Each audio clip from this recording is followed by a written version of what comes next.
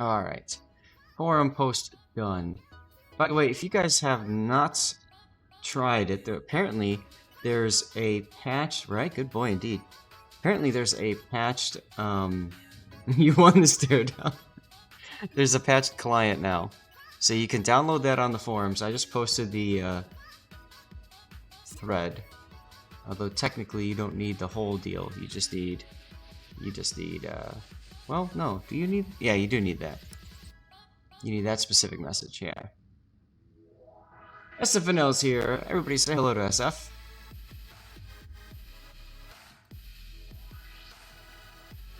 How are you doing today, SF?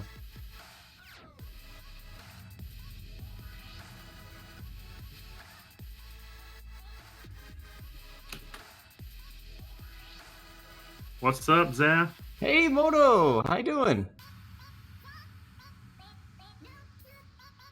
Not much.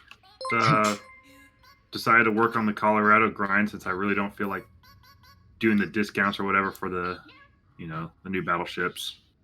Gotcha. SF, thank you very much for the sub. 14 months, over a year of support. I mean, you're awesome, dude. I don't know what else to say. We gotta bring the lap cam back. There's the lap cam. Hi. Alright. So, what were you saying you were playing, Moto? I'm playing the Colorado right now, so. Oh, well, that's perfect for doing some Narai. Looks like you're in a division already? Huh? No, I'm not in a div. Oh, that's zone.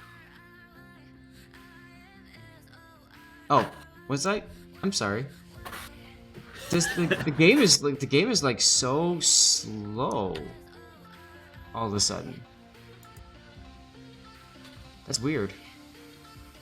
Okay. Oh, I don't know. I was gonna play cock. If you were gonna do ranked, I would do cock. Are you okay if we did a 9 to start? Yeah, that's fine. I'm down for whatever. Sweet.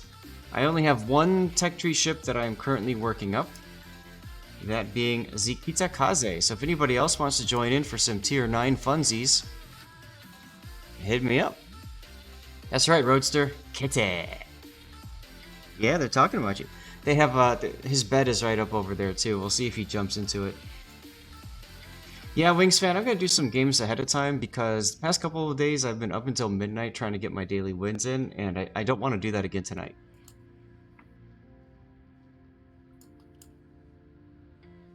Ooh, Venom. Nice. Double threat, I should say. Last chance if anybody wants to join us. If not, you can jump in with us a little bit. Moto, people are asking why you haven't been streaming that much. They're concerned about you. Personal life.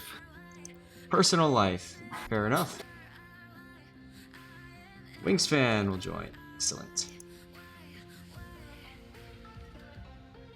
Yes, Broken Trident, you are correct. There has been a lot of lag. So I went ahead and downloaded that that patch that got posted on the forums, and I haven't tried it yet. So we'll find out together if that fixes it or not. So, ooh, Alaska, good pick.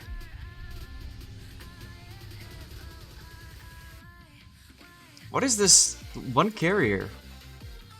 What world have we stumbled across, guys? Bill Bro, what's up, Bill Bro?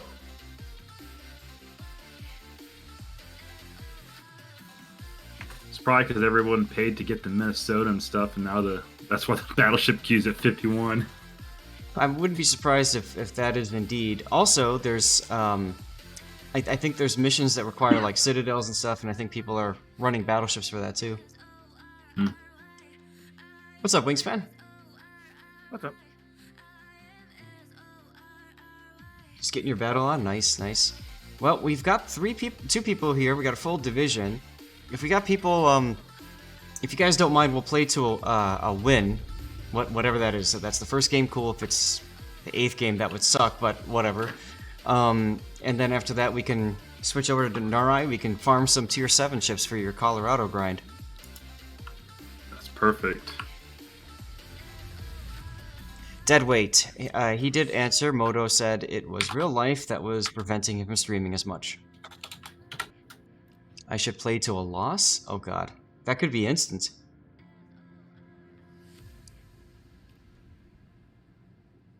By the way, audio check. Just want to make sure that Moto and Wingsfan can be heard loud and clear.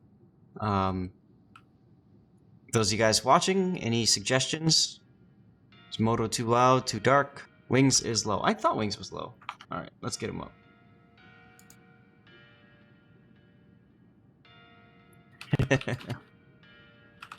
Alright.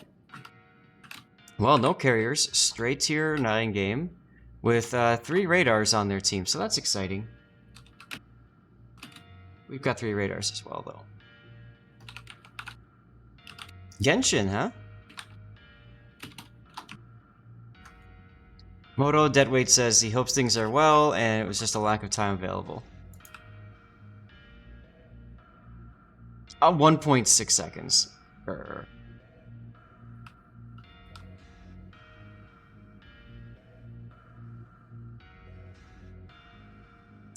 Yeah, real life does get in the way sometimes. As a matter of fact, I'm going to be doing some big changes in real life myself this upcoming month and a half, 2 months, 3 months. I don't know how long it's going to take.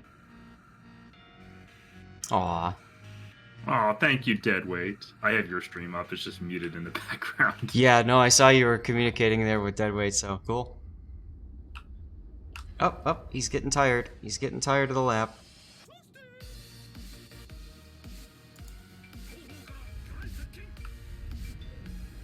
Let's see if he decides to go to the bed or the couch.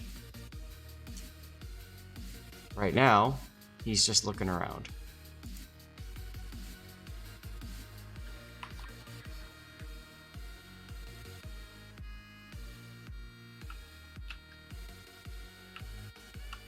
Oh, he's going to the bed. Good.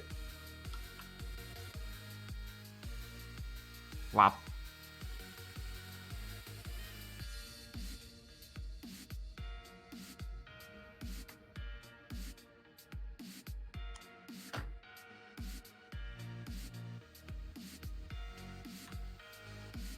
Okay.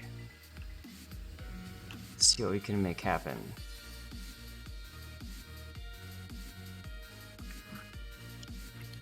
Oh, wow, that's cool. I'll try to do as much spotting as I can for you. No worries. Pretty sure he's just on the opposite side there. Yep. Yeah, there he is.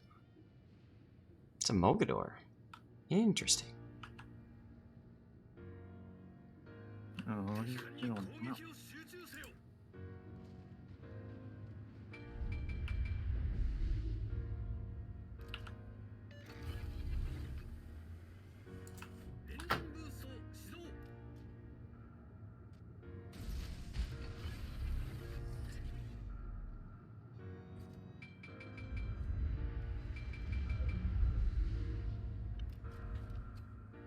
Sean Bart's already down pretty low. Okay. I'm gonna approach him from the front if you want to approach him. Well, you gotta bring DC over there. And I'm radared. He's pretty low at least. Yeah, Kronstadt just radared. Yeah. That's alright.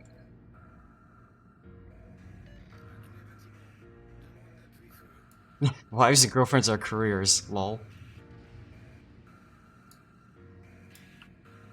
Oh, 2 ships up. That won't be fine.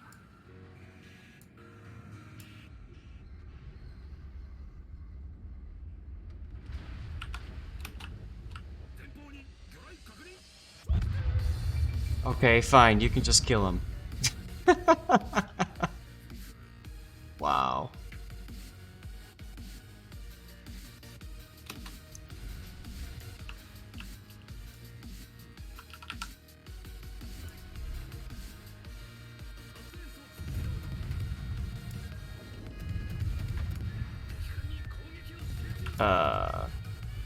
Where'd that come from? Oh, of course he manages to find the gap in torpedoes. Are you serious? Wow.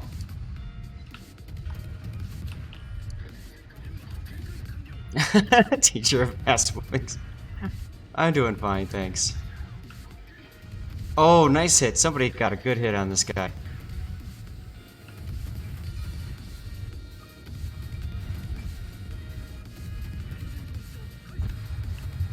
Nice. And they're almost down all 3 of their DDs. Mm-hmm. That's okay. Dodge! Dutch Eagly and Flyer just resubscribed for 4 months. And a Thank good you. 4 months it has been. It's been a great 4 months. Thank you, Dutch. Oh, I've got an Iowa pushing in now? This might be bad. Yeah, there's 2 BBs behind the Seattle.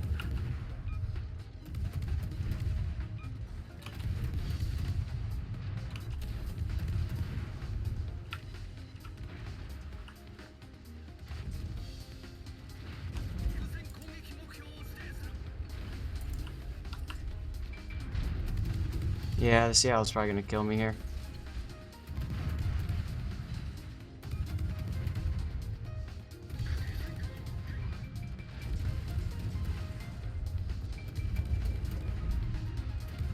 Speed jukes.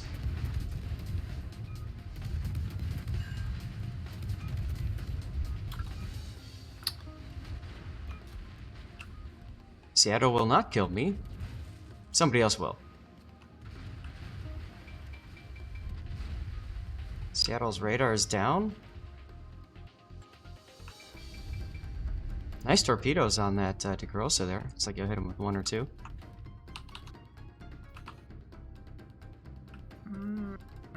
One. Oh my god, I'm still alive.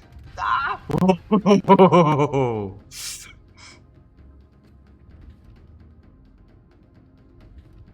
I am at maximum adrenaline rush right now, boys.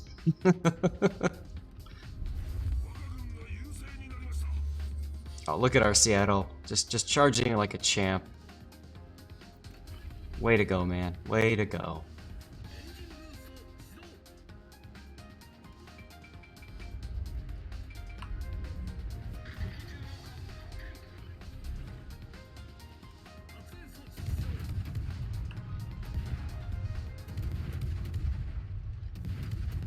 Frederick DeGrossa gonna die? No. Okay. And let's aid in his death. Turn. There we go. You just got your first ever Confederate. Nice, congrats. Confederate's one of those more difficult achievements to get. Wingspan is taking it up the butt. There you go. Nice job, Wings. Yes, Nice I job. am.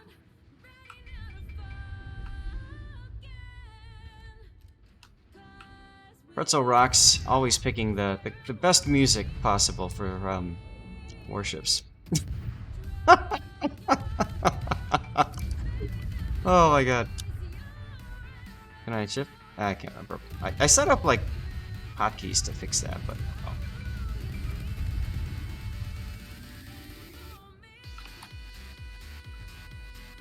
Okay, good. Zed is spotting, so we know Seattle's not too close.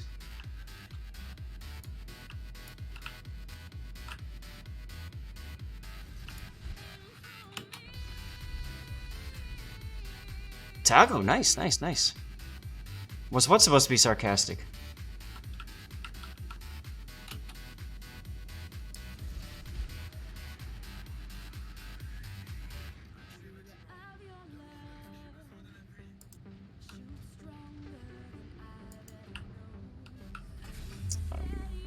For some odd reason, our team is now all just charging their battleships and dying. Oh. Oh. Oh, your engines are out, are they? That's unfortunate, Mr. Alsace. Very unfortunate. Win Harder Simulator 2020. Damn right. And take another torp. Of course, not a flood, but whatever.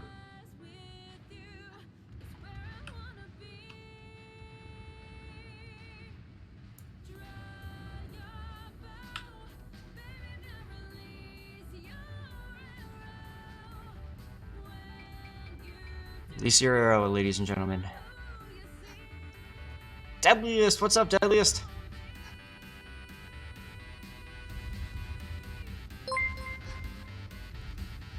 Hey! Edrin is now following. Edrin, thank you very much for the follow. Wow, that was close.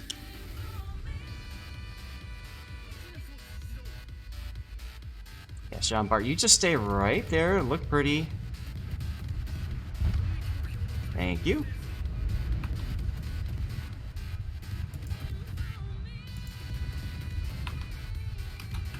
It's a party in the smoke screen, let me tell you.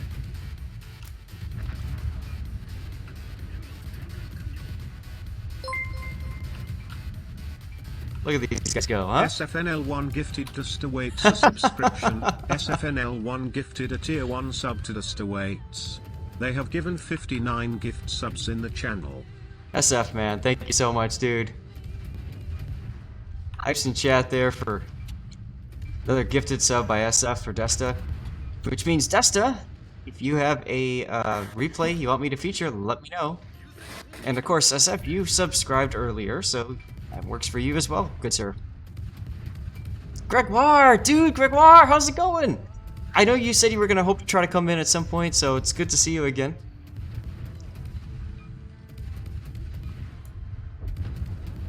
This is why I love regrinding this line. This is like the 5th time I've reground it. It's just, you know, left mouse button simulator. Question is he going to get in range to radar? Yeah, he did, but he didn't radar, so haha. He actually did radar. Oh, did he? Yeah. Nice. Okay. Yeah, I was spotted by his radar. Look at the Alaska painting himself in the corner up in B10. Yeah, the John Bart and myself ran him up there. I saw that. You guys did good work over there, man.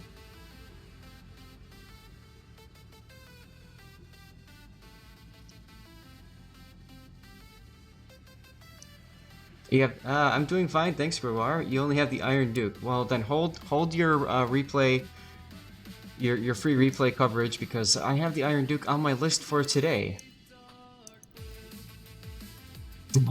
So, thanks for the $2.50 towards the kitchen remodel. That's gonna go a long way.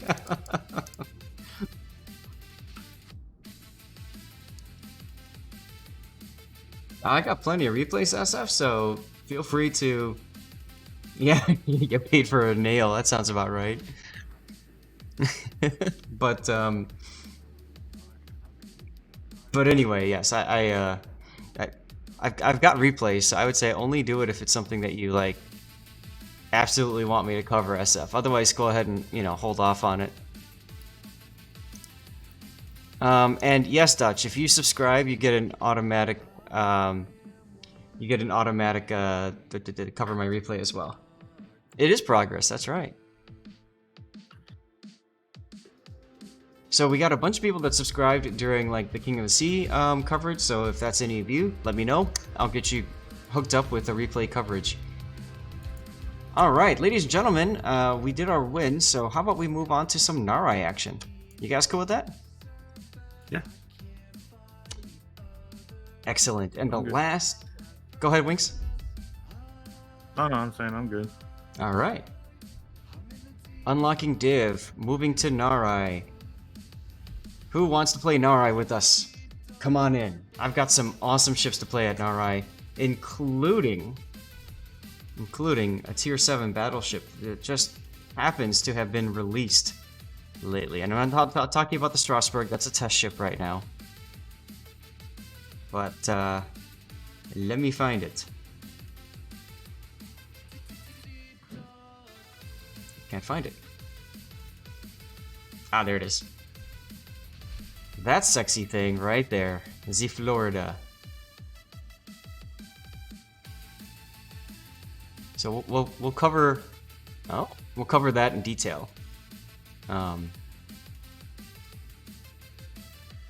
In a little bit. We'll save this replay for... We'll save this game for the last, because I have a Florida replay that a viewer submitted as well. So we'll cover this, we'll do our review, and then we'll transition into replay analysis.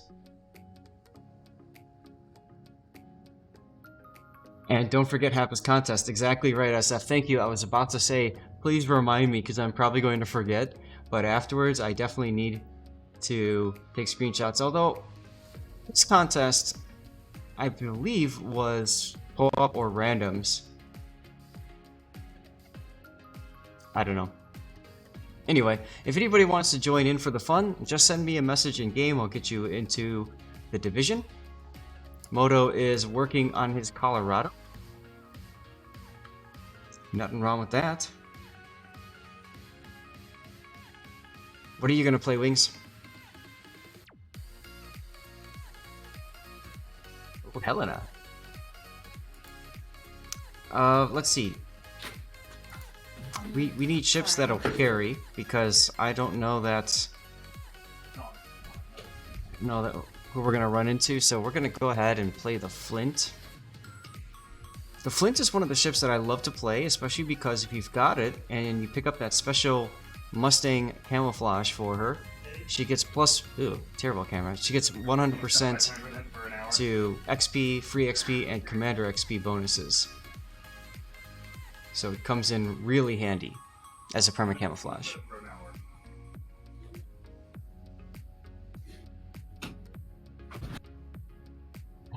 Is it worth it to buy Florida via store under my is that supposed to be thighs?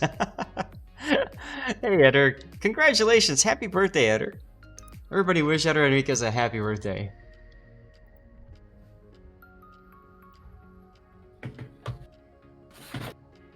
Alright, well, I'll go ahead and run the FLINT. Has there been any word when they're going to release the FLINT in the black back into the coal section? No. Now, interestingly enough, Moto, as you know, we as community contributors have access to the CC Discord. That question was asked in the public Dev Q&A channel, and the answer was that Wargaming said when they announced that the removal, it was for a minimum of 6 months, but they did not guarantee it would return exactly 6 months, because it's been about 6 months since it's been removed. So we don't know exactly when, but it will show up at some point. And if I may, I'm gonna talk about a story real quick while we wait for anybody else that wants to jump in. Chromoa just resubscribed for 10 months. Thank you, Chromoa. 10 months. 10 months, dude. Awesome, awesome, awesome. Where is... hold on a second. I need to change to... I can't. Okay, well, whatever. For me, this ship was always the Yubari that I struggle with. Oh, Wings, you're gonna switch to Flint? Okay, then I'm gonna switch to... I love the Yubari before the AA change and the CV change. I'm gonna put the California on just because I want to get it out of the way with the screenshot. And I still can't get over how chonky she looks with the island camouflage with the Hawaiian t-shirt camo.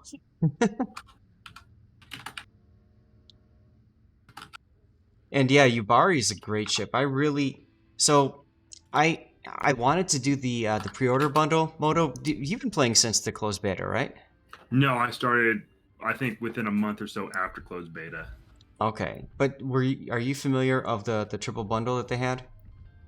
Yes.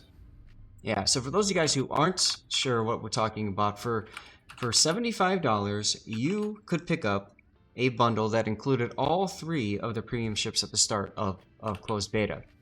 And it also got you into closed beta too. And those 3 ships were the Bremiashi, the Sims, and the Yubari.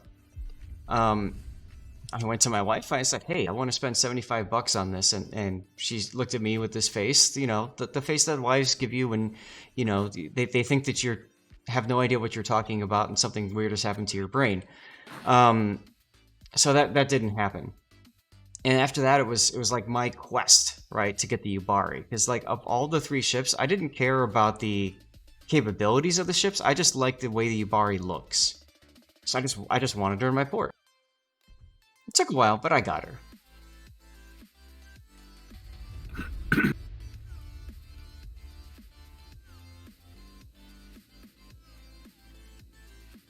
Hey, Burrow, how's it going?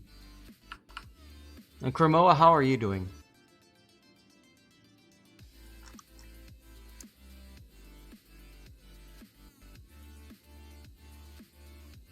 Yeah, you have to sink at least 2 ships in co-op. I'm hoping that this counts for that. We'll see.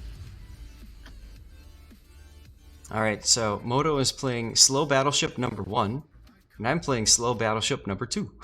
I think yours is slightly faster, though. No, actually, I think mine is a half knot slower. Really? Yeah, we'll know in about 10 minutes when we're going straight.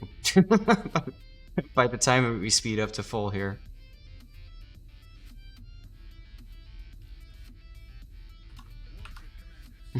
This is where you talk to your wife directly and firm. I demand that I get this ship, and I will have it. If that's okay with you, honey. Right? Alright, Moto, I am currently going 20 knots. Now. And I'm at 20.5. I'm doing 21, but I also have the speed flag on this. Oh, good call. I don't think I... Do I have the speed flag? I do. I do have the speed flag as well. And I've got Commander Kappa, which is the full secondary meme battleship captain. Because I can. I just put some random 19-point commander on here that I was like, oh, I didn't even know I had him. Dutch, why do you want a speed flag in Narai? Well, it gets you there faster.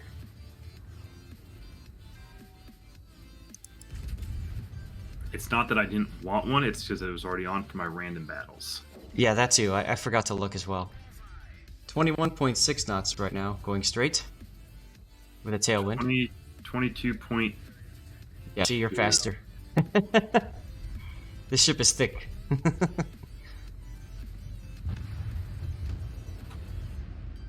Yep, I'm topped out at 22.2. There you go. You can just feel the breeze, you know? Go, go, gadget secondaries! Remember, if anybody else wants to join in, just send me a message in port. We'll get you in after this game's over. Look at all those beautiful over-penetrations.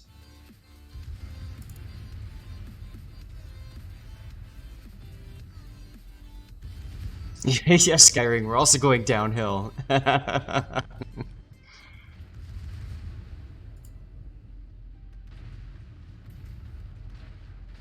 am surprised the Emerald's alive this long still. But then again... Oh my god, it actually survived long enough to put up a smoke.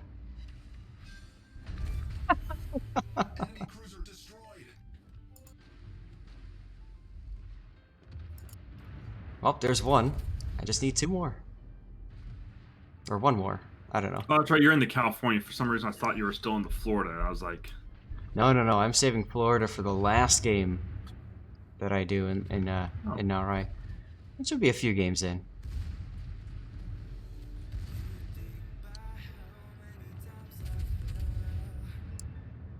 Camping Nicholas. Bye-bye. What kind of build are you running on your Colorado? Fire prevention. I was like, I really don't know what I want to put on this thing, so I did the standard 4, and then I think I put fire prevention, survivability for the 15, and then adrenaline rush. Because it's going to be the same one that I'm going to use for the secondary battleship line, and those things are... Yeah.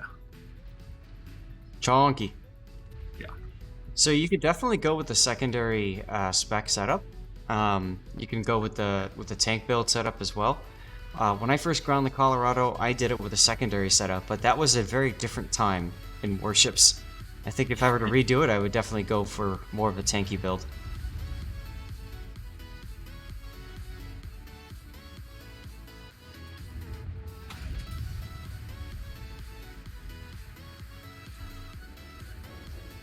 Oh yeah. What's up, Sterny? How you doing? Welcome to Zas Narai Theater. And if you want in on this, just send me a message in game and we'll get you in. Plenty of space in the div. Who's going after the carrier? Oh, I guess I will since I'm over here.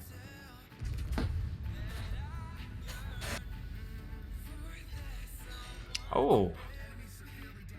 Emerald snapped or slapped around a bit. I like it.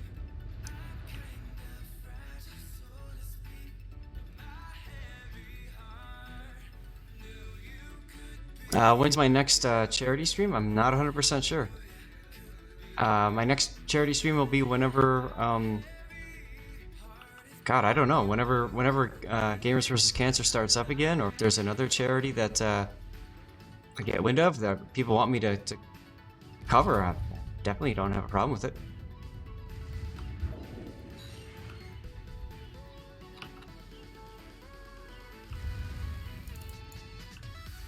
Don't mind me, I'm just slowly making my way to the carrier spot.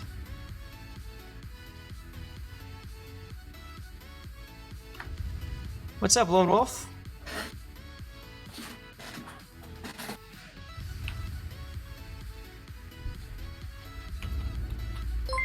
Just need a little bit more time to get... Classically cheered Dex 1000. Wow, Classic, thanks for the cheer, man. Oh, look at that. Citadel hit on the kill on the Missouri just as you cheered. Perfect timing there. Thank you very much, Classic. KZ me, how you doing? Hey, KZ, we're doing some tier 7 operations. If you want to join us, you're welcome. Goes along with Lone Wolf. Anybody else as well? Kaba's gonna become like the Mosfa. Is that true or just a rumor? I have not heard said rumor. Moto, are you aware of this? What? A rumor that the Khabarovsk is going to be pulled like the Moskva was pulled, and it'll become like a special ship like Moskva was. I haven't heard anything. Yeah. I think that there's a rumor that that might be going down because of the DDR10 testing that we've been doing, or did last patch, but I mean, wow, that's a terrible shot. But, I don't know, I haven't heard. Wargaming doesn't always just come straight out with that information, so... Your only tier 7 is Kagero? So? Kagero's fine, dude. You can play any ship in Operation Narai and do well with it. Some are more difficult. Right. Some are more difficult to play than others, but you could definitely get away with it.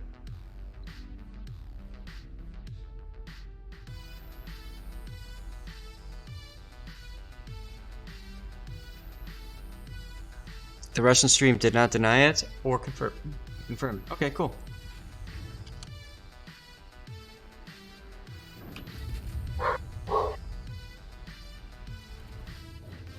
Alright, Chunky Battleship fires back with more guns than the Nicholas has. Let's see what happens. Somebody asked Conway or Santos outright. And might be replaced. The answer was, we do not confirm or deny it, but it might be smart to finish the Kaba. Okay. Well, if you want to believe in Conway and Santos' winks, then you are welcome to do so. That sounded really dirty.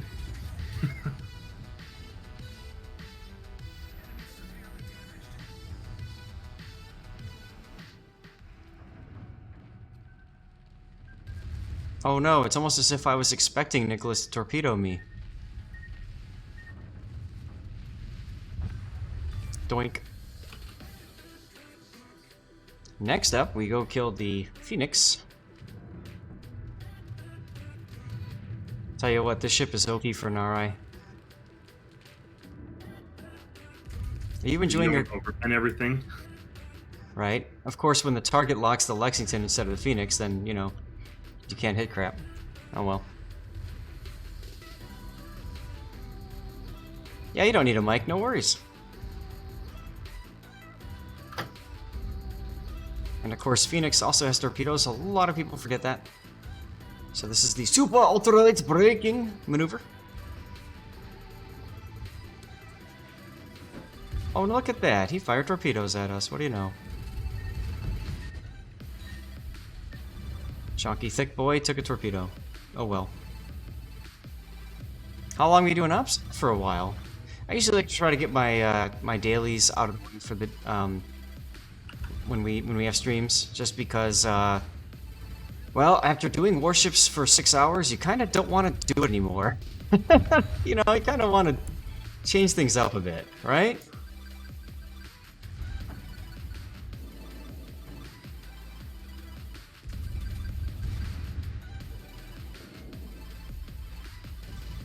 Yeah, so I don't mind, you know, hang out, play with you guys, do some replay analysis when that's done, and then you know, call it a stream.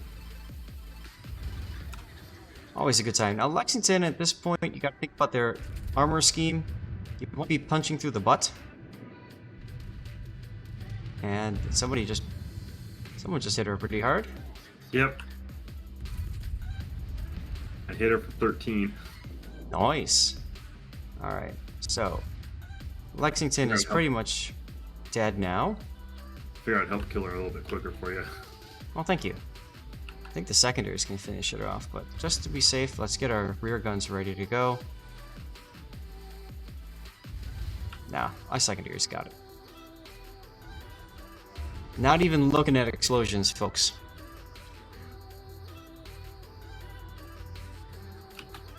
You sold your soul when you got told Moss was going to get yeeted into the armory. You got tier 1 to tier 10 in 5 days? Oh my god. You really did sell your soul for that. Good on you, though. That's impressive. I remember when I used to do that. Just no-life grind things like mad. Those were kind of fun days. I kind of miss them.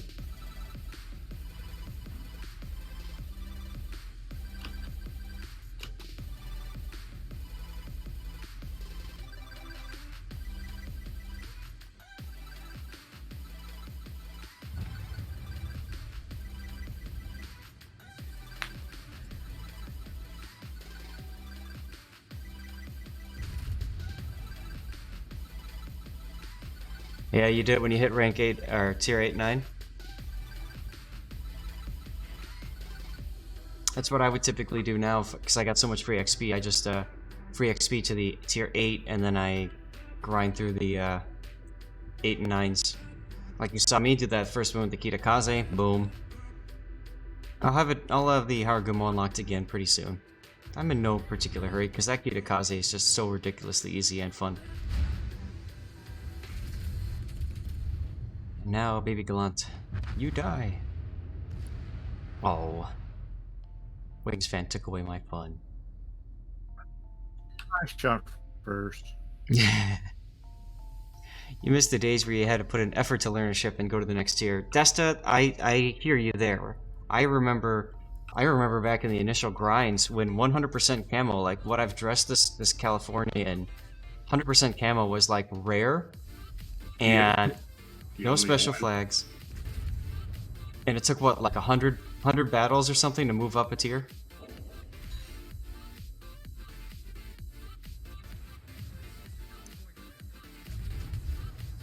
Is this your... are you regrinding the battleship line, Moto? Yes and no. I'm just regrinding the Colorado because I don't feel like spinning the doubloons to unlock the Minnesota and the Kansas. Oh, I see. I see what you're doing. Okay. I didn't think about that. Yeah, because if you don't have those, you're going to have to get back through the Colorado again. Yep. And why would I gamble my money and stuff to a chance to get it? So I'm just like, I'll just... Hey, I hear you. Colorado. I hear you. I'm not blowing any doubloons in that that thing either. Screw that. All right, Colorado on Colorado action.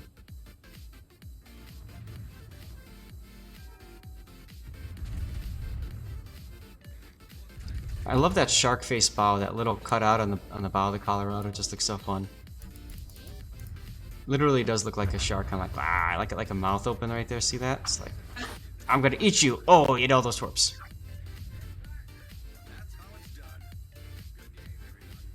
There was less content back then, yes.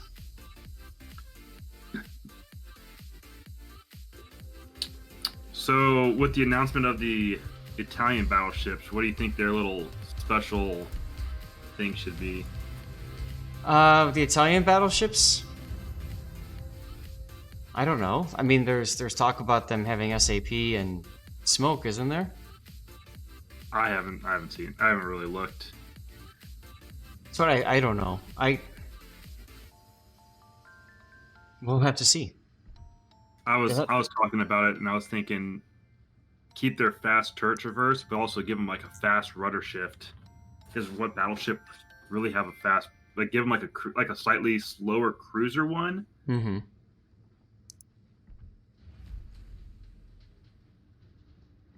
What camo is this? Well, there's they have a lot of options they could do, right, with this stuff, but I hope that they choose well, but that's on Wargaming to decide. I can't pick that myself. Oh, I gotta go get a screenshot of that game.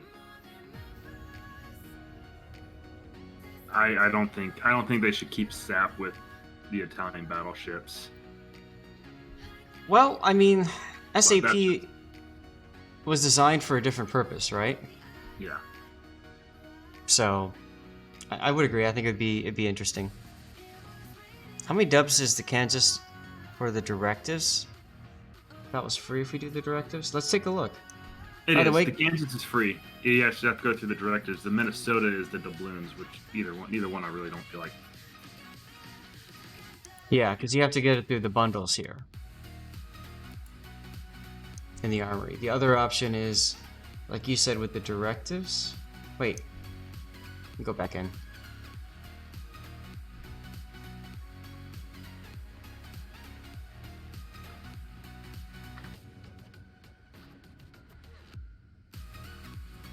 It's in the upper left hand, the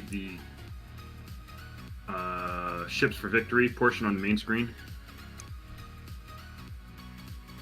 Ships for victory. Yeah, on the main screen, not in the army, on the main. Ah, okay.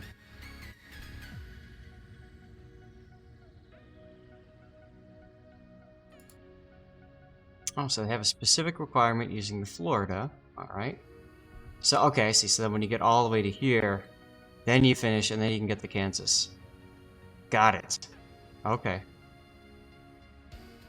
That explains why people have been playing so hard to get through these directives, right? Because free ship is awesome, especially if it's a tier 8. I might need to start thinking about that. I mean, I think I've played. I started the Colorado today. 3 games in, I'm already at like 41,000 experience on it. Wow. And yeah. All right, anybody want to join in? Send me a message in game. Lord_Zap is my in-game name.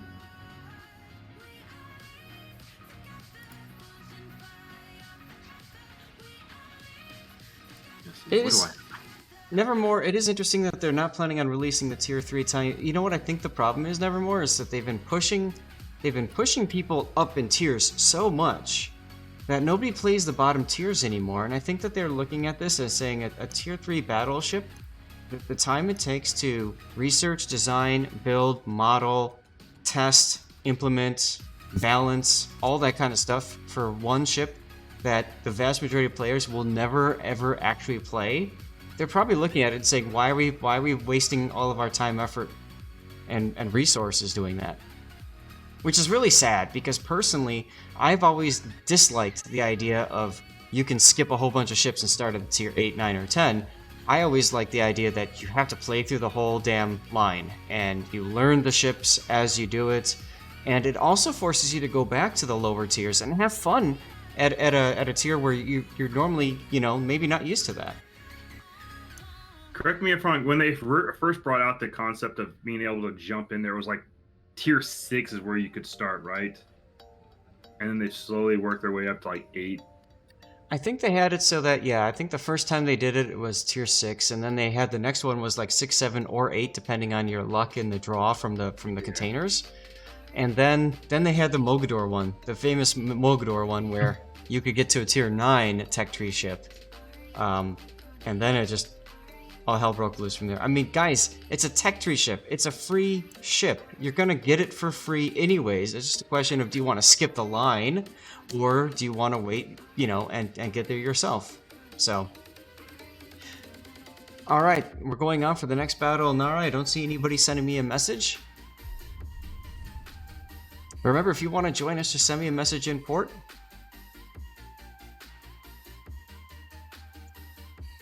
Easy peasy, you are 100% correct. Sometimes when I have a bad day, I just go down to tier 5 and 6 and just play. And I'll tell you what, I've seen plenty of dumb plays on the part of my teammates, and I've seen plenty of dumb plays on the part of my opponents, and I've made some dumb plays myself at tier 5 or 6 or 7, but I also don't really care, because they're low tier.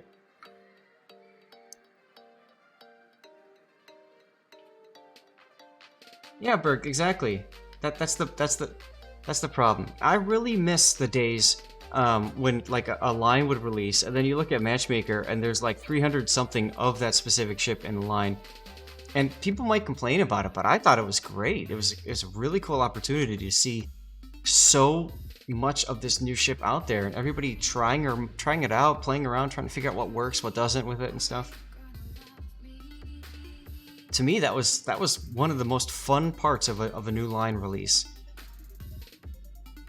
And now they've changed it, and they changed it because they wanted to make a shotgun approach, so that you know, there's no like, not everybody's in the same tier at the start of the line. But I don't know, I don't like it.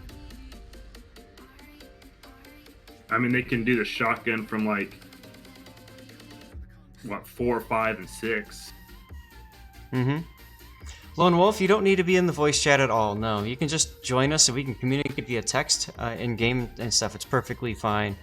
Don't feel like you need to have a mic, okay?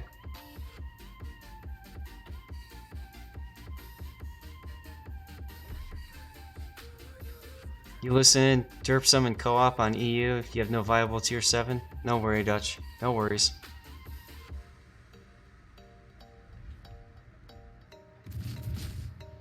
Suppose I could have had AP loaded for this. Oh well.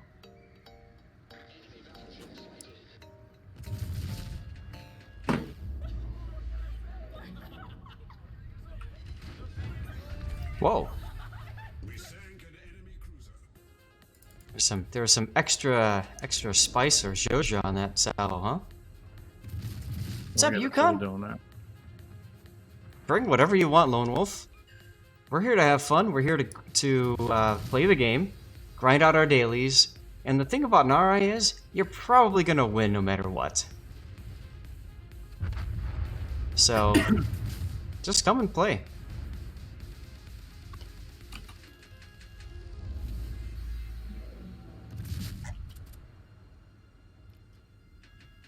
Gotta get ourselves ready for that emerald. Yukon, how have you been doing? Ah, oh, beautiful salvo. 5 citadels. And the finish? Got the finish. Belfast is such a great ship. Ambrosio Costa is now following. Ambrosio Costa, thank you very much for the follow. Oh, Iron Duke was a jerk.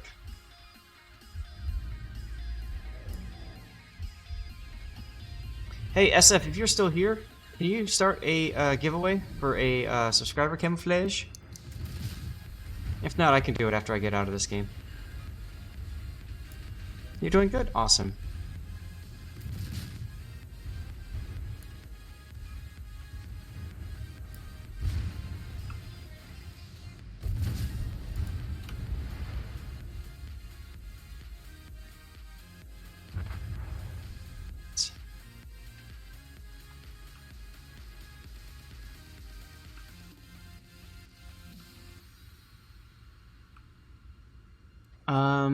Wings fan, do you want to grab the carrier? Yeah, I'll go that way. Alright, thanks. I'm gonna grab transports because I don't know who's on them.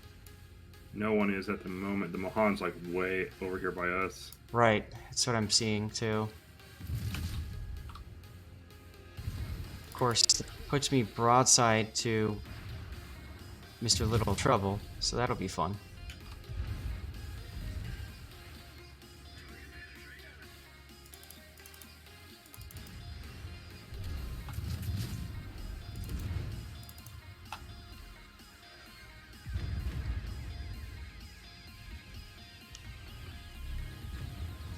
Time to make Inky.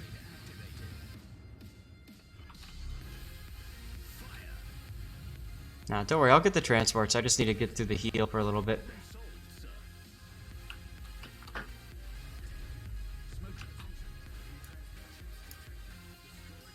Perfect. Thanks, SF. Exclamation point ticket, ladies and gentlemen.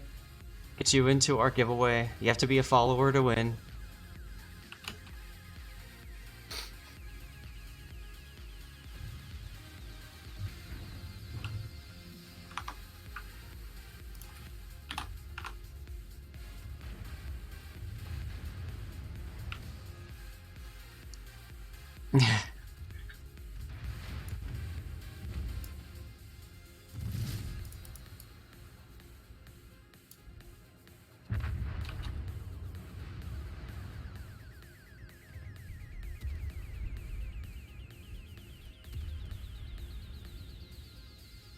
Alright, well, I healed up a little bit. I'm gonna head out there now. See what happens. I'm a little surprised that Mahan never went out there to begin with. It's okay. Can't control what everybody's gonna do. No.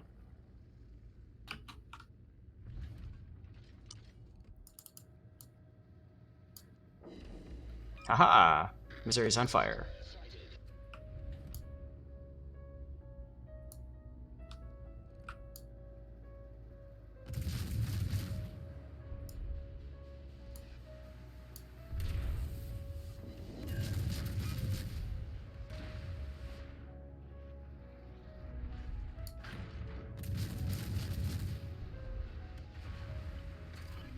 The Hydra on now, just so I don't forget it. Oh, beautiful kill. Thank you. That was like the one thing that could really stand in my way, along with torpedoes.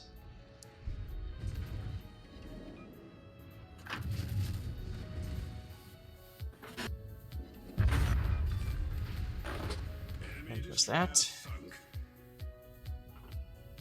Turn the other direction now, just to throw off the torpedoes. And commence commerce rating. There's the torps.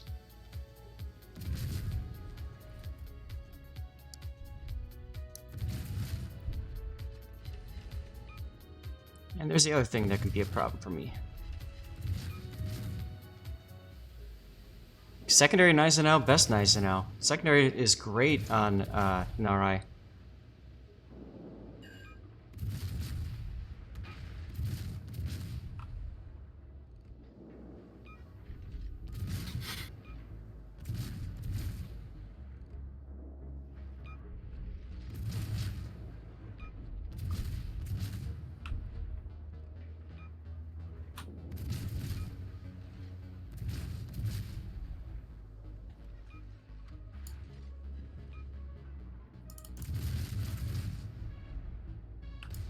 Alright, here we go.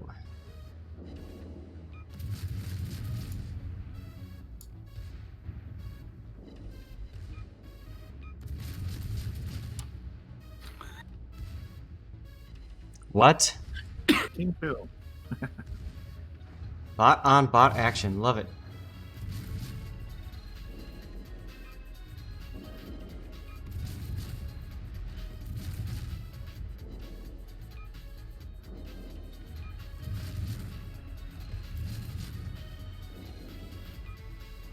Come on, one more salvo.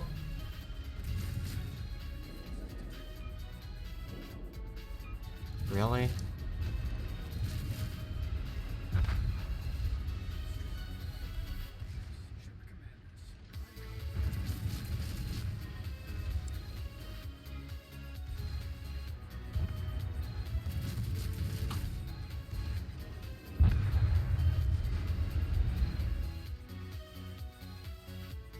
Now the Shores decides he wants to go kill the transports. Okay. Secondary build Sharnorse is great as well, Gerquantis, you are absolutely correct.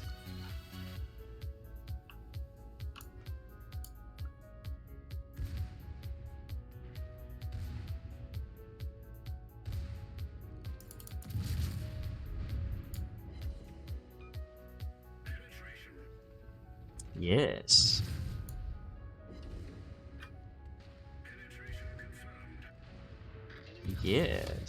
I kind of want them to bring back the Dunkirk scenario. Oh yeah, Dunkirk would be great. I do wish they would bring back more scenarios. Mm-hmm. Alright, it's gonna take a minute to get back into the game. Then there's Cherry Blossom was another good one I like because it transfers from day to night. Mm-hmm.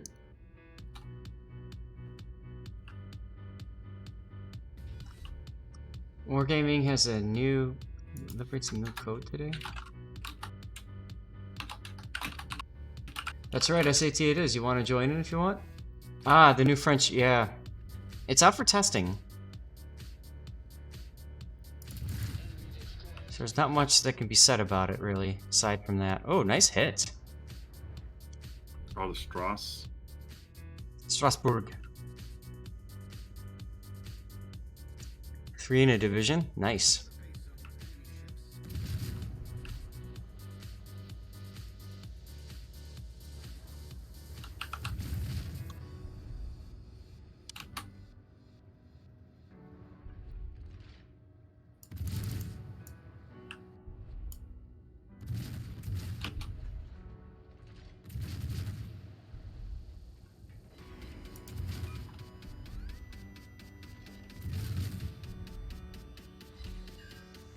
Yeah, you saw I got posted in the devlog? Yeah.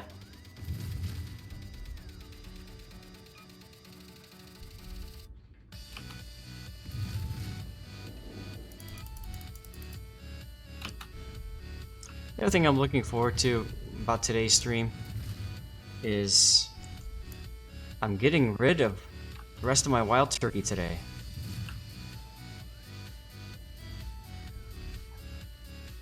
Uh-oh.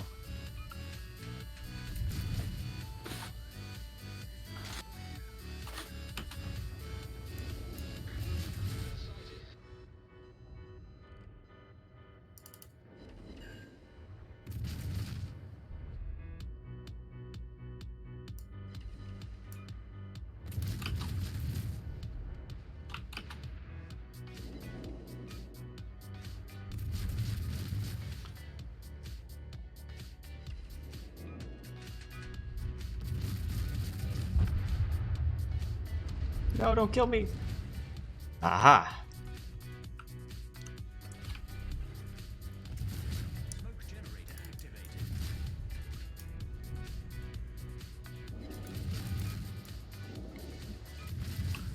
High profile battleship. To Strasbourg?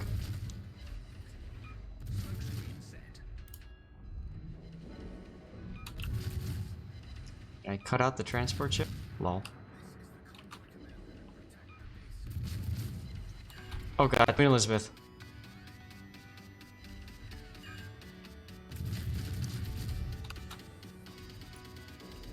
I'm just at the extreme range of my spotting. I get spotted very soon here in smoke. Did not think he'd be here. It's within secondary range even.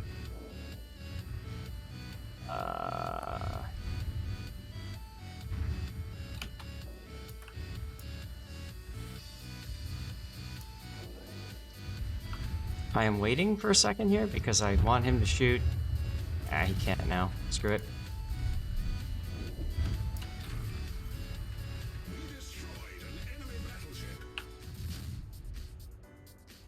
Alright.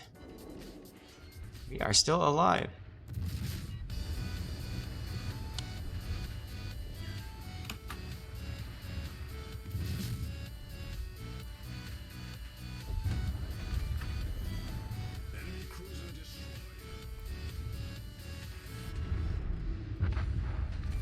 Natural selection. Booyah.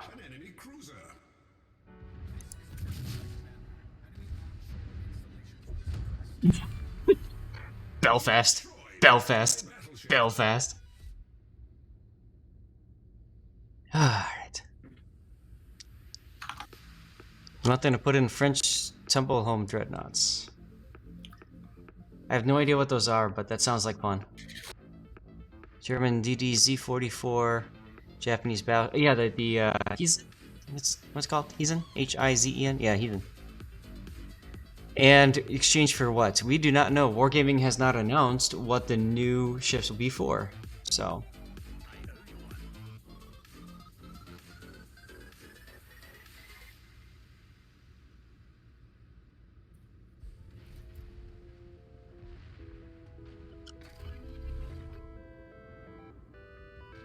I'm just gonna panic use all of my consumables right now.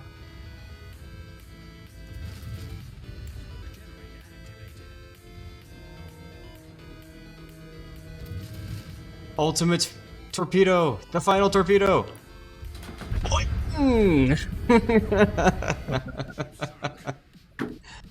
Yeah, 11 kills. Nice job. Thank you very much. He says, okay. Oh, deadliest. Death pick. Every ship has at least one torpedo, ladies and gentlemen. Remember that.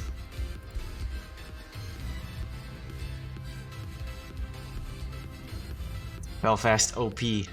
If you ever get a chance to pick up a Belfast, like there's some glitch and it shows up in premium shop for like a day or something, like pull out your wallet and go. Have you heard of the achievement Secret Instructions? No, I have not. All right, Lone Wolf, come on in. Got that one for that operation. Really? Yeah.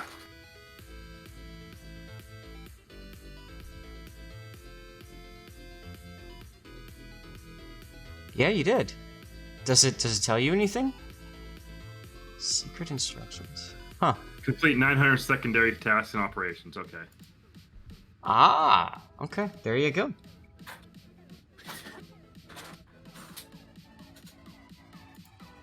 In Brazil, the modified gearing class had a Fram 2 update. It had equipment that could close the enemy. Wow. That's interesting. And then tumble home are wide at the waterline, narrow at the... Okay. They look really weird. Designs are great for hull stability. Any sort of flooding makes them incredibly... Yeah, I could totally see that. Totally see that. Huh. Okay, guys. Anybody else want to join us for some funsies? Tier 7? What do we got? I think I'll play my Flint. Yeah, ECM, right. Electric countermeasures.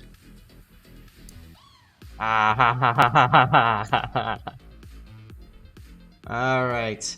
The man, the myth, the legend, SAT score is here. I don't want to waste any of those flags.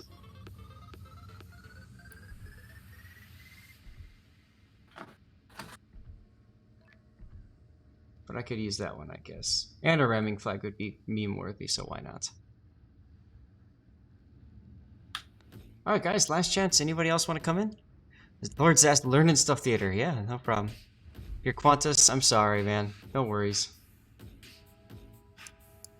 Someday they'll have a unified unified client, right? So everybody plays on one server. That'd be kind of nice. Alright, let's go. Oh, while we're loading up, here is what we are finishing today. Oh yeah. You can see there's just a little bit left. So, we're getting rid of this. That way, next weekend when I do the international finals with Sea Raptor, hopefully, I can pop the Maker's Mark open. However, I'm not sure how I feel about that because I'm going to be streaming at like 8 or 9 a.m. Starting the day early. I'm sorry, what? So ain't nothing wrong with that. That's right. Now for some Wild Turkey 102. Funny. And a straw, yes. That would be an interesting picture, right? Like me just like that with a straw. Go. I don't know about that. Yeah, that deadliest. You're exactly right. You can't drink all day if you don't start in the morning. It's very true.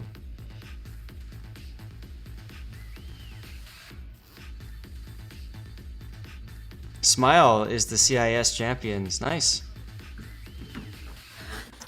I believe that they were champs before. I'll grab the transports since I'm over here. Oh, wow.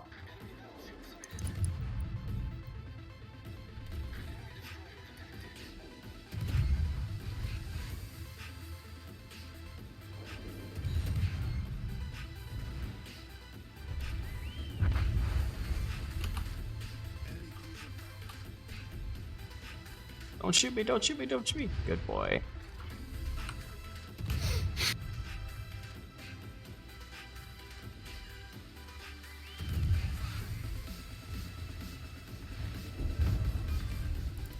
Duckman, how was the end of the King of the Sea? Oh, wow. Moto just demolishing that guy. Nice work. They're also number 1 seed, huh? Interesting map strategies. Good, good. I'm really excited for this this King of the Sea, guys, because with this King of the Sea, it's designed so that all 4 servers collide. So we'll have a true King of the Sea by the end of it, between all 4 servers.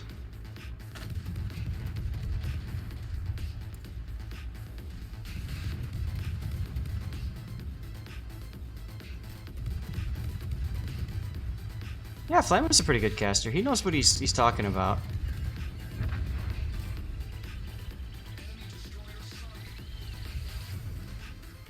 I guess I'll use a smoke here. Really don't feel like getting killed. See? That's why I smoked.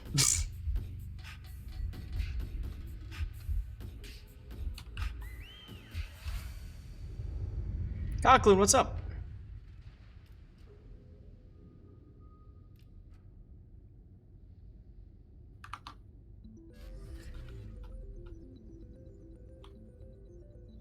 Alright, I'm gonna go a little bit wide here. Moto, if you're able to whack that emplacement by the transports, it would be big help.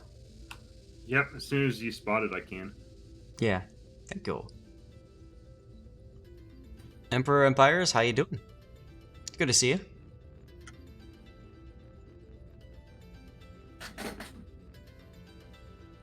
Stevie's happily just lazing over there, sleeping away. Not a care in the world.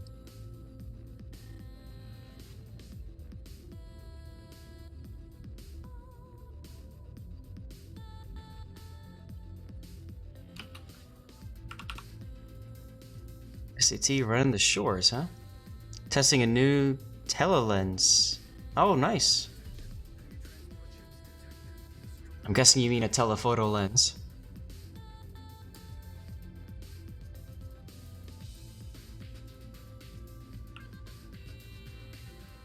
Oh, they used a full loser bracket, okay. Yeah, every King of the Sea region is a little bit different in how they ran things, so...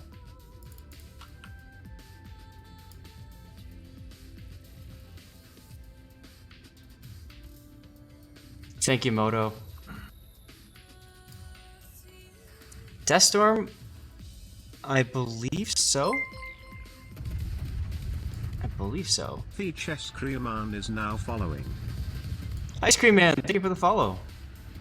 You should be able to get King of the Sea container from watching me for the last weekend.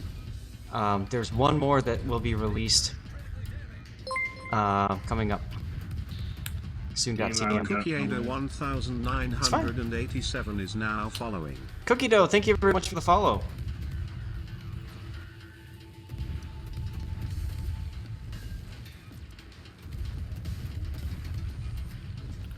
I might actually die here.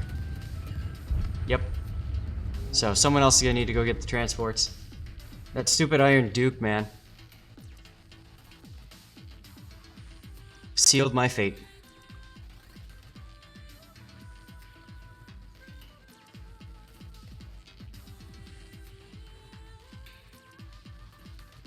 CIS will adopt ship bans next tournament, huh? Okay. Well, I didn't die to the DD. I died to the BB. Like, the frickin' Iron Duke took out, like, half of my hit points right over here. Right? Like, right here.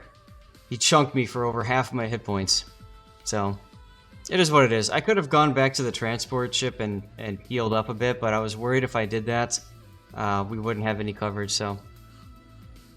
Wargaming found a way to give Ibuki less armor, huh? Nice. How do you get the Betty Page Devil Dog tag? It's a mod. Is now following. CS Raston, thank you for the follow. It's a mod Duckman. It's in Aslan's.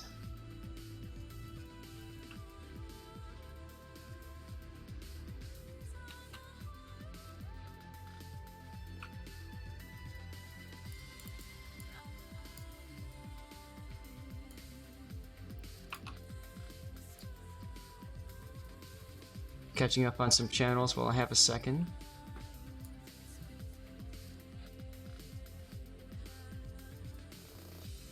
So that might explain why, who was it? I think it was Cthulhu the past couple days was playing through Ibuki and hating it so much that he just free XP'd to the Zao.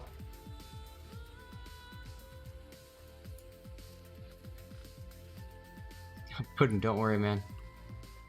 SF's got a giveaway running, guys. Exclamation point ticket gets you in. We have 20 entrants. There's 309 people watching right now, so make sure you hit exclamation point ticket to get in.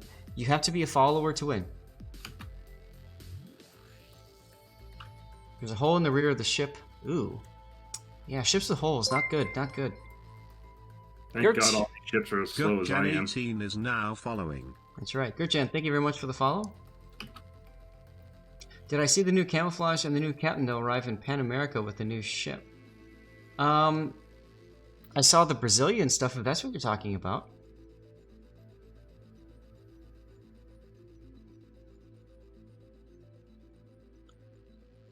It's a non-historical captain? Good times.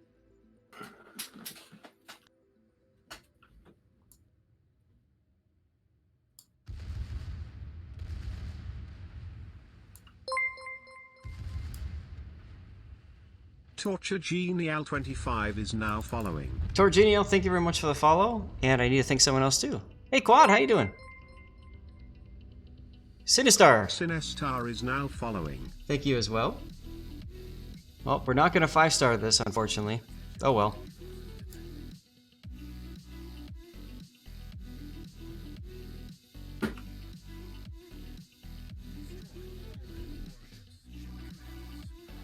Algol, how you doing? Yeah, Hindenburg is great. Boom. Now, if you guys don't know how you can do this, you just hit space to spectate on a ship. And then you hit the Z key, Z, to follow the shells as they go.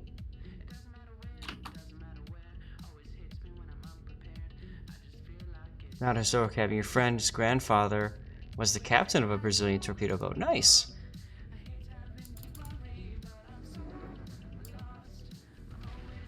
Nice hit there, right in the superstructure.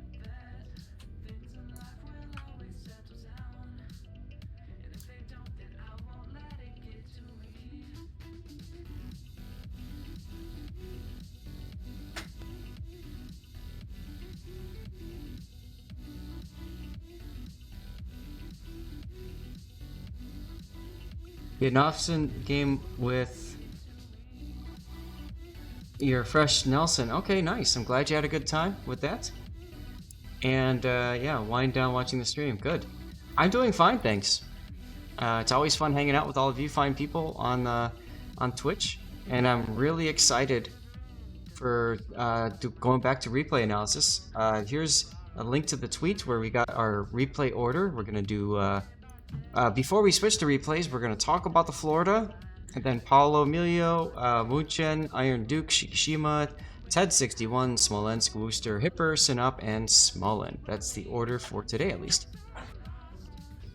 For those of you new to the channel, there are a couple ways to get your replays featured. Right there in chat, you can join my Discord. Obviously, there's a channel there where you can drag and drop the replay file directly in the Discord, and then I do a thumbs up if I got it. You can also send me an email, lordzathna@gmail.com. Also, there in chat, you can send me an email with the replay file attached. So those are a couple different ways. If you've had an epic game and you absolutely want me to cover that, there's a couple ways that you can kind of force me to get into your replay right away, because of course I get backed up with tons of replays. Last patch, I think I ended up with 140 replays or something by the end of the patch. So there's two ways to force me to cover your replay quicker than normal. One way is to subscribe, and if you subscribe, you get a free cover my replay, you get a free replay coverage right off the bat. If you don't want to subscribe, no worries. On the bottom right corner of your screen, I think it's actually the bottom left corner of your chat window, are replay tokens.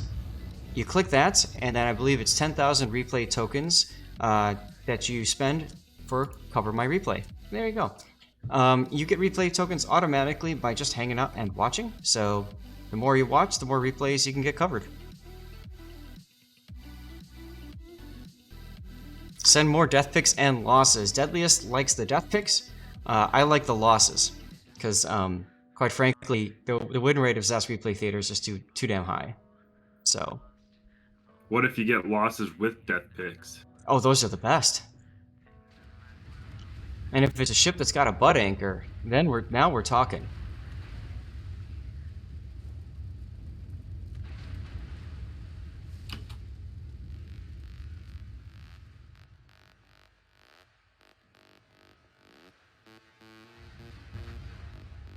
Boom. Yes, the ultimate trifecta, exactly right. Alex! Alex_Santa is now following. Thank you very much for the follow, Alex. Appreciate it.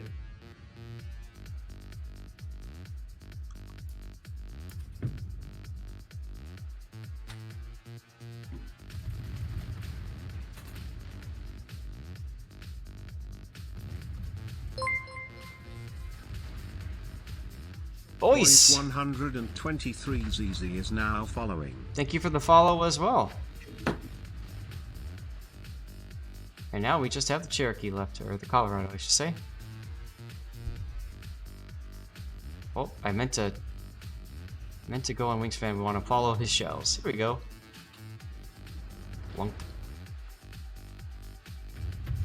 Now you can also hit the C key to shift to different shells. As you can see, Wingspan now doing AP. You can also use your mouse cursor to move around while the shells are in flight, and you can zoom in and zoom out. So it's kind of a fun way to follow what's going on. Nice kill there, Lone Wolf. Kill that island.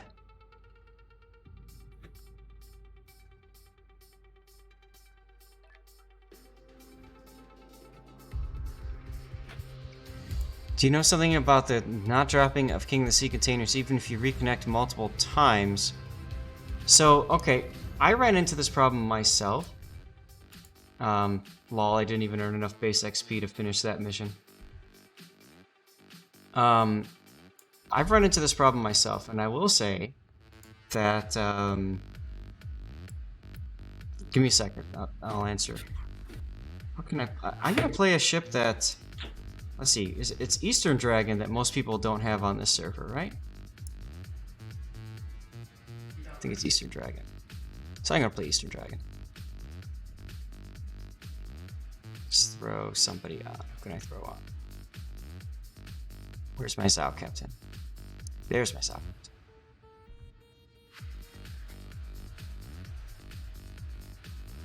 Anybody else want in? Now's the time. Send me a message in game, Lord_Zath, and we'll get you into game. 1911, there you go.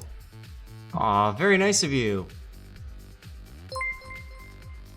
Let's see. Well, you have a good one, Zath. Galaxy I'm going off to hang out with 501 the ST girlfriend, is so. now following. Fair enough, Moto. Thank you very much for hanging out. Glad we could do some work on your Colorado regrind. Thanks. Take it easy. You too. Everybody say goodbye to Moto. Bye, Moto. I have to. Have I seen a bot team kill an ops? Yes, I have. We just saw that. We just saw that. Oh, you joined the Wookiee clan, huh?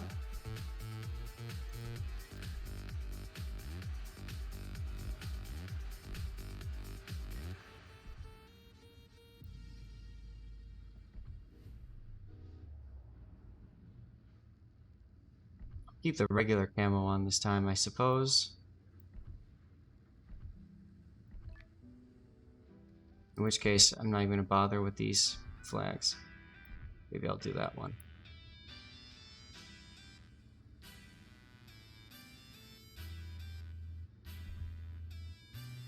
I'll demount small. I don't care.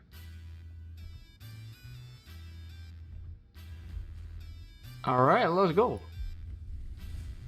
Yeah, just what was it 2 games ago? We had a bot team kill another bot in Narai, so that was fun. Alex, what do I think about Anchorage? Well, do you have a Kutuzov? If so, do you like the Kutuzov? If you do, then you will like Anchorage, because it's essentially the American Kutuzov. So she's a fun ship. Is it worth it to finish? What do you have to invest in? If you do all of the directives, you have to invest in what, 3,500 doubloons? Isn't that right? So what, 15 and then 15? Thought it was 1750 per stage. Right, because I bought the 2-pack, and then due to my failing to read the patch notes, it did all of stage 5 in one day. You sent me that message all worried and panicked. Is it? Yeah, it's 3,500, right, for the 2, unless you bought the starter pack for, what was it, like 25? I don't remember. But anyway, so you get a tier 8 premium ship that, quite frankly, is pretty ridiculous if you think about it, right? It's got smoke, it's got radar if you want the radar, it's got torpedoes that reach out. Aren't they like the Fletcher torps at like 10.5 kilometer torps? It's 3,000 for the starter. Got it. That's what I did as well, Glacial. 3,000 up front. I remember I got the starter. Anchorage can come with radar, or it can come with spotting planes. So yeah. Plane. House, you panic spotter plane. That's right. Speaking of which, put the plane up for some early spotting.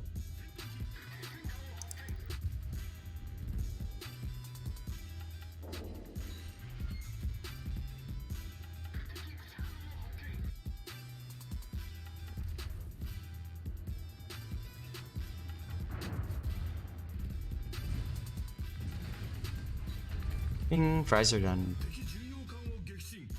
So I'm gonna switch to HE. Drew, hey, how's it going? Anchorage doesn't have radar, just hydro. I thought I had radar. I'll have to take a look at mine after this game.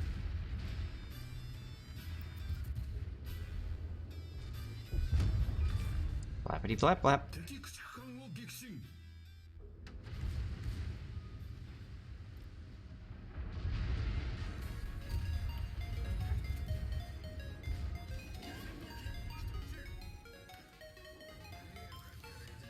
Oh god, my nemesis, the Iron Duke.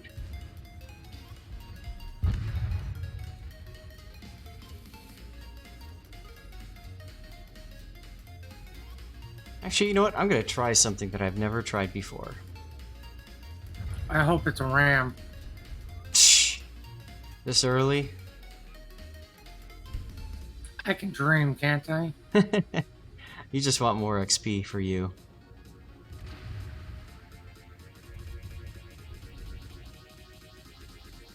Yeah, you know what? For a relatively cheap premium ship, it just requires some time and effort, and quite frankly, gives you something to do in this game. It's not bad. Not a bad pick.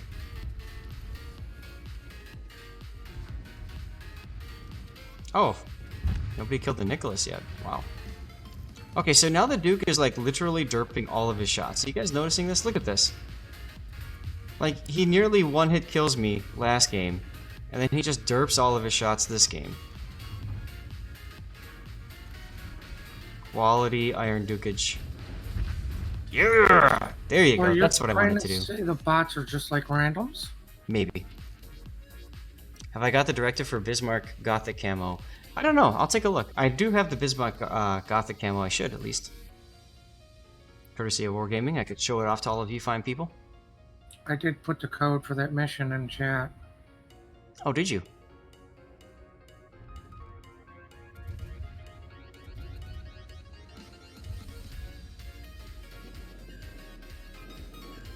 It took me 4 streams to get the mission, I think. Oh yeah, because you have to watch World of Warship CC or whatever for a long time, right? 45 minutes, they say. Huh.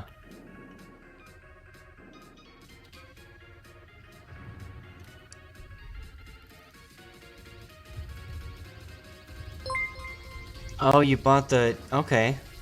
Mascar Chappers is now following. It's interesting. Masca Podcast, thank you very much for... I just totally screwed that up. Masca Chapas. Thank you for the follow. I hope I pronounced that better this time.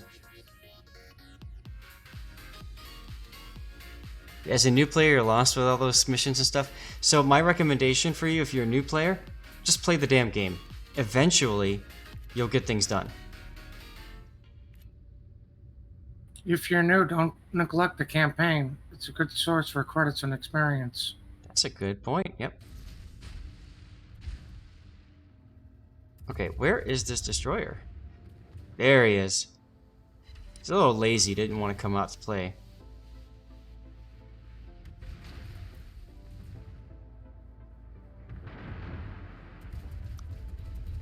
So this is a special ship, ammo, all that kind of stuff.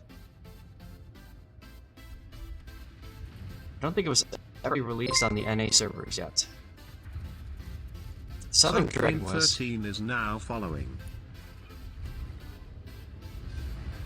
Oh, torpedoes!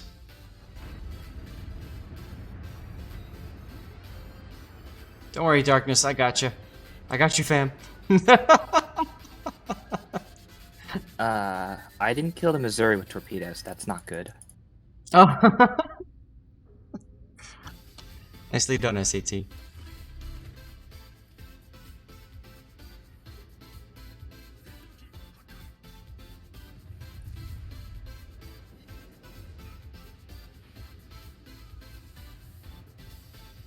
Deadliest with the flex. I can do this, maybe.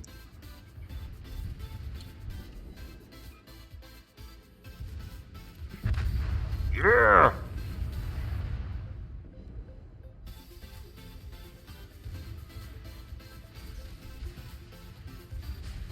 Come on, Torp in the face. Yeah. Sorry, Lone Wolf. I'm like stealing all your kills.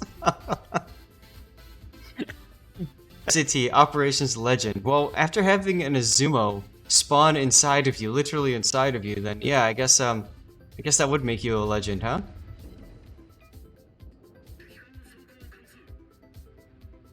I prefer to be remembered for other legends, not the I gamed the enemy spawn so well I outplayed myself. You mean like the guy who single-handedly invented Cotstorps? Yes. That's That is good. better. Good old Cots Torps.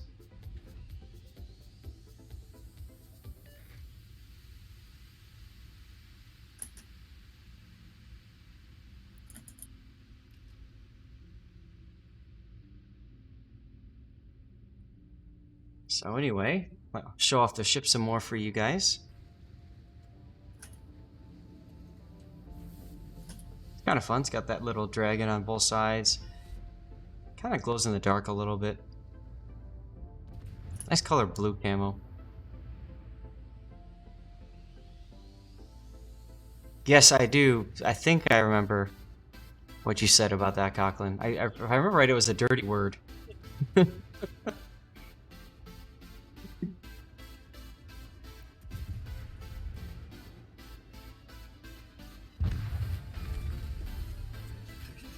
Yeah, it is a pretty nice camo, isn't it?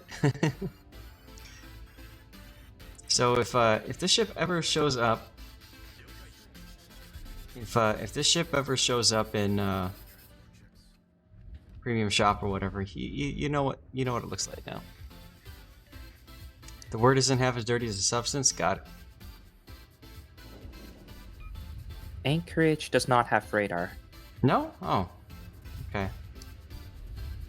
Spotter plane, fighter plane, or hydro. Thanks, SAT. Maybe you know what? I might be getting my American heavies mixed up and thinking of Alaska or something, or Wichita. I don't know. Yeah, all of the other ones have it, so Anchorage is the weird one without it. Yeah, but if they're gonna give it smoke, I guess it makes sense to not give it radar as well. Because why would you give any ship smoke and radar? I mean, that's just broken, right? I have never... Wargame has never had that problem. Never. Never. Never. No. And after Belfast, I know they'll never do that again. They'll never give a ship a smoke and radar again, right? Nope. No, definitely not. Now, if you guys Never happened with the destroyers. If you guys read the dev blog at all, you'll understand why we're being a little sarcastic about this. I see you guys aren't very convincing in your arguments. You see, Wargaming clearly never removed a ship with radar and smoke from the shop. Not even twice. Nope.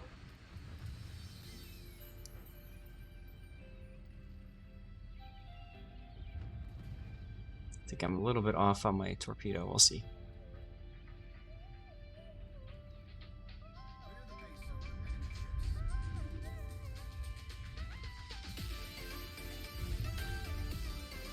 Maybe I'm too early.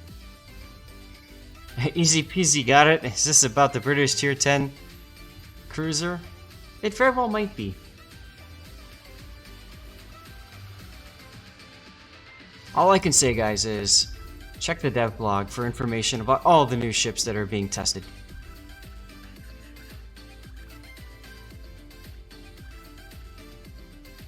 Have I done the Florida yet? True, nope.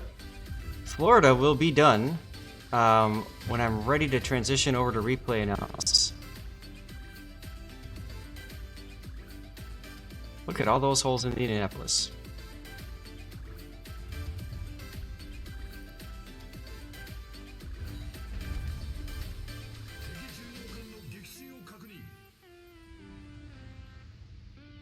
Now, if you guys have not played through the Japanese cruiser line yet, they're definitely fun to play, especially the lower tier ones, like the 5 and the 6, are just hilarious. I always like to call the Furutaka my fruitcake delivery service.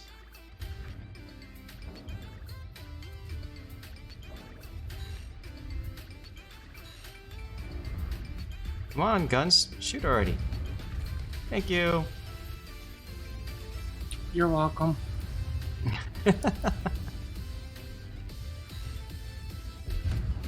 Yeah. Oh, please don't beach.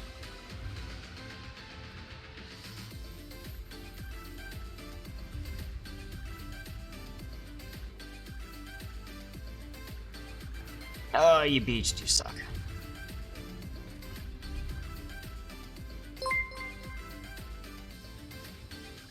Dripes 150 Yep, you made it back in time. Now following.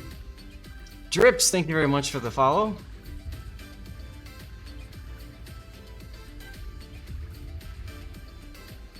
Silly sunken ships getting in my way.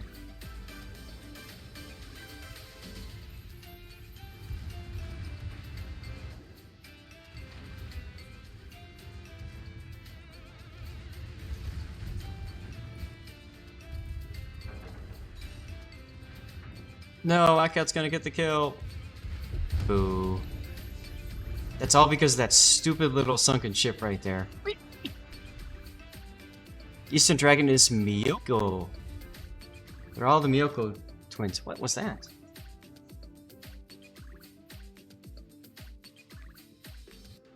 It's weird.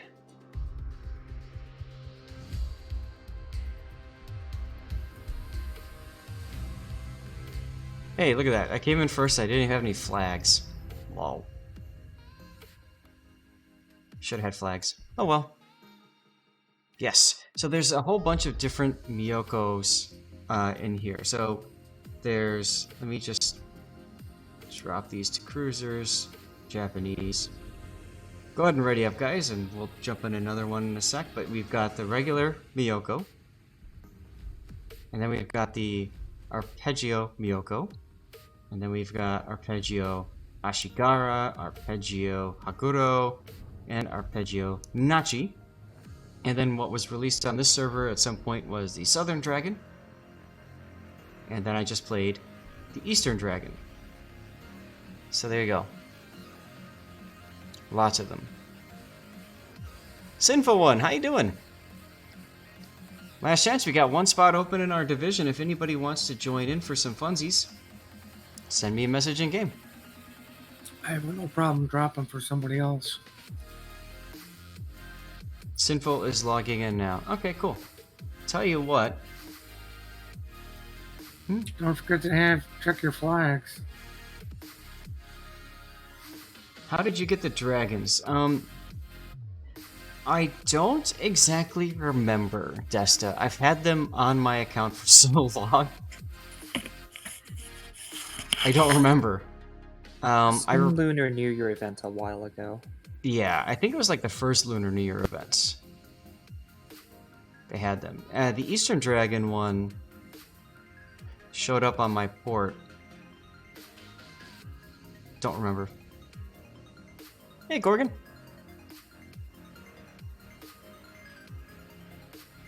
You want to see Ashitaka, Alex? I can do that for you. I love the Ashitaka. Alright, Sinful, get in here. You care less, you just want to win, and...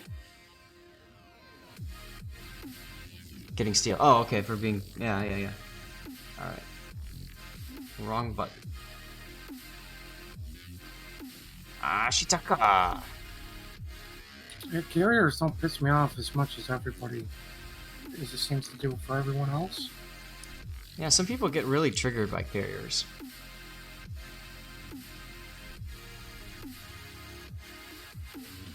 Is it sad that I have enough steel to get the FDR right now?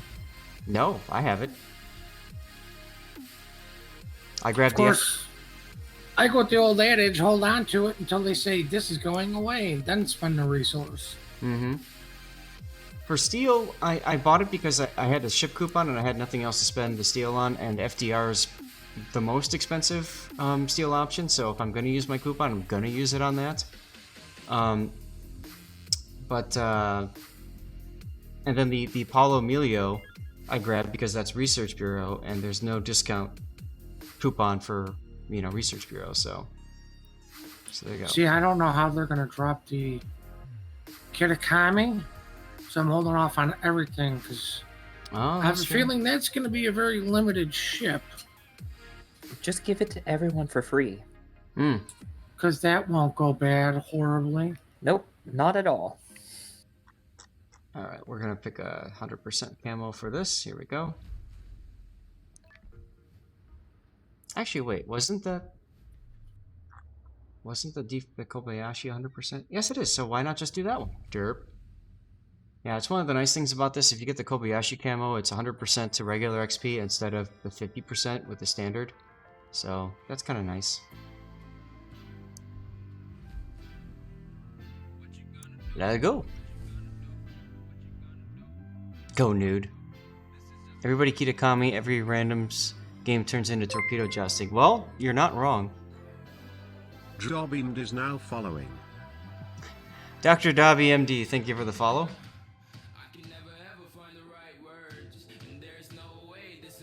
It was removed for a reason, and it should stay removed.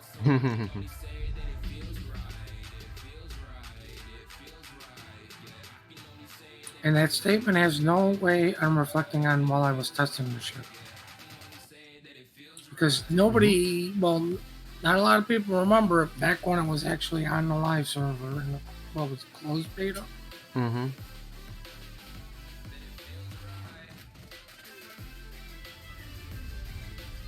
BFT Kitakami build? Oh my god. Yeah, that's what you want to do with the Kitakami, is buff the guns. Absolutely. 10 out of 10 would buff again. Don't forget to take IFHE and AFT. Yep. Now, A as well. With my simpleton mind, I get the Kitakami and KITAKAZE so confused. Oh, me too.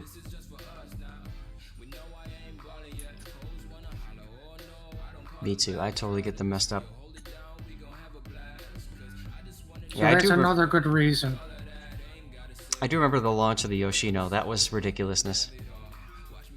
Remember when Shimmies took target acquisition so they could see what they were torping at 20 kilometers?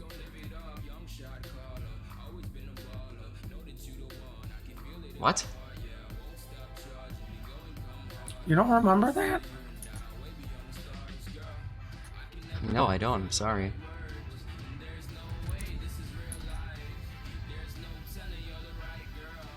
Taking target acquisition to see who you're torping. Yeah, back when the 20 kilometers were good. Hmm.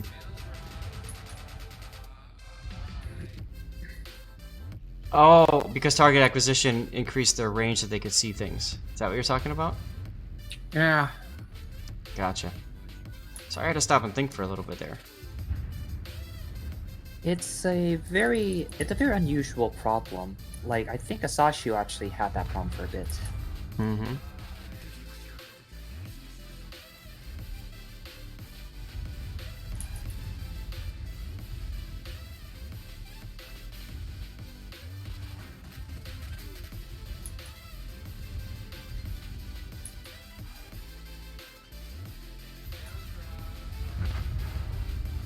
Alright, well I don't have to worry about that now. Thanks, 1911.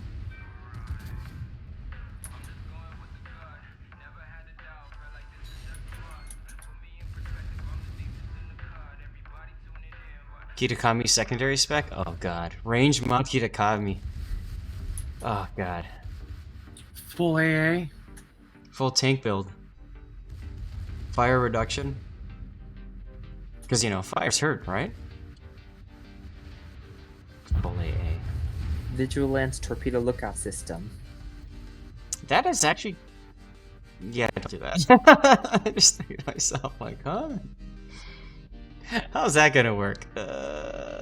Simple. You torp others, and they can't torp you. So you're invincible. Don't torp us, we'll torp you. Got it.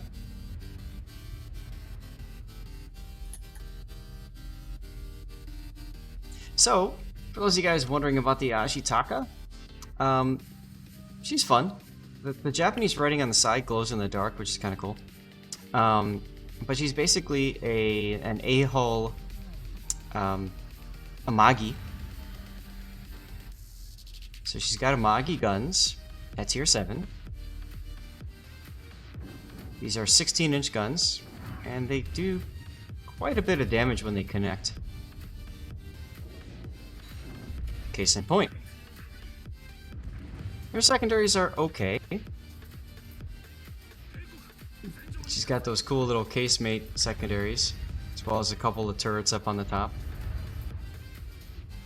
They all fire HE.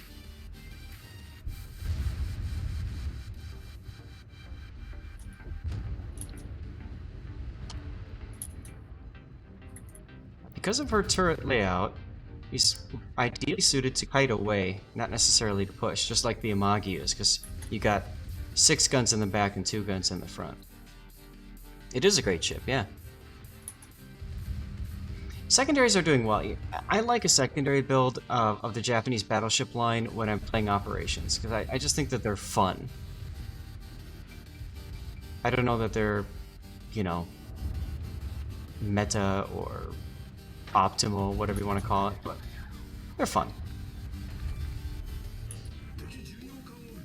I'm pulling the handbrake here because the Emerald could have sent torpedoes in my direction.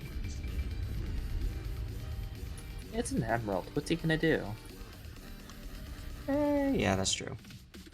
Not like an Azuma that just spawns on top of you. Not at all.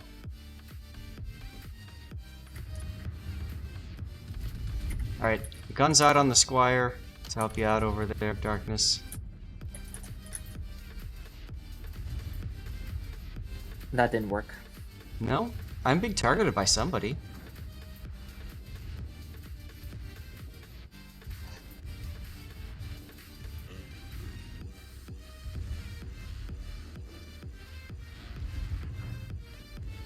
And here we go.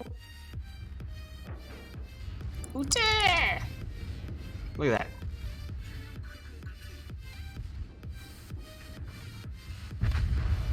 Super Ultra Simulated breaking win.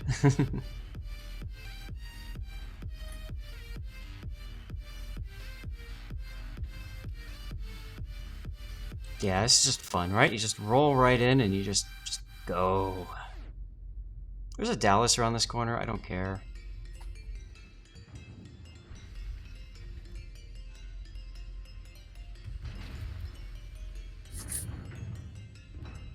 Oh, I didn't realize we have 2 Californias. Alright, I pulled the Nicholas.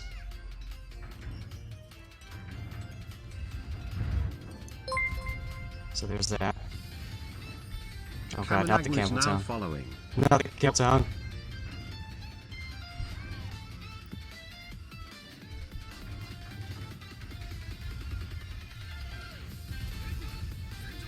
You actually made a transport beach. That's ridiculousness. Your copy. Right?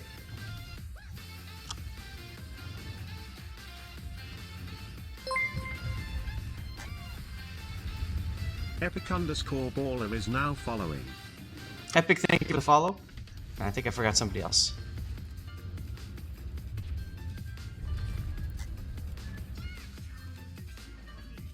Yeah, I lived!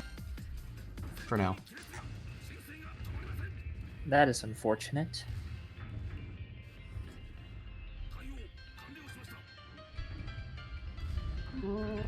Actually, can I do this?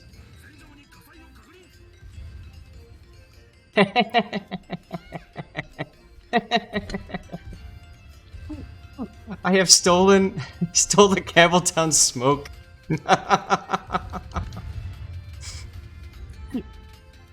Yeah! No, don't get out of it. Don't burn out. Oh! Damn, last fire. Stupid Phoenix. Still, I almost got the carrier dead, so that was fun. Stupid Campbelltown.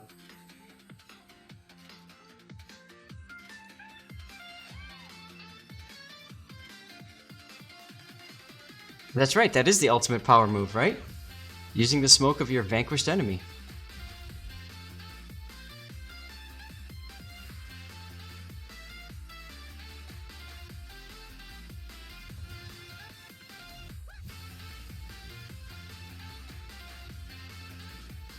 And, I think Wings is gonna die. I think I am done too. I'm gonna burn out. Darn. More XP for us. That's right. There he goes. Phoenix got 2 kills this game.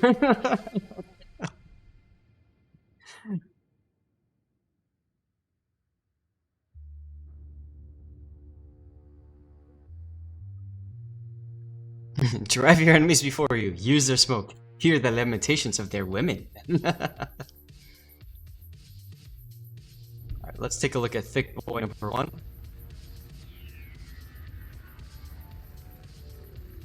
Thick.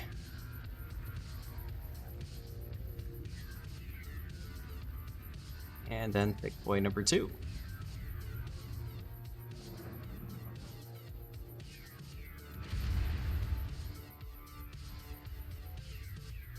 Uh-oh, Puddin', you lost the secondary. Oh, you lost 2. Your right side, your right side's pretty bad, pretty beat up, but your left side is clear, your port side.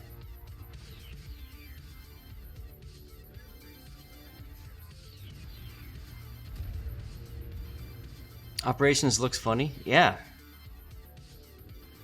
That's the thing about operations. You just go in, roar through, have fun. Did I get a new ship? No, I died. I have to wait for the op to end.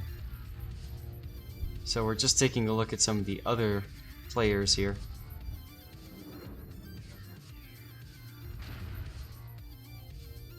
Actually, this might be a good opportunity. Ironically, I'm still being ignored. You are. Well, you've got... What are you shooting at then? 1911 probably? Johnny killed the transport. Beer deals damage on your head. Speaking of which, I think it might be time to finish off this wild turkey. See you next time.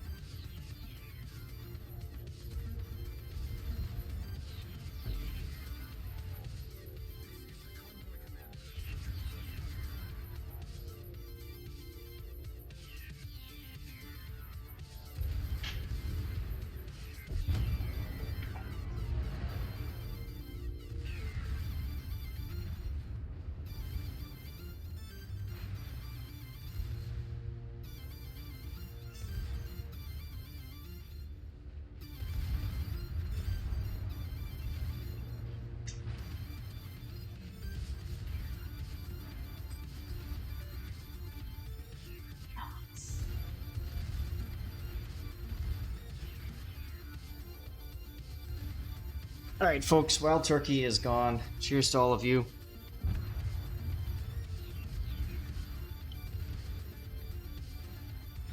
There's only one problem. There wasn't really that much in the bottle. I might have to do something later to fix that. By the way, you obviously didn't see it, but when I said it's a good time to pop open the Wild Turkey, my wife was like literally right next to me, and it really gave me one of those dirty wife looks. You missed it, but I'll tell you what, it was worth it. That's the second dirty wife look right there. Are we going to try for a third dirty wife look, which will not be worth it? Well, there's a continual third look as she goes up the stairs right now. So, careful on that third strike. I seem used to them. Well, you know.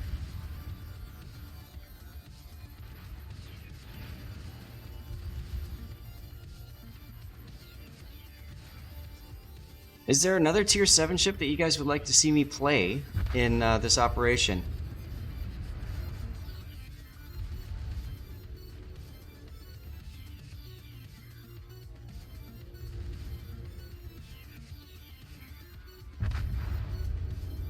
By the way, part of the reason she's giving me that look is because I'm sitting here holding this bottle upside down. Because I need to let all of the stuff get to the bottom here so I can not waste any of it. I don't like to waste stuff. I will be doing the floor duh. That will be coming up. I wonder how nice handling the transports looks like. It's a nice now. If you build it for secondaries, it's fine. Though pro tip, if you're going to take a nice now against the transports, you typically want to be loading HE because the AP will just overpen them to death anyways. Leon, Skun, and VAUQUELIN. Have to pop off the power cap to get it all. Oh, Dockman, I'm right there with you. It's coming. Sinful! Oh! Sinful goes down. Sinful doesn't know how to be ignored in California. I just might have pressed the print screen button right there. Man, they sent all the torps after him. It's not a Gneisenau, it's a good Gneisenau. Okay.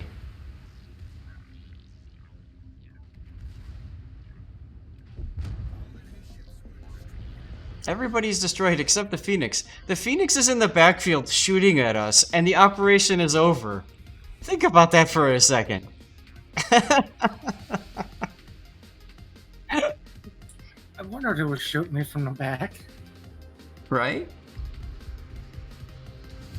I hope Phoenix saved his star. Not enough base XP. Gotta emphasize the guh. Okay. Alright guys, poll coming up. For you to tell me what to play. I saw VAUQUELIN, Skane, Gneisenau. Florida's coming. Florida's coming. Grisbardo07 is now following. Alright. What ship? Upa107 is now following. Oh my god, a lot of followers now. Nice. _71 is now following. Alright. Kamanagawa, thank you very much for the follow. Epic Baller as well. Grisbard007, Uper, and Shaun71. Thank you all for the follows. Hey Tashkent, how's it going? Alright.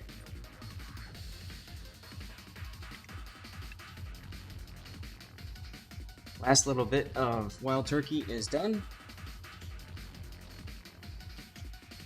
And let's see.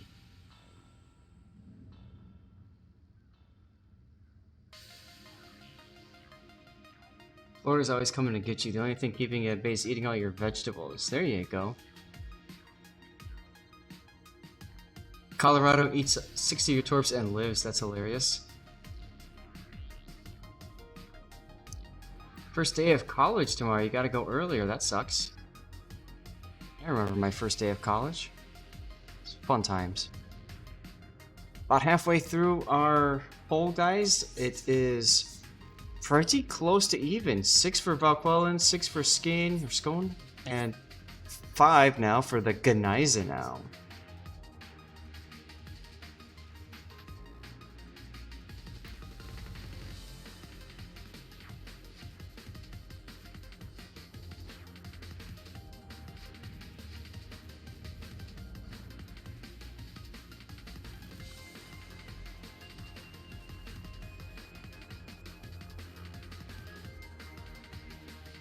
Alright.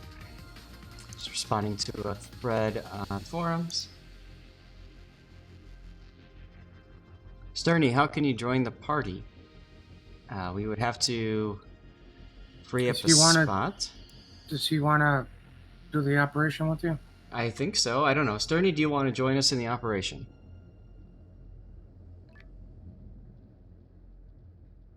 Darkness, you gotta go? Okay. Leveling your NA account, you already got 2. Awesome. Alright, Sterny, send me a message in game. I'll get you in.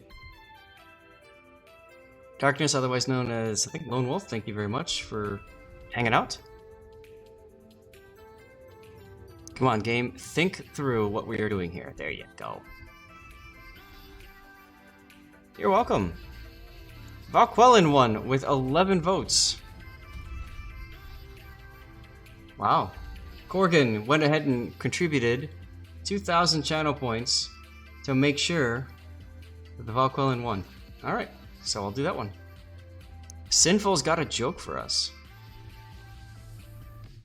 When of King Arthur's knights was the enemy most shocked to see in the field of battle? None of them, because they never fought in battle? Oh, surprise. Ha! I don't get it.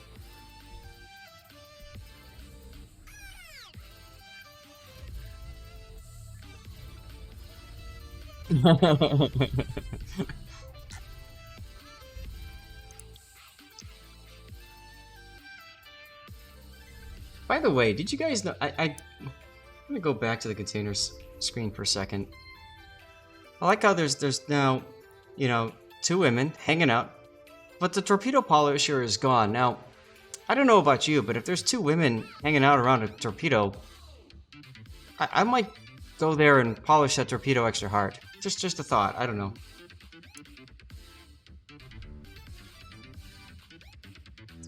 Like that torpedo needs any more polishing?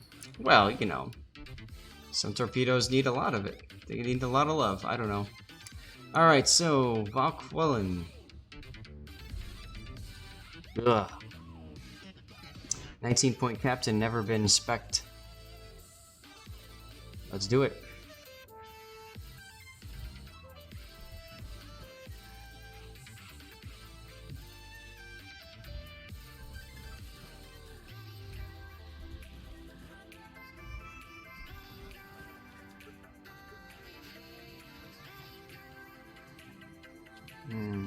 What do I want next?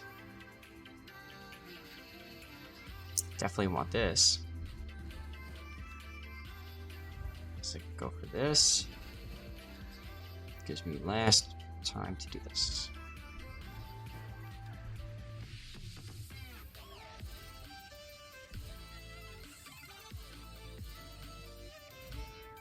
Loot approved.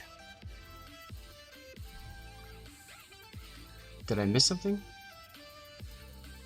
Maybe they're working on scrubbing out the torpedo tubes? Oh god.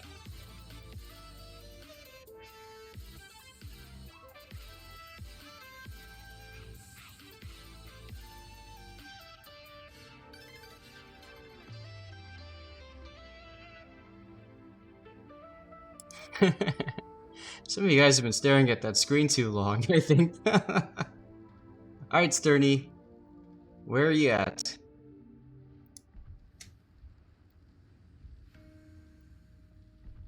My equipment done. Let's go ahead and use the French permacamo because it's pretty. And I got my containers, so I don't care. And I don't need that much base XP, so I also don't care for that. By the way, pro tip, in operations you cannot detonate, so there's no need to run Juliet Charlie. Because you cannot detonate.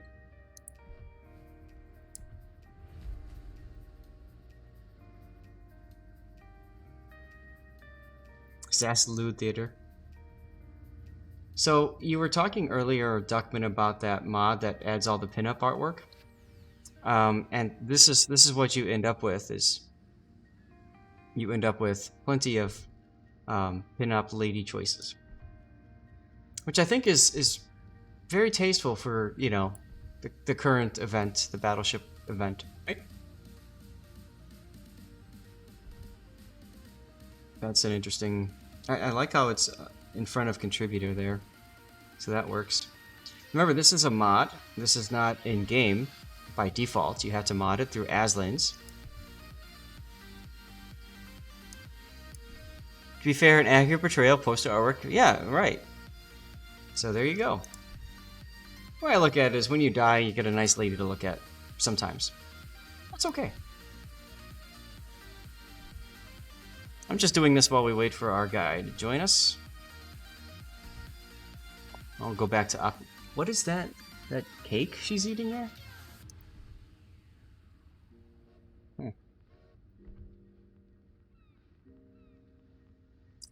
That's an interesting position.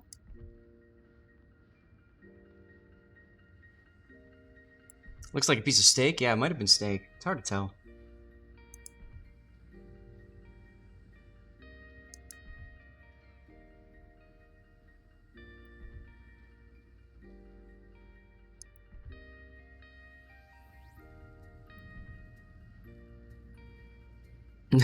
I'll go there now. I'll be in my bunk. Plenty of options, plenty of choices. This one's kind of cool with the American Star 101st Airborne in the background. That's kind of neat.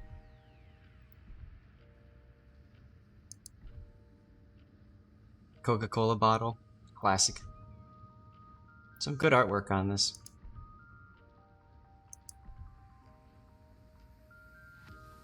Wisdom of Jane Cobb. Hands where you can see them. Well, here's one. The other one's on my mouse.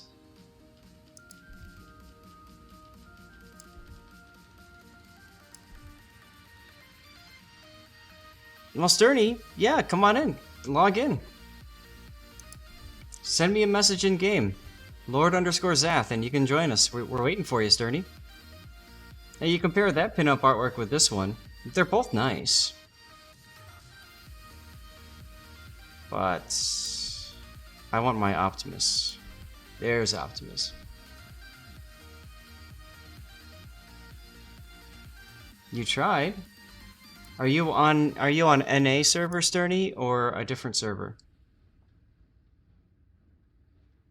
Hey, Centurio.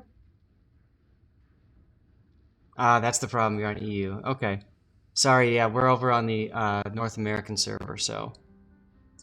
Alright, well, let's go ahead and get going then, unless anybody else wants to jump in.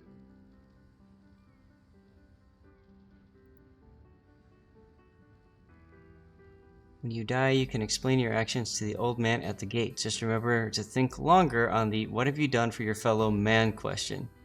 And video game behavior counts. There you go, Draco. Alright, let's go.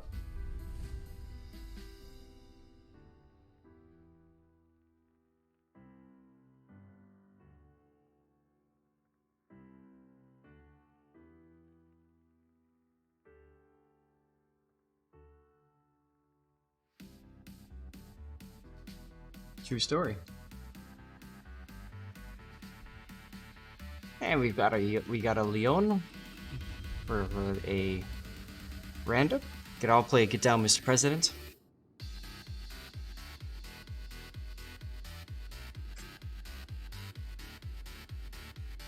So my wife asked me why I'm not doing ice and with my dirty water today, and it's mainly because it's kind of cold in this house. It's 64 degrees right now.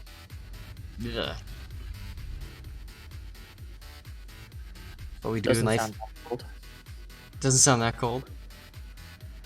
Well, you know, the dirty water does help to warm me up a little bit.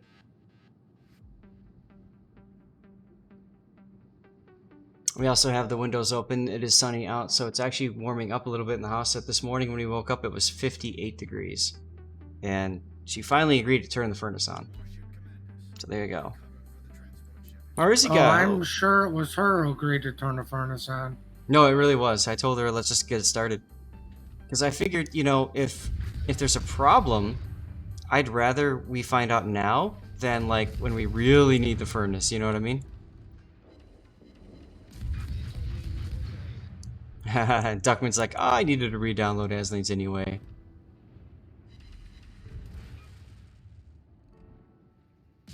So someone earlier had mentioned that the VAUQUELIN could be good for the carrier. I agree. It might also be good for yellowing the Missouri. It's too bloody cold unless you're sleeping in winter clothes. Yeah, see, that's the thing, right? So I told her, I'm like, we got to turn the heat up just a little bit, right?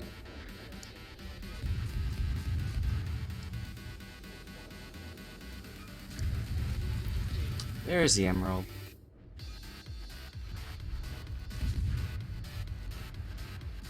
Remember, the VAUQUELIN's got this wonderful reload booster for those moments when you just have to bleed something out. There you go. Who's going after the transports? Oh, that's a good question. Oh, I'll go for it. ICT's like, oh, God, I guess I can go for the thing that gets me the most XP in this game. I completely forgot about this. Alright. And I haven't actually grounded the petrol line, so I just need to, that's why I brought shores here. You draw the line at 67 degrees or so. We keep it at 62 normally in the house. And with a hat and sweatshirts and sweatpants, it's fine. The hat is the key. Oh, and dirty water helps. Cheers.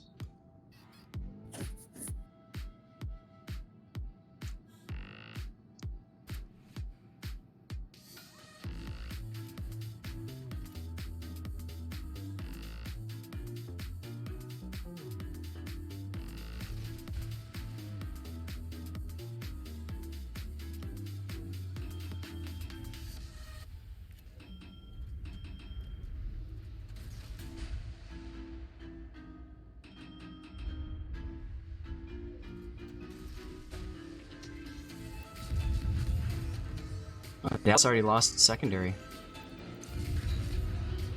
He's looking at me.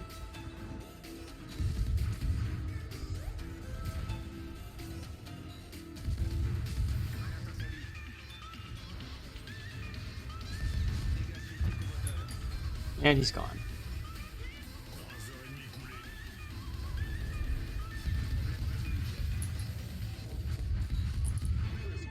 Citadels on the Emil. Nice.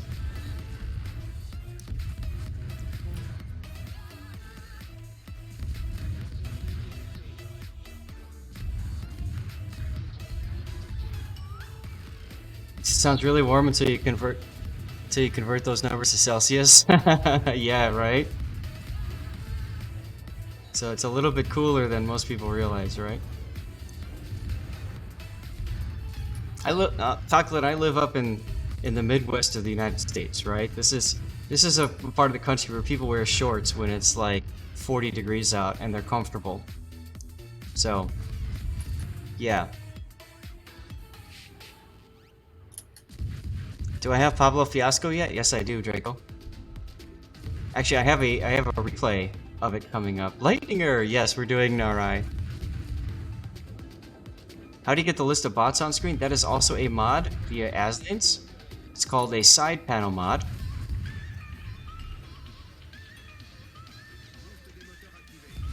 Alright, what do you guys think? Should I YOLO? No, I don't need to YOLO Missouri, because Puddin's got it. But you're gonna yellow anyways. I seriously thought about it. But I think I'd rather get in a position to deal with the carrier. I think I have enough HP to do it. Canadian rickshaw colleague in winter. Thick jacket, still shorts. Yeah, exactly.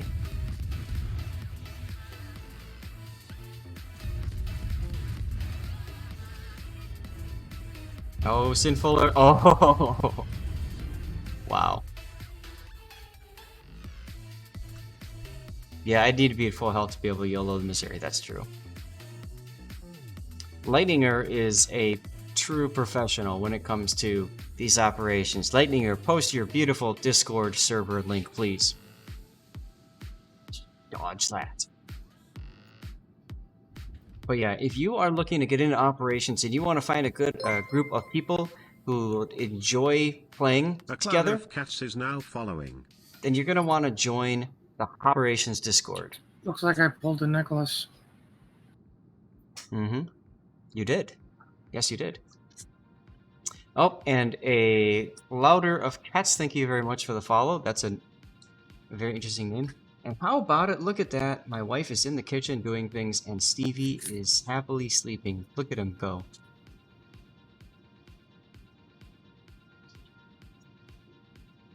He tells stories of dead kings and lost leaves.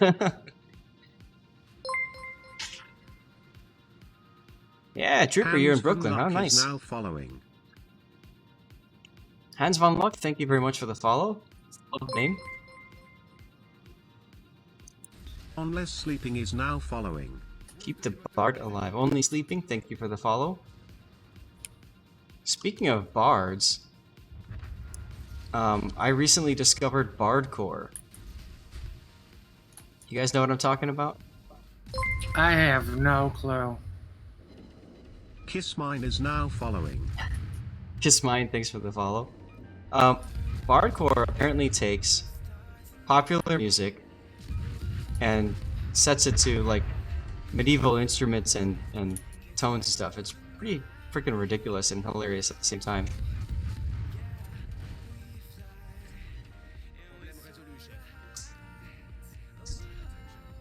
So if you're looking for something fun to listen to that's different, just do a YouTube search for Bardcore.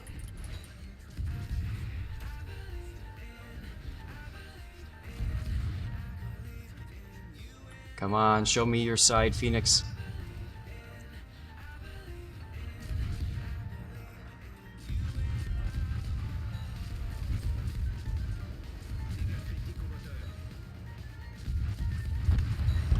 Ah, oh well. If I didn't lose the engine, I could have survived. I got the base XP I needed though, so that's all I care about. Did he hear chickens? Oh, nope, he's getting up now.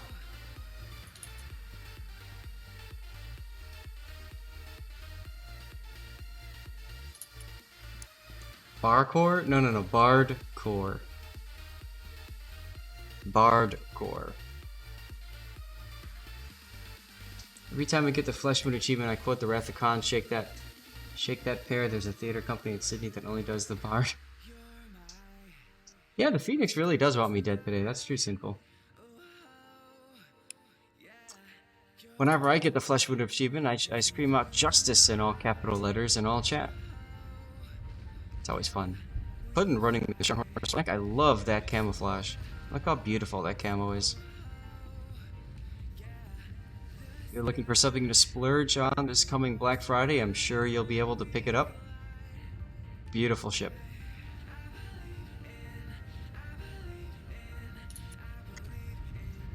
Can you come up with a Shakespeare quote for every achievement? You know people with those answers.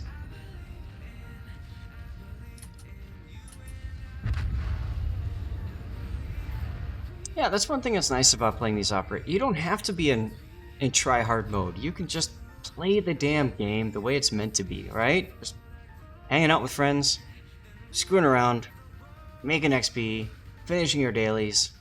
There you go. Bring the black back, bring back the black, right? Yeah. Yep, exactly right, Sinful. I have absolute faith in all of our division mates as Puddin takes a full flood. I miss the days of farming out unsinkables. Mm-hmm. He black, ammo black. Got it.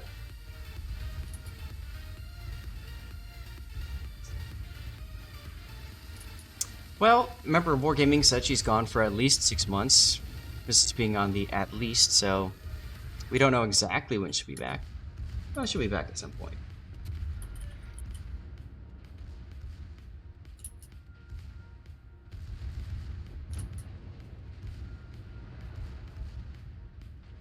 Is that a dagger I see? When you get torn from behind by a teammate. Love it. Love it. Also love this broadsiding in Indianapolis to put in. Here we go.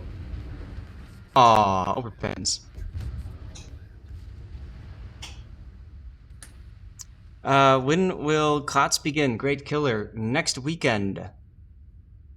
If you're talking about the international finals, and Raptor and I are fixing to cover that, bring that to you guys. We're not 100% sure on start time yet, but it's going to be something ridiculous like 8 a.m. Central Time. It's 2 days.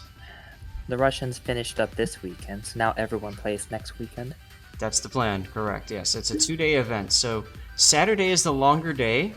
It's looking like it's going to be maybe an 8-hour stream, starting at like 7 or 8 a.m., so you can do the math on that. 7 or 8 my time, Central Standard Time. That's UTC -7, I think.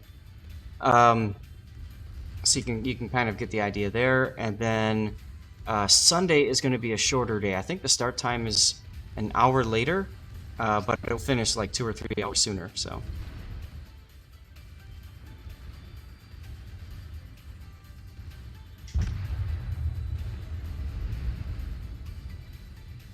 That must be why the code didn't work for the Euro one today, maybe.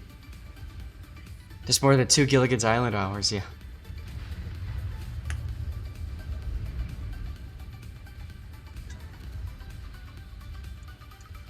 Nelson. Somebody had mentioned they had just earned the Nelson. She is. I hate this ship. I really don't like the Nelson.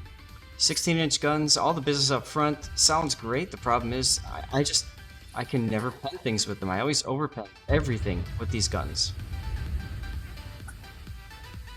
She's also got 25mm bow armor, so she's overmatched by herself and anything else with 16s. And if you show too much side, you just disappear.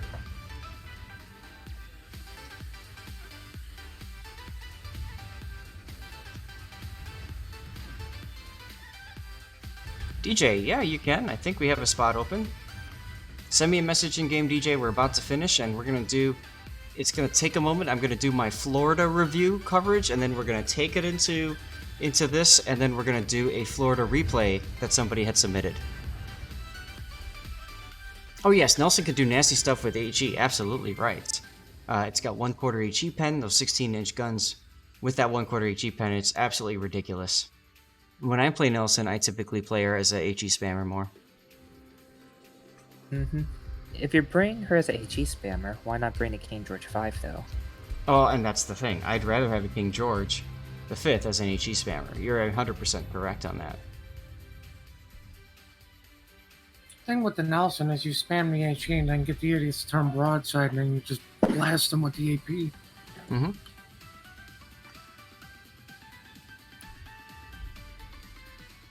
Alright, I do need to hold a spot for a battleship.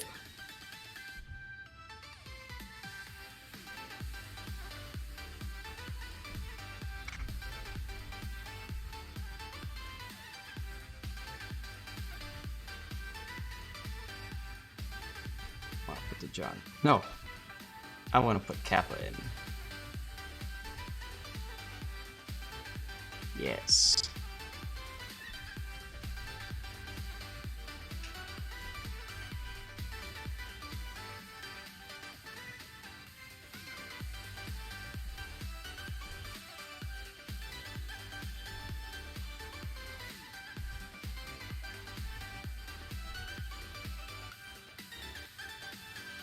That'll be good.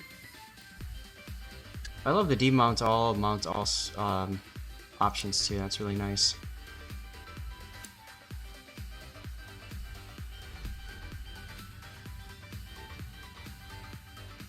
All right, go ahead and ready up. HE Citadels are sweet, especially when you have HE and you add IFHE on it too. It's ridiculousness.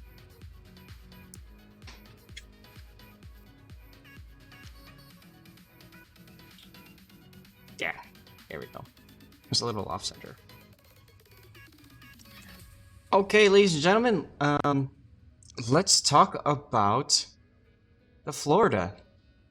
Florida has arrived in my port for free, thanks to Wargaming for review purposes. Chance for me to show off the ship to all of you fine people. Now, at first you might look at this and say to yourself, wait, that looks like a North Carolina hull. And it is. But one of the big differences is, it doesn't have 16-inch guns, and 3 of them in a turret. It's got 4 of these 14-inch guns in the turret, and I can show you that over here. These are 356mm guns. So kind of like how the Poltava worked with the Sinop at tier 7, same thing kind of happens here with the Florida. You go down a caliber, but you gain a little bit in her. Her secondaries are quite nice. I kind of love those little Fletcher turrets on it. It's kind of nice. And then, of course, this is the special Florida camo. It's up to you if you want to play with that or not. I don't know about you, but, you know, I always like having a pinup girl on you know, my funnel. I'll just leave it at that. So let's talk about what makes her special. Like I said, she's got these relatively nice 3x4 main battery guns. You love the bow nose quad? Absolutely. And guys, if you've got any questions, feel free to ask as we talk about the ship and all that kind of stuff. And then her secondaries, again, they're 127s. Pretty good reload time at 2.8 seconds, although I believe I've got a Captain Specialized in secondary build. And with the full secondary build, you can see I've got 7.6 kilometer range. 7.6 kilometers is kind of fun, but if you're taking it into a random battle, I don't know that you want to have it spec'd for secondaries. That being said, to me, secondaries are fun, and when I play a ship, I play for fun. So I'm going to make it for secondaries, and we're going to take it into Narai just to see how fun she can be in Narai. Her anti-air is quite nice. It's an American battleship, so you would expect that. Maneuverability-wise, again, it's a North Carolina hull, and, you know, it's relatively nimble. You love the Fletcher guns because you only usually see the Gearing 127 Atlantis second. Yes, exactly. So it's kind of neat to see both. You're right. Excuse me. Yes, this was a design proposal, and then that got swapped out to become the North Carolina class. That's correct. Concealment-wise, you know, 13.4 kilometer concealment when spec'd up for, you know, concealment is okay. Remember, it's a tier 7, so you don't get that concealment module. If I wanted to put a Captain with Concealment Expert on it, then you would simply drop that number by another 10%. It's very respectable. You get it down to 12.1. Yeah, exactly. So it's good. Now, one thing that's different about this, you might be looking at this and saying, hey, it's got all this stuff going for it. What's the drawback? Well, its main drawback is its armor layout. It's got 25mm armor on the bow, which means that it can be overmatched by 16-inch gun battleships. And if I drop this, you can see the Citadel bulkhead right here. It's a flat. So this is not a ship that you really want to bow tank with. You need to show side. You need side tank with it. You know what I mean? 26 millimeter armor belt on the upper end means that it'll get chewed up quite easily. And then deck armor 37. It's 1 millimeter less than 38. I don't know how much that's going to matter in this game, but there it is. 37. There is something that pens 37 but not 38, isn't there? Not that much surprise. Actually, there's a fair amount of ships with IFHE that will only pen 37. But they won't pen 38. That's the 180s. Isn't that the 180s? Let me go double check. I think it's most of the 152s except for Germans. Yeah, the 180s... It's a kind of a weird number because North Carolina actually had to get its deck changed to 38 because it was relatively weak. Yeah, IFHE penetrates 32 millimeters with the 132s with 6. Anything with 30 millimeter base pen with IFHE. Thank you, Ted. So 30 millimeter base pen times 6, so those are the 180s. Yeah, okay. Alright, and then I think the 152s divided by 5, that's 30.4. So I think it might cut those off. The high tier 152s, yeah, there you go. So the 152s get 37. There's a few that get 138. They get 38, and that's mainly the German ones and the Mogame with IFHE. Right, because the Germans are 150s and then they get the 1/4 HE pen. And they round up for whatever reason. I mean, rounding is fun. So, anyways, the reason why we're talking about that, guys, is that a ship like this can, at higher tiers, at tier 9, tier 8 battles, can be chopped up and chewed up by light cruiser spam, HE spam. So, there's that to consider. It's got a decent Citadel armor belt on the side, and then of course it does have a little bit of a torpedo bulge as well. You can see that right there. Now if we drop the side and torpedo armament, you can see that the Citadel itself behind the torpedo bulkhead isn't that strongly armored. Drop the casemate farther and you can kind of see what you would expect to see out of an American battleship Citadel. It's kind of got that T shape. Okay. Citadel is a little bit above the waterline. As a matter of fact, let's take it out of port and let's take it to let's go to the ocean. Why not? Oh, hold on a sec. I have to unready. Because I think it's important to take a look at what you'll see at the waterline. You know what? New York's fine. New York's a good when it's bright, so you can see stuff better. I usually like the light box of New York Harbor. So you can see right there, you've got this upper section here that's direct Citadel armor belt. There's nothing that goes in between that, so you have to be careful with her. You can be Citadeled quite easily. For Everlands, my final conclusion from trying to do the IFHE Akizuki line was to not run IFHE. I found it's perfectly fine without. So keep in mind that Florida can and will be whittled down quite easily from a distance. So Florida is one of those ships where you really don't want to be off on your own. You can be aggressive, but that aggression comes at a pretty significant cost if you're not careful. Alright. Whoops, I clicked on an anti-air mount. Oh well. And you can see how beautiful this camo is with really good sunlight. I'll do another quick pass as I take a look at what people are saying in chat.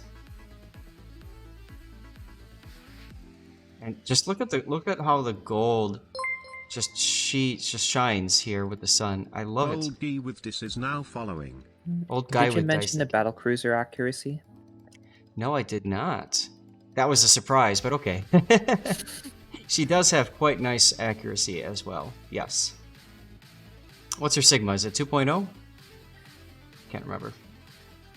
Florida is 1.7. 1.7. Oh, but you're talking about Not the sigma, you're talking about the dispersion, right? Yep. There you go. Pretty decent muzzle velocity as well. When we get out of battle, we can spend a moment and take a look at the differences between the Florida and the North Carolina, because I know a lot of people are going to compare the Florida with North Carolina. Colorado, just because we can.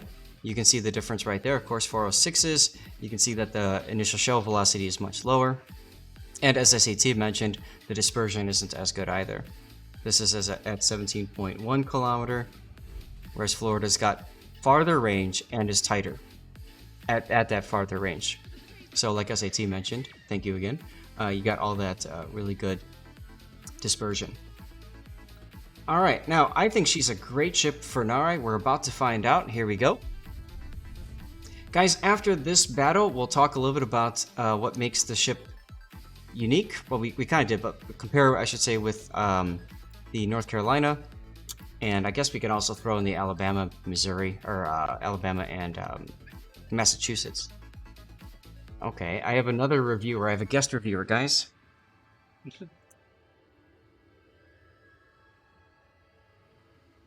Hi.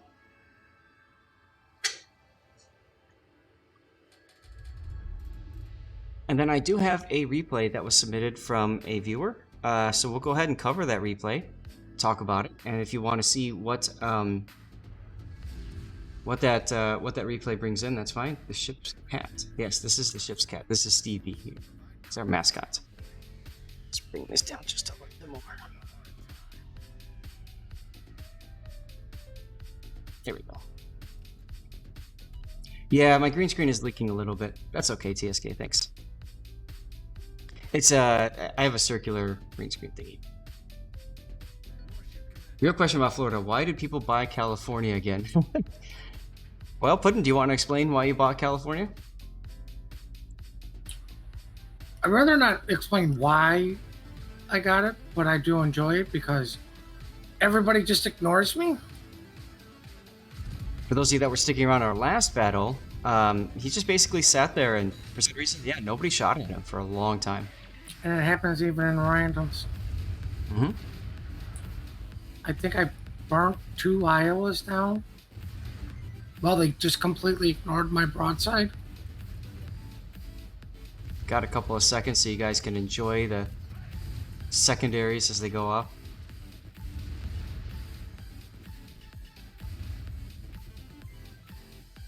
I'm gonna lose my shot on the Wyoming. Oh, right as I shot. Thanks, SAT. You're welcome.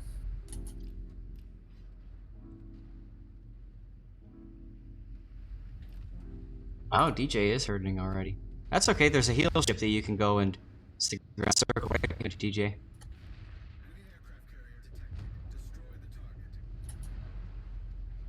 Alright. Emerald will most likely be dead before I can even get my guns reloaded. Surprise!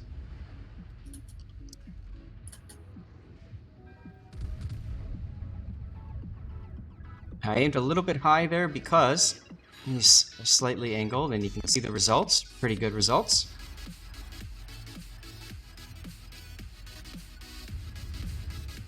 Yes, Stevie just wants pets and food. And did you mention food? Yes. Hi. Talking about you. And no, ladies and gentlemen, you cannot buy Stevie. He's mine. Hey Tara, how you doing? Menu today, I'll post a tweet in a little bit. And not a bad hit. There he goes.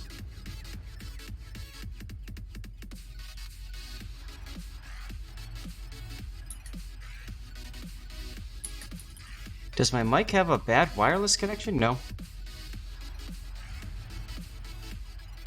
It's should be this mic here.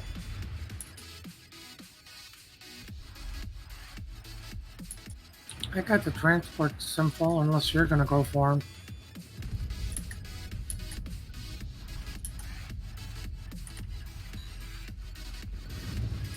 Yes, Ace, my Florida is secondary spec.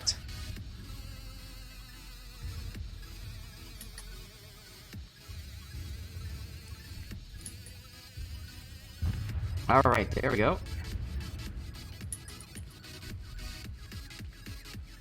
Secondary range is 7.6 kilometers.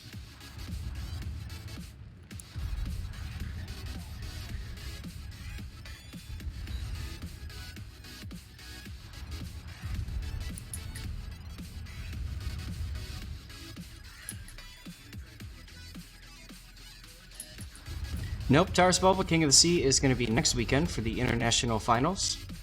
It'll be early though. My stream will be starting about 5 hours earlier, 4 or 5 hours earlier than normal. Yes, I think Florida is going to be fantastic at ranked at tier 7. Anytime you've got a tier locked environment, I think it'll be really good. I really do not like Missouri shooting at me. I don't mind this. Where's the problem at again? Yeah. I accidentally took a ship with the Citadel. And whose fault is that? Matchmaking, clearly. All SAT's fault. So I popped the brakes there. Dodged Emerald's torpedoes.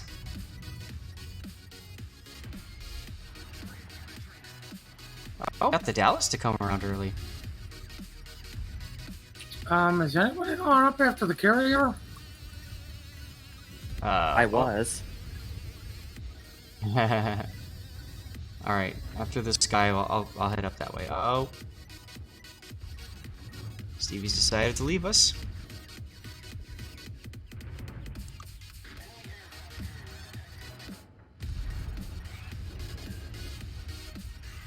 Yep, no problem against broadside battleships. Alright, Stevie is now sitting right on my mouse cable. See? Pay attention to me, human.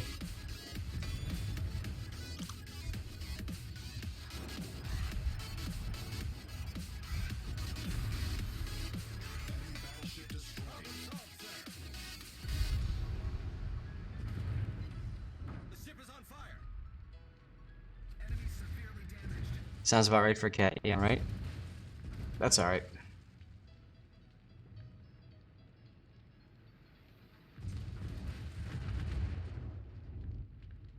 Wow.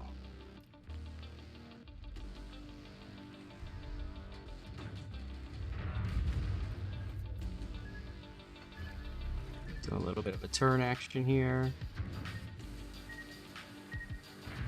Florida's nice rudder just saying, yep, we can dodge these torps, no problem.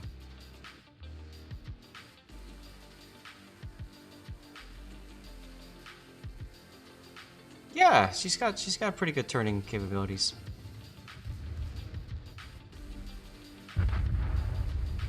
Nice kill button.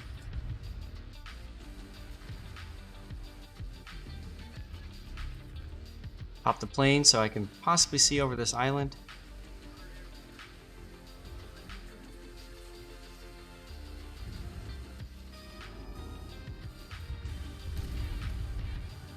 What do you want, Stevie? He decided to leave us.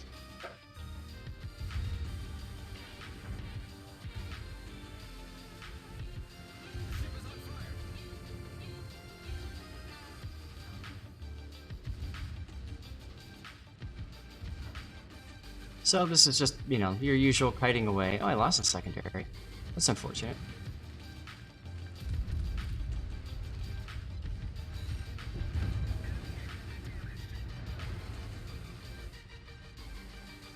Thank you, 1911.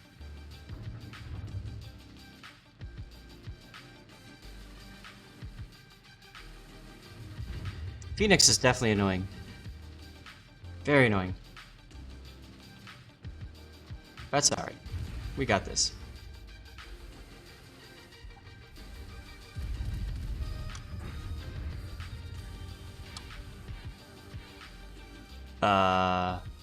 Okay.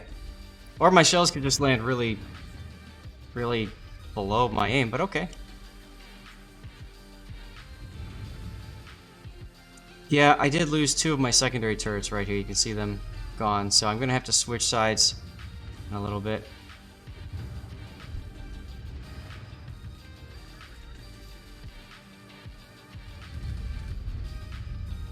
Yeah. That's a good salvo.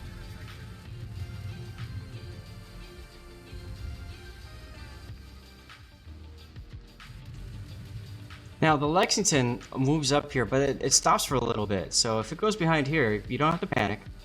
Just wait a little bit. You can intercept him.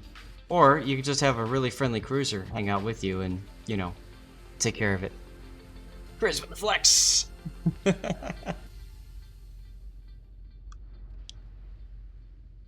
Oh, did it target the carrier again on that? That happened to me last time, too. It does that sometimes, where, like, you think that you're targeting the right ship, but LOL, no, you're not.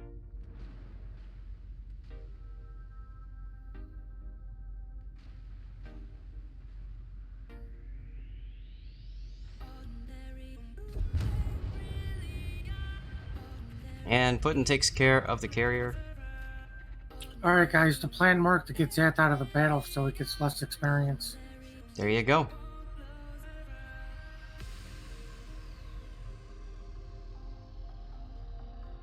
I didn't think I'd make it up here in time.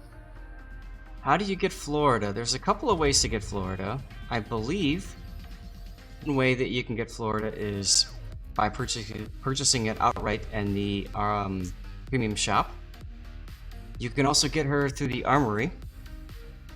Touch Bobo with another flex. We'll take a look at that in a little bit, because I thought you could get her for American tokens or whatever, can't you? You're gonna have to check the armory for that. Yeah, I could have sworn I saw it listed.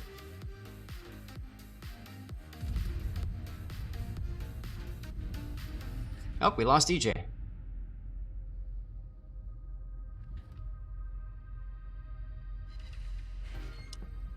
Ha, look at that pudding. I'm still getting hits.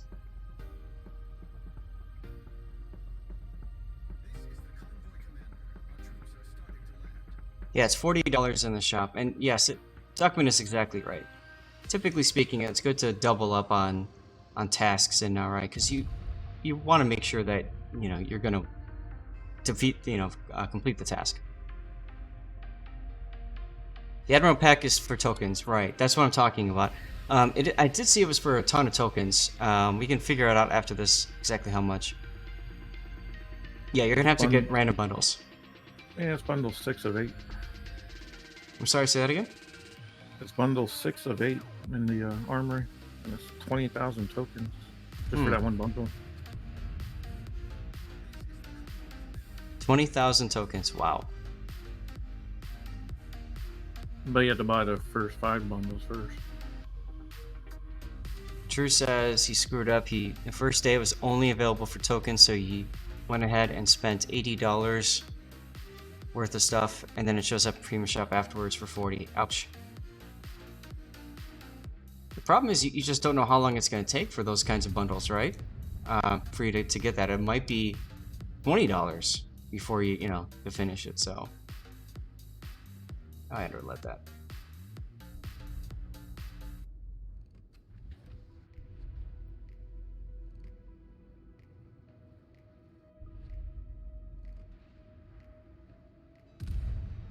Doesn't seem worth it. Well, everything's worth what people are willing to pay for it, so for some it might not be worth, for others it might be. There you go. I will say this, she's a very comfortable ship to play. She's very maneuverable, you saw that earlier, and I just feel more confident in her than I do in an Alabama. Now, it's possible that could be because it's one tier lower. So, of course, you really can't find tier 10 ships unless you work for that. Also, Rip Puddin'. The other thing is, I actually like ships that have more turrets, more guns, but lower caliber. I think that's I think it rewards players who can target select ships that are broads better, like maybe, for example, although they're not starting, of course.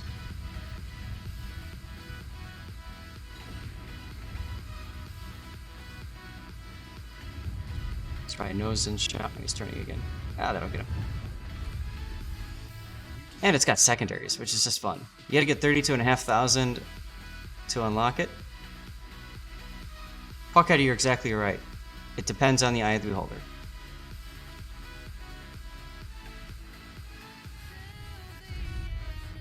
Now here we got a flat broadside right into the Citadel, and you can see there are 3 penetrations, 2 overpens. Wow, did we actually finish? We finished that before we killed the Colorado. Wow.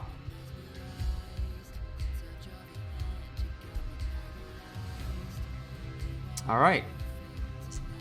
Not bad, not bad. And there's our results, 180,000 damage. Not bad, 5 destroys. Came in second. Pretty happy about that. Yeah, the troops must have unloaded. That was weird. It was weird.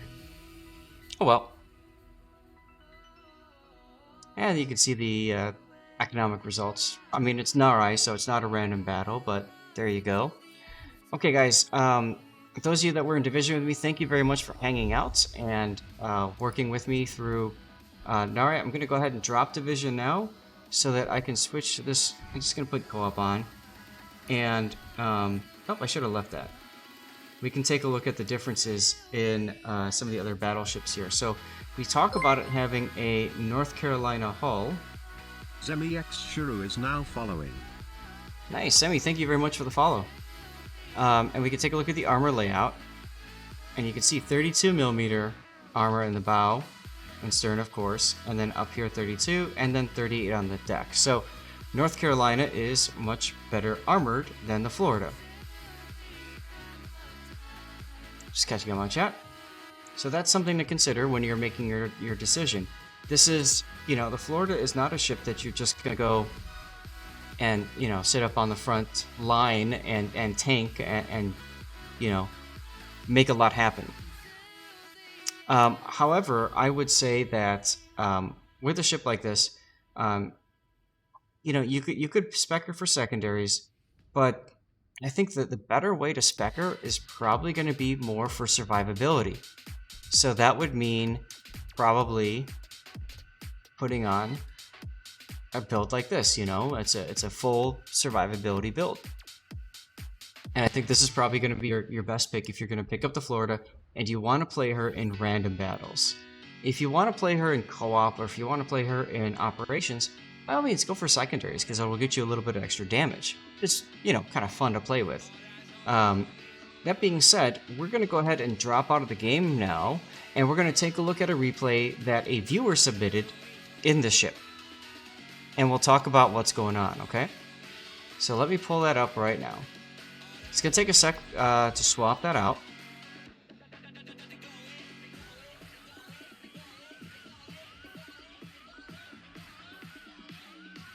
Takes a moment for the game to say, oh, you're not playing anymore.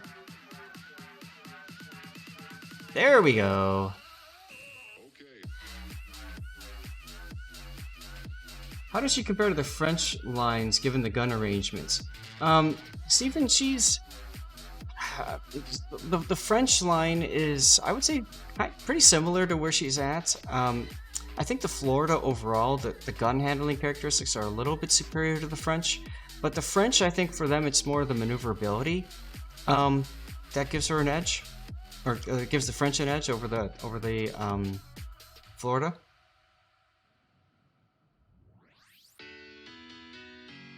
All right, True, this is your game, and you ended up in a random battle, top tier. Congratulations!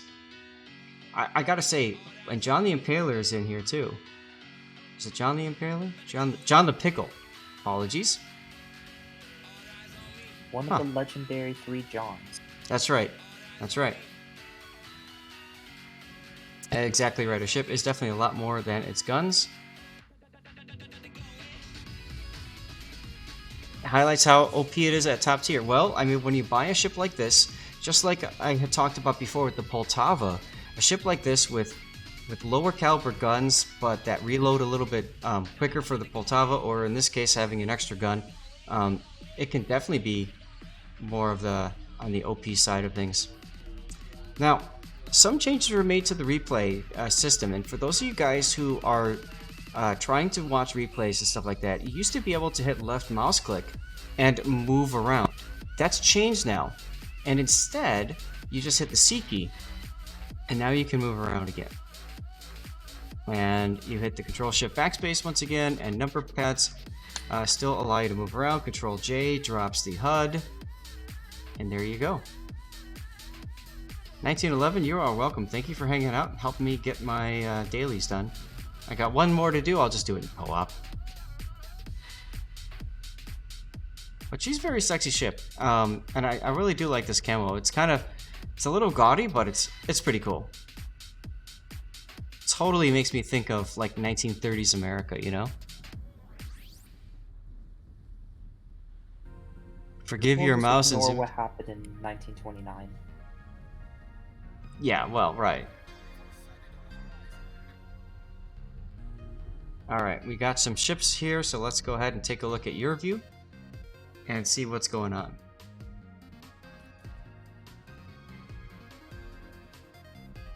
Florida, of course, having that defensive fire also. In this game doesn't matter because there's no carriers. But it's nice to feel like you're doing a little bit more damage to carriers. To their aircraft, I should say. Yeah, Destiny, no problem. Florida should have one of the best AA, so Tier 6 shouldn't be able to touch it. The Tier 8 would lose a lot of planes. Exactly.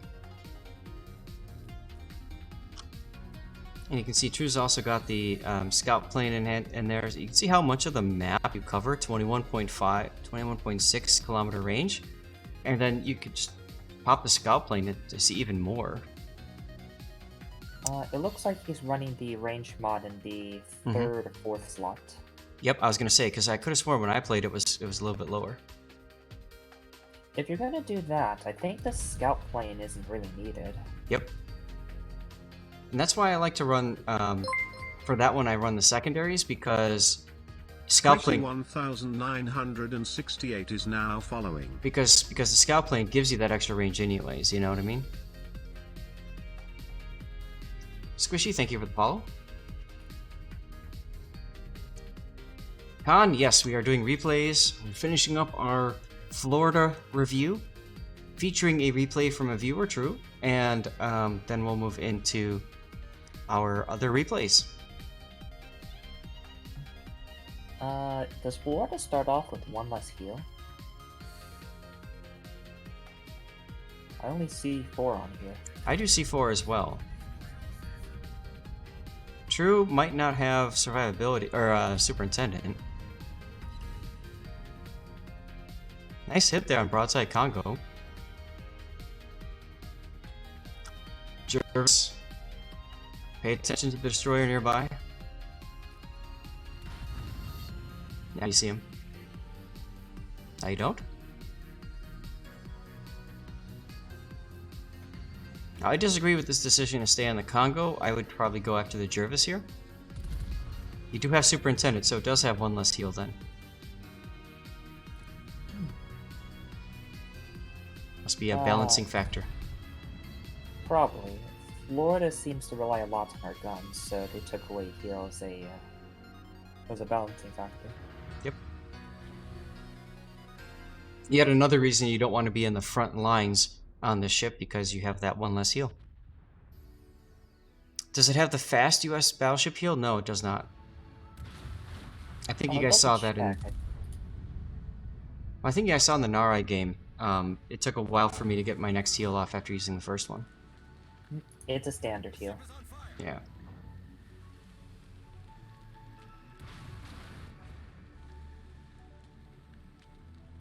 Oh, Death Strike on that Emerald, nice.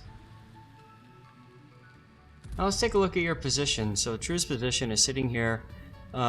He's not too deep, which I like, because it's very easy when you're over here to get overextended.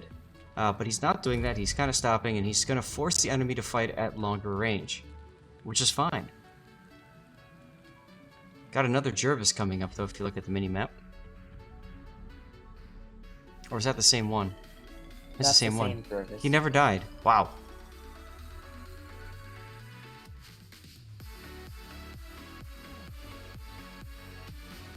would have thought the Acosta would have gone after him, but did not.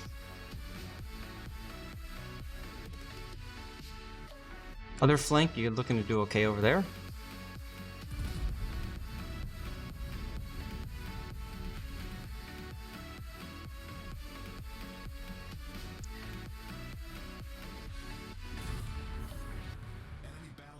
Oh, see, Red, I understand what you're saying. Because the American battleships like the Colorado do get a buffed heal, don't they? Like they heal more. It's not the speed in which they recharge, it's the amount that they heal compared to other battleships. So Florida just gets the standard battleship heal. Colorado, the U.S. battleships, the tech tree battleships, will get the improved heal. They heal 66% per second instead of 0.5, and then there's the Massachusetts, Georgia, and Ohio that gets the fast reloading heal. Nice 37,000 hit, by the way.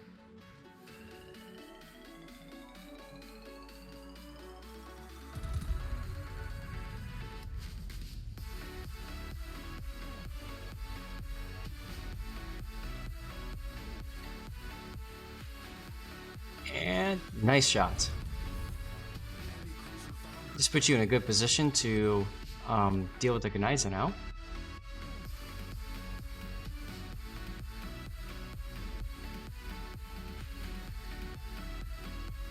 Looks like True's enjoying the ship.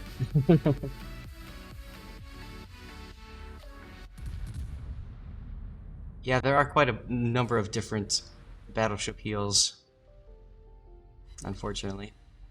There's 4 currently. There's a standard battleship heal, which is the worst. You get the improved heal, which the Americans get. You get the fast reloading heal, which the U.S. premiums get. And then you have the super heal, which the British get. And then there's some other minor differences, but that's the major 4 major 4 types you get. Yep. True now mentioning how he likes the extra range that he can get with this ship, and you can see that coming into play here. He sees the Texas that's broadside to him, and that's the result. Now, that being said, you could have just as easily popped your spotter plane if you had secondaries or something else instead of the range boosting mod, and had the same result, assuming you could hit with the scout plane. You could just take the range mod if you don't like shooting with the scout plane. Yep, I did that for a long time.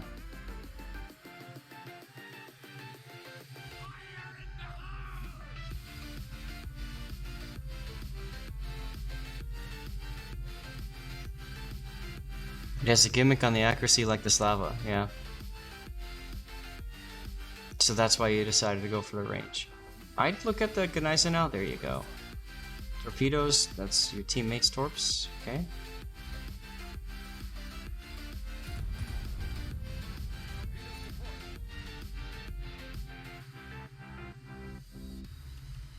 Yeah, I was gonna say a little bit low there. I think you were expecting the Gneiser now to turn farther away. Most of your shells hit the armor plating instead.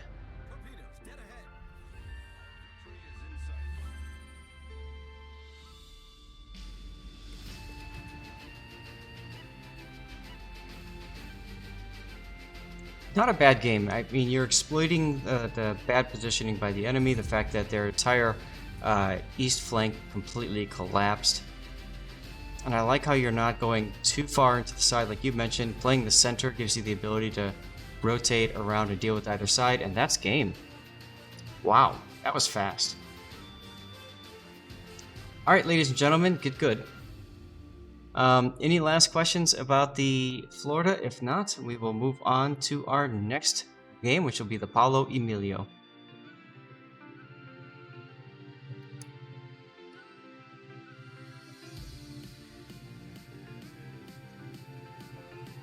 All right. Well, this concludes our review of the Florida. Thanks for sticking around, and yeah, up to you if you decide that you want to pick her up. She's a pretty fun ship. You can see it there. And all right, cool. That cuts that, and we move on to the next. Squishy, if I didn't thank you already, thank you very much for the follow. Yukon, yeah, we should probably draw soon. It's been a couple hours, so I don't know if SF is still here, or if Puddin, if you're able to do the drawing. Well, just as soon as this Georgia decides to kill me in my Edinburgh, bro. Those 356s are, I think they are unique to Florida, because the other guns, I don't think, I don't have the wiki in front of me, but I do think that there are other 356s, just not a quad turret. Khan, you want me to cover your Bourgogne game? Okay, I think I have 2 Bourgogne games. I do, so no, I've got 3. So I need to know from you, Khan, which game was it that you submitted? What map?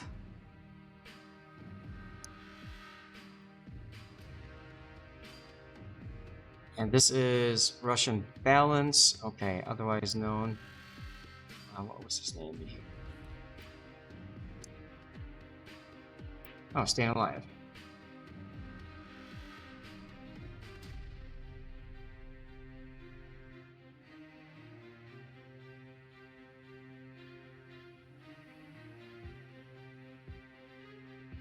Right, in Tech Tree, you're right, the last 356 is New Mexico. Right, it's your 6. Okay, so this game here, we've got the PAOLO EMILIO, which has got SAP and HE options, although there's really no reason you'd want us to shoot your HE that often. I mean, it's pretty much SAP or bust. Torpedo-wise, it's got short-range torpedoes, as you can see here. They only reach 6 kilometers. We like to call it YOLO EMILIO, because what you do is when you see a target, you hit your engine boost, you hit your smoke, and you just charge that guy until you get right in their face, dump torpedoes on them. You'll probably die, but you'll probably kill them too, so it's kind of fun. There are 2 of them. I had 3, so I need to know from you which of the 3 are your 2 then. And if you want to redeem both to cover both, that's fine. Warrior's Path, okay?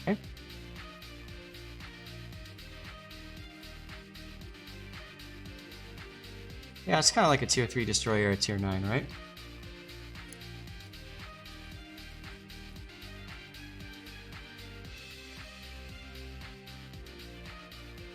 Oh, hey, Zach. Hello, how's it going? Well, not too bad. How are you? Fine, thanks. How are you enjoying this ship? Well, how should I start? Okay, actually, I'll do it this way. I guess in terms of advantages, like good things about getting this ship is that it's just, I think it's the most fun ship I've ever had, ever in this game. Really? Yeah, it's just a whole load of fun, just lots of laughs and giggles. And I guess Killjoy 1140 is now following. It's very different, it's very unique. It's not the boring same old, if you will. Sure, okay. I guess in terms of disadvantage is of course it's quite expensive. And 2 is that it's not the most beginner-friendly ship to play. You really got to know what you're doing. You can't just YOLO and die. It takes a lot of damage, like I find. And yeah, I guess that's a short rundown. Its guns aren't the best. Like it's not open water. I tried that for a bit. It didn't really work out very well. Nope. So it's almost kind of pretty reliant on its burst damage, if you will, to kind of hunt down back. Or the alternative is kind of use cover, use smoke, use range to do a little bit of chip damage against, let's say, battleships or unexpected cruisers. Mm-hmm. And in this case, I guess I tried to initially, like, this is only my second game or third game. In this case, I tried to pair with the Kleber to maybe if we can just find the kind of do like a hunt, kind of overlap, almost like kind of hunt down the destroyer in B. But it's just such an awkward ship to hunt destroyers. Yes, it is. Pansy, this is Staying Alive, otherwise known as Russian Balance, who's currently playing the Paolo Emilio. That's him talking.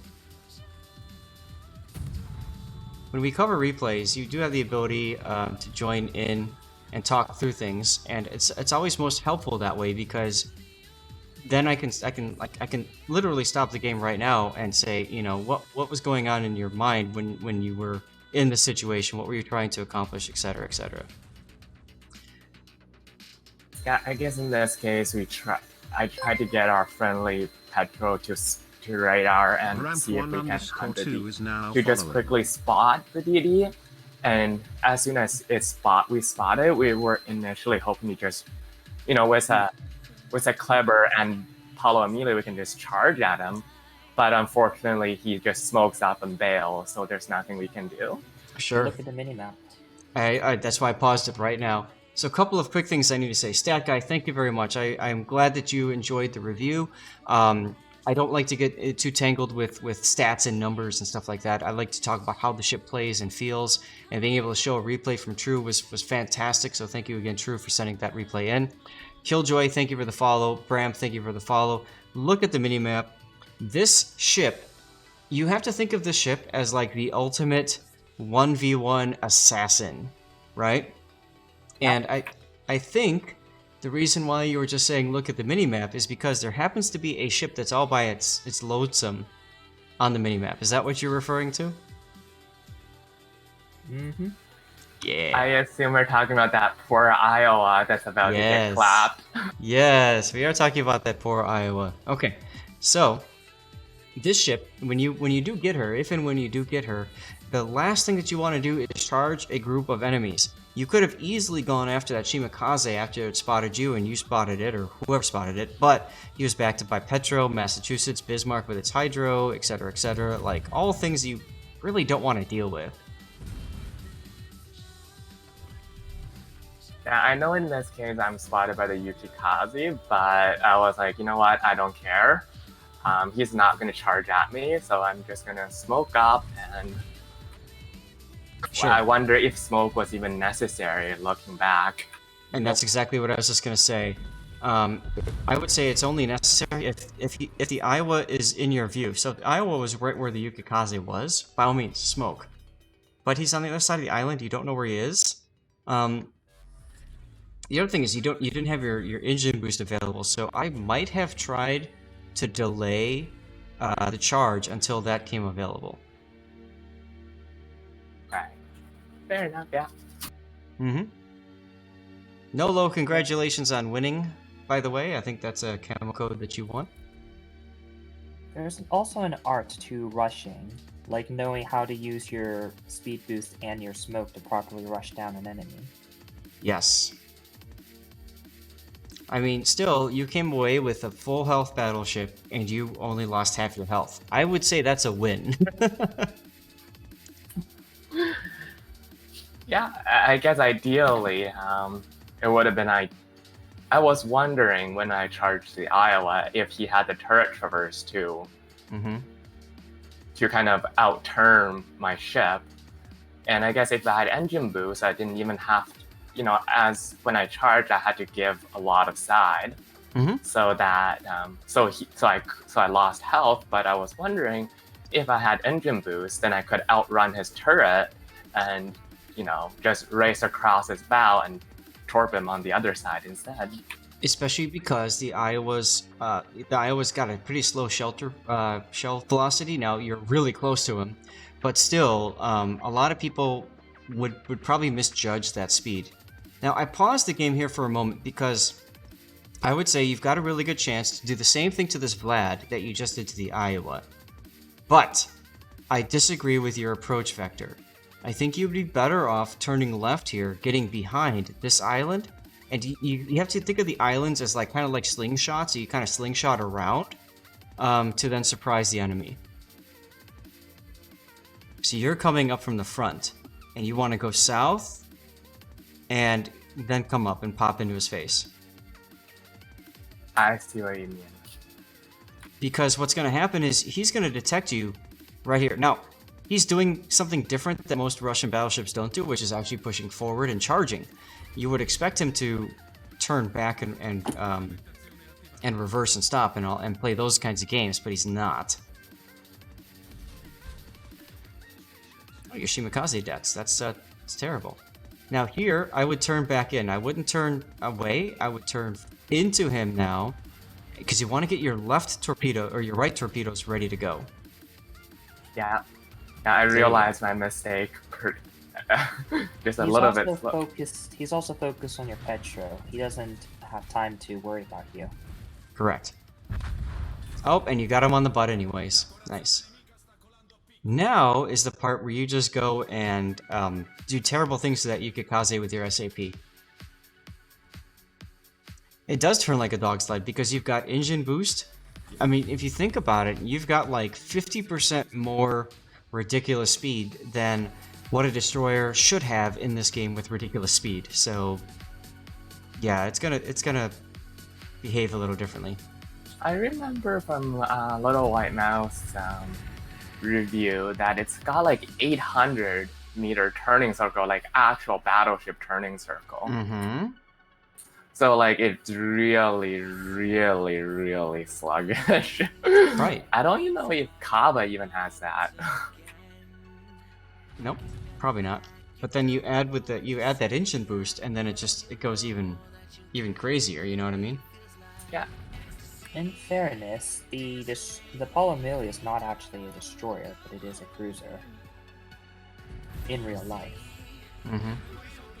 Oh, gotcha. And in the game, it's really just a missile. So, you know. It's an MIRV. It's a guided missile. And yes, Apollo Emilio has 810, Khabarovsk has 760. Oh, big rip. Yep. Now, your decision to move away from the KITAKAZE, personally, I might have been more aggressive and just got in his face and killed him. But I see why you didn't. You got the Venezia and the Petro back there that you were concerned about, right? Yeah, so I think what we decided to do is I'll wait for my Clever to come up, and then we'll go together. Because KITAKAZE, the thing is he outspots me by like 2 kilometers or some crazy stuff like that. Right. But, unfortunately, that decision is going to cost your Petro his life. Yeah, I think we messed up on the coordination here. Is because I was trying to wait for the Clever, the Petro had no Hydro and no DD screen for twerps. Yep. Now you're completely ignoring the Ostergotland over there. Now you see him that the Bismarck is dealing with. I mean, he's a secondary Bismarck. He can probably handle it himself, but.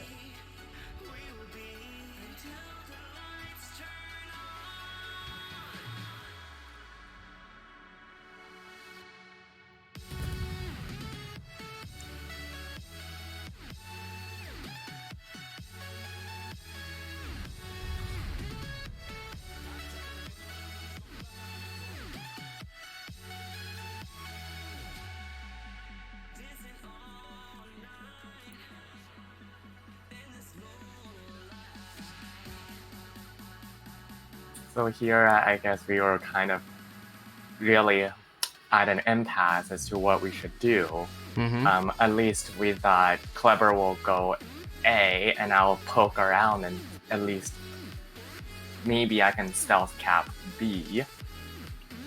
But we have a full health Bismarck that really needs to come up. It was better to have the Clever come back to B earlier. You could have had the Bismarck eventually take A, or you could have gone back to take A. Yep, I would agree. There's no need to send the Clever over to A. Bismarck's over there. He's fine. He's full health, like you said. keep the Kleber with you. I like the decision to go for wolf packs to work together. I think that's really important. A lot of players don't understand that aspect of the game, so that's good.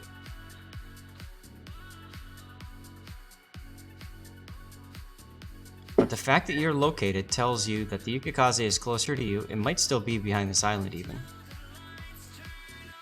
Yeah, exactly. If you want to really mess with this guy, you wait till your Kleber tells you, because I'm sure you're in voice with him, tells you he's detected.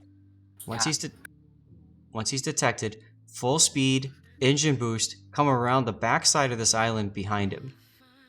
And the two of you guys together will just completely destroy him. Yeah. But I guess by this point in the game, we realize that Yukikaze knows his things. Like, we haven't been able to gun him down yet.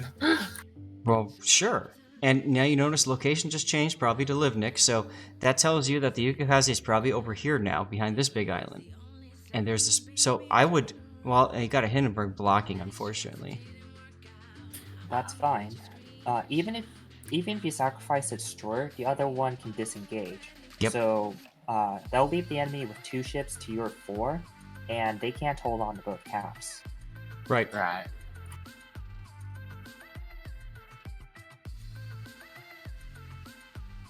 I'd love... Yeah. Oh, it's I'm sorry, Aussie. go ahead. I was gonna say, I'd love to see the Vlad bowing in and coming south, but he's not, so...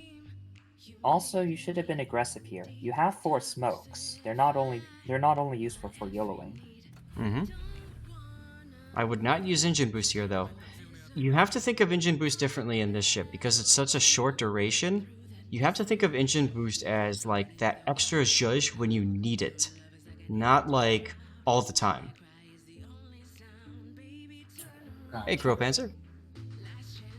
Yeah, I noticed here that I think after about 3-4 games, I realized, like, if I just keep the consumables just for the burst, like, I'm never going to use up all. Like, I end up with so much surplus that I should use it more liberally, you know, like this, just normally disengaging or whatnot.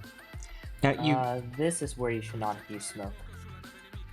I was going to say, if you're going to use smoke, then you should be moving forward. You should be going full speed forward at that point to get out of here. Right. And you might be able to torp Aussie in the Hindenburg. Now, if Aussie's got Hydro, you'll find out in about 3 seconds, because he's... Yeah, 6 that was my kilometers misplay here. Instead of running away, I backed up, tried to hide a bit, and then leave. And just as I'm about to decide I should leave, I just got into Hydro range.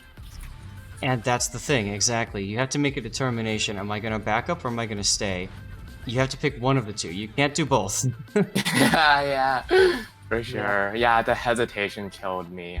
Yep. Like, it's like, oh, I think I'm not going to, but it's like, oh, wait, by the time I decide I'm going to go, it's way too late. Yep. If you decide to full speed out of it, you might have been barely able to clear it, but that's a maybe, because if you're still within 7 kilometers, you're dead. Yep. Now, the other thing, too, is you might as well have luck chucked your torpedoes on the other side of you as you're trying to run away. Because, I mean, at that point, you're dead. You know you're dead, so, you know, like... Right. Why not see what you can make happen because of that? Oh, I kind of like the Paolo Emilio with the fire coming out of flames. I guess this is the first death pick with this boat.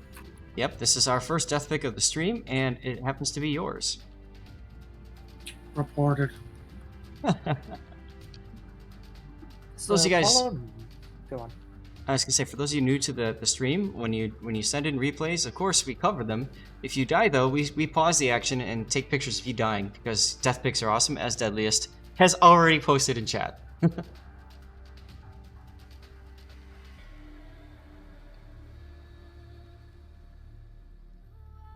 Yeah, Okay. I guess the unfortunate part of this boat I realized is that initially I think I built for range mod just in case I thought maybe I can, do a little bit of open water gunboating and, pad the damage a little bit. Mm-hmm.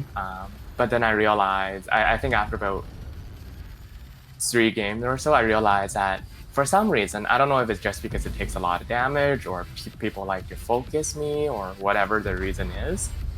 But this bow, even if I'm just briefly detected for, let's say, 5 seconds or 10 seconds, i.e. massive amount of damage. Oh yeah. You know, easily 5 to 10k just based on a brief spotting, and then priority target instantly flips to like 3 or 4.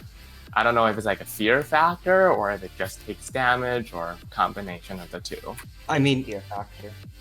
what's everybody in chat's been calling it YOLO Emilio, right? Like, that's what it's known for. It YOLOs enemies. So when you see that ship, you have to think, I have to kill it as quickly as I can, because if I don't kill it, I could be YOLO'd, right? Right. You can often use that to your advantage. If you have to be on the flank, then you usually attract a lot of attention. That is when you use your smoke. So they use that 15 seconds to turn their turrets towards you. They finally get a lock, but you blow smoke, so they lose the lock.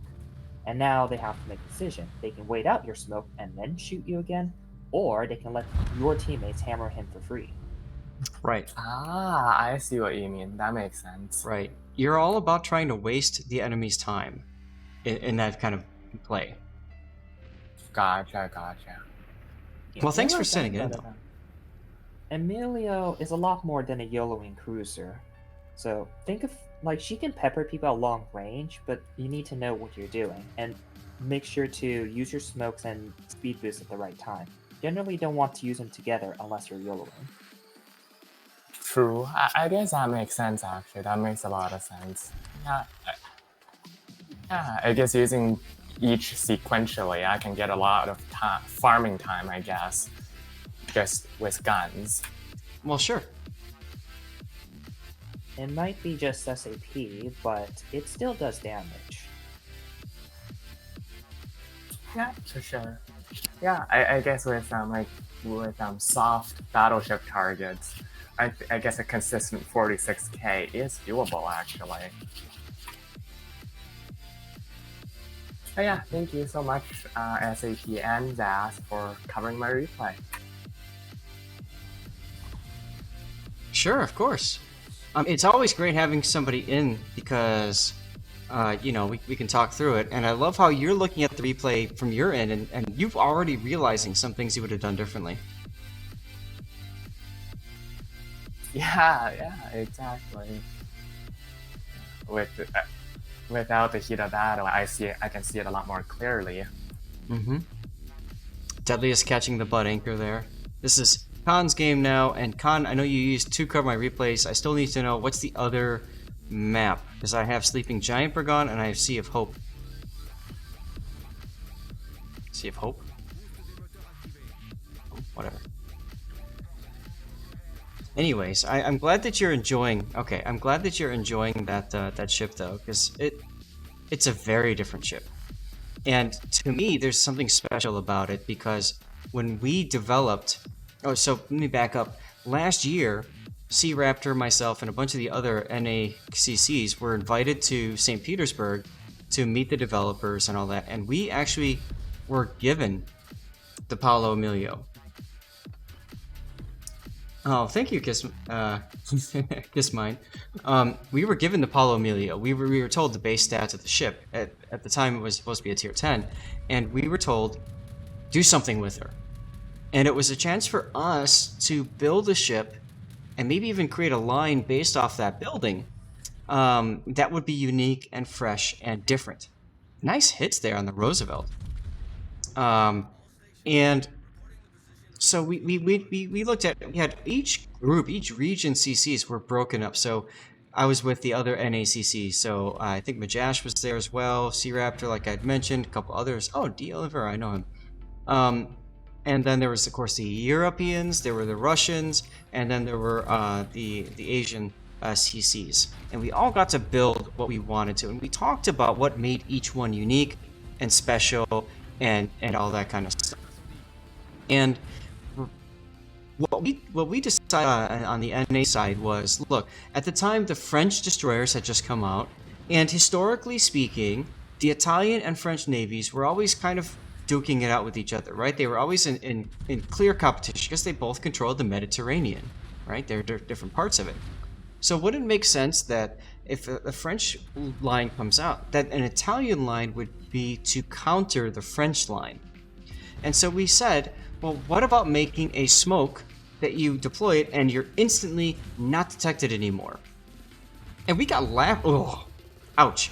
We got laughed at, like literally laughed at. People were like, what are you talking about? There's no such thing of that in the game. Guys, fuel smoke didn't exist at the time. That the whole Italian cruiser smoke, that didn't exist at the time. I think we kind of pioneered it, to be quite frank. We said we detect the target, we hit the button, and we could turn away. _2019 is now following. Agatha, thank you very much. We can turn away and we can get out of that situation quickly because in that fight, the French destroyer is going to pop its reload booster. So the smoke negates the reload booster. It's a direct counter. That's the way it was designed to be. So for us, like seeing that ship make it into the game like that with that fuel smoke is something that's just really kind of fun to see, like making it into the game. And it was so fun because we were talking and we kind of got the feeling that the Russian developers that asked us to do this exercise, to put on this exercise, were very interested in our design, because while we were eating lunch, they kept coming over and talking to us. Like, how do you see this working out? What do you think about this? Blah, blah, blah. And it was really refreshing and really cool to see. So I have a lot of pride built up in the PAOLO EMILIO, let me tell you. Her release is a little bit different than the exact concept that we had for it, being that, with the whole YOLO capabilities and stuff. But it's funny because I saw, I think it was a post on Reddit, somebody complaining about how they're playing a French destroyer, they see the PAOLO EMILIO, and they can't do anything about it.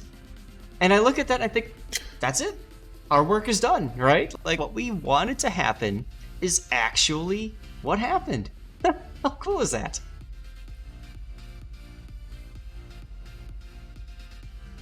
Yeah, it is, exactly. It's essentially a counter to the French destroyers, right? So it was cool. I mean, the other designs were interesting too. The Europeans' design, I think, had like a super torpedo boat or something like that. One that went like to ridiculous speeds and had like all this torpedo power, but like no guns or something like that. Maybe that was the Russians. I can't remember which of the two it was, but one of them definitely had something like that. And it was like presentation time, and we're all like, all right, who wants to present? And we had our board and everything, and just a lot of fun. It's a lot of fun. Sea Raptor, I think, has a video that covers how that worked. So it's staying alive. It's extremely exciting to have your own creation in the game. As a matter of fact, if you go into controls and crosshairs, well, I can't do that because it's a game right now. But there's a replay. There's a crosshair in this game that I actually designed, and it's the crosshair where it's all yellow with black outlines, thick black outlines, because I play the game on a projector, and because of that, the default crosshair just isn't good enough. And it's also great for people that have vision problems and can't see as well. So I designed that, and that made it to the game, and you better believe it feels damn good to feel like you had an impact on the game as a player. That's why I'm still here. That's why I'm wearing World of Warships shirts and all that, and that's why I'm gonna keep supporting what they do as a company for the most part. There's a couple things that I'd like, dude, but for the most part. Tort Power, did somebody say Overgrown Kuma that could never be added to the game again? Oh wait, lol. Yeah, right. You're exactly right, C-Red. But you know what? It hasn't been released. It's added to the game and it's being tested, but the KITAKAZE has not been released. And we don't know if she will be or not. Hello. Oh. Hey, Kane. Or, sorry. Welcome aboard.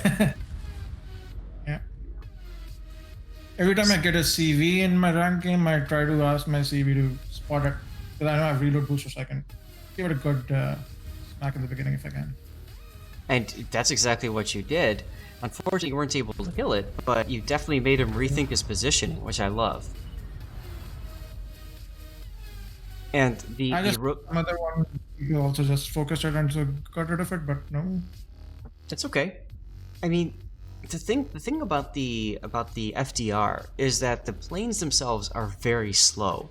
So the FDR wants to be close to the action because the closer it is, the more strikes it can get off, and you can see that in his initial positioning. He was very aggressively positioned. But you stopped that, you forced him back. Which, even though it hasn't killed him, you've helped to negate a lot of what his planes can do.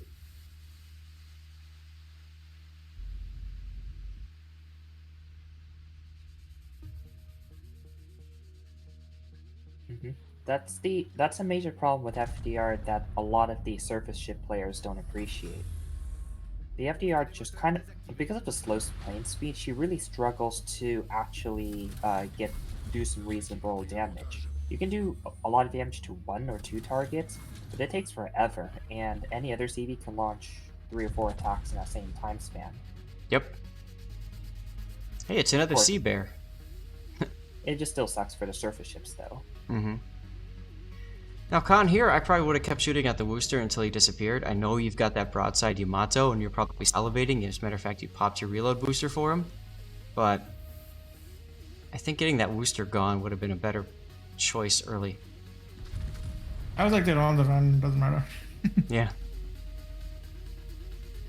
Well, the thing is, he's on the run, but this is arms race. They don't have a heal. They never picked up their heal. Because I was going to say, if on arms race, you have to be very careful with letting a ship that's low health live, because they come back healed up. That's true. I like the decision to stay on the Yamato here now, though, because the Thunderer was going to go broadside till he saw you and said, crap. Now he took torpedoes for his trouble. Kind of funny to see him all ignore him. I'm confused as well, but they're all looking... What are they looking at? The SHIKISHIMA? No, they're looking at Mr. Popeye? I don't know. They probably didn't really expect a battleship to be in their spawn at 10 minutes. Yeah.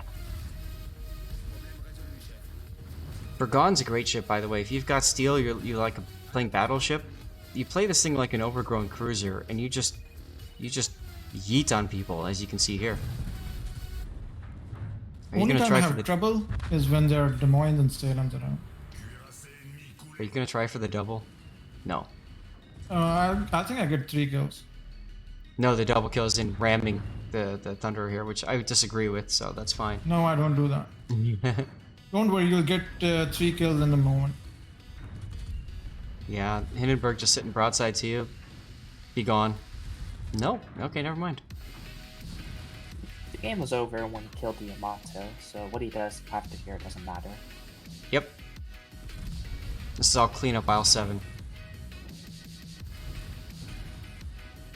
True, congratulations on your Kraken Unleashed in the Florida next game. There's a double strike. Yeah, but no achievement? There's a triple strike.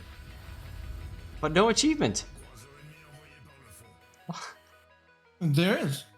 Okay, it just didn't show in the chat window or whatever. Huh. Well, nice game, man. Sorry we were talking a lot about other stuff during it, but I mean, you showed exactly what you do in that ship, right? You play the flanks, and then when it's time to strike, you just go. Dalimar It's is a lot now of fun, following. especially in rank. Yeah, Dalimar, thank you very much for the follow. Well, and the thing is with the Bourgogne is it's got the AHE capabilities too, so you can burn battleships, and then when they DCP, that's when you pop your reload booster and set them on fire again, and just keep doing it until they burn down the waterline. So if they want to angle, okay, fine, I'll just burn you down. That's fine.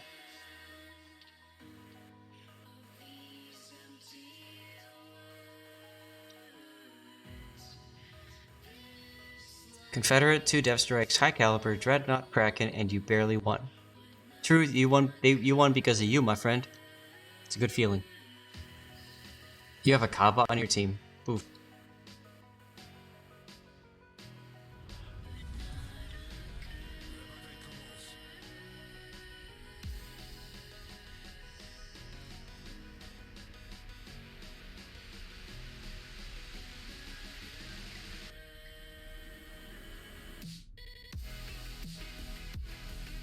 All right, so take me through your line of thinking at the early game. Go ahead and tell me your assessment of these teams, if you would, please.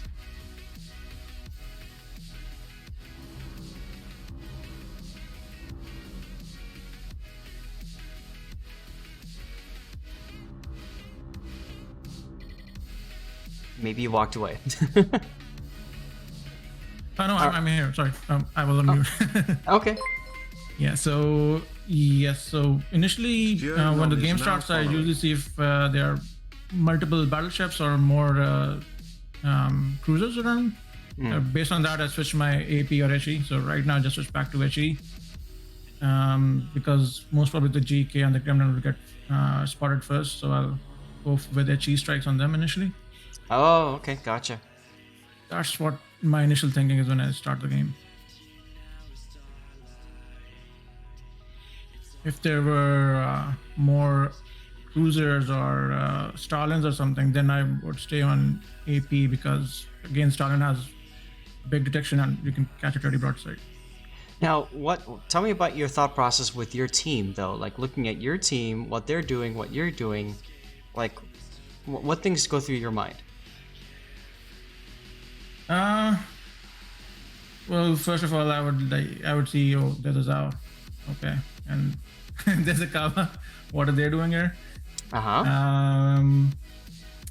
Besides that, I don't really care. If the only thing, if it's a CV game, I try to ask my CV to spot the CV if he can. Other than that, I don't really interact much in chat. I just go with the flow. Oh wow, okay, so he actually caught the Z52 early. Why is he going that way? So, the reason I ask is because one of the things that I like to do is... You're shooting a little in front of him, he's backing up.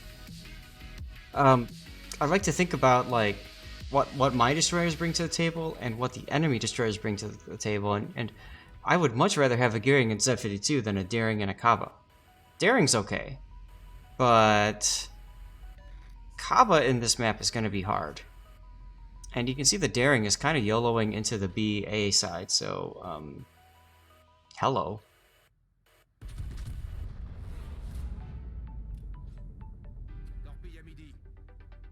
Generally, I like to look at the deployment of my ships as well, and for a long time, the Kaba and Daring were together, which is, in my opinion, a big no-no in ranked.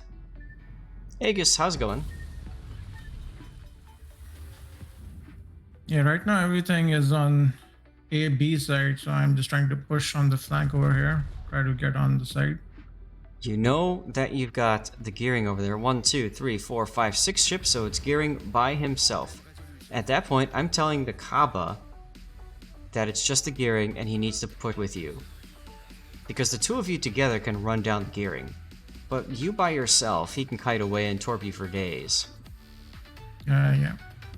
That's why I take the long route behind the islands.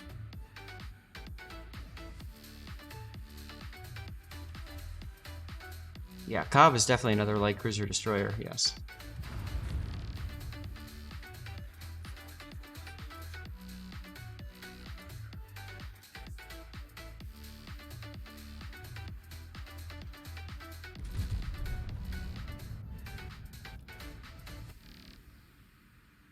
Like that name, Holly Molly.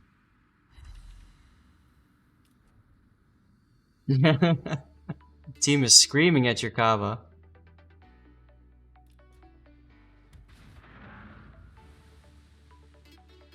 I mean, he brought a Cobra skin, so he deserves it. Now, Kaba has two options, right? It's got the heal, and it's got the smoke. And I know it might sound weird, but smoke Kaba in ranked is probably better than heal Kaba. With how it's been changed. I mean, Kaba plays completely differently than Tashkent and stuff, simply because of its sluggish characteristics and rather bad range, right?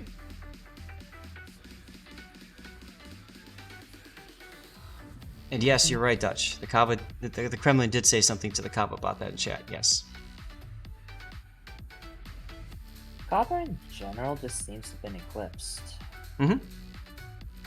Like, No there's reason. literally the Grozavoid that does about everything Kaba can do, but better. Correct.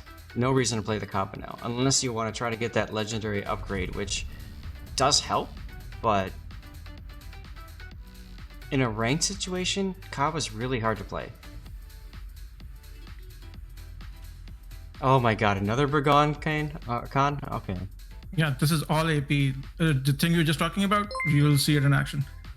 Okay. ZLP underscore just Well, we resubscribed did for 3 see months. a lot of what the AP could do at close range. Mm-hmm. This time it's long range and close range. And really up close range. Alright, so those torpedoes give you a hint as to where the gearing is. There he is. Exactly, that's why I start moving towards it. This is where you need to communicate with your Kaba and tell him the two of you need to rush him now. It looks like he's realizing this, so that's good. Zip, thank you very much for your Twitch Prime resub, my friend. Zip, if you got a game you want me to cover, let me know. I'll take care of that for you, okay?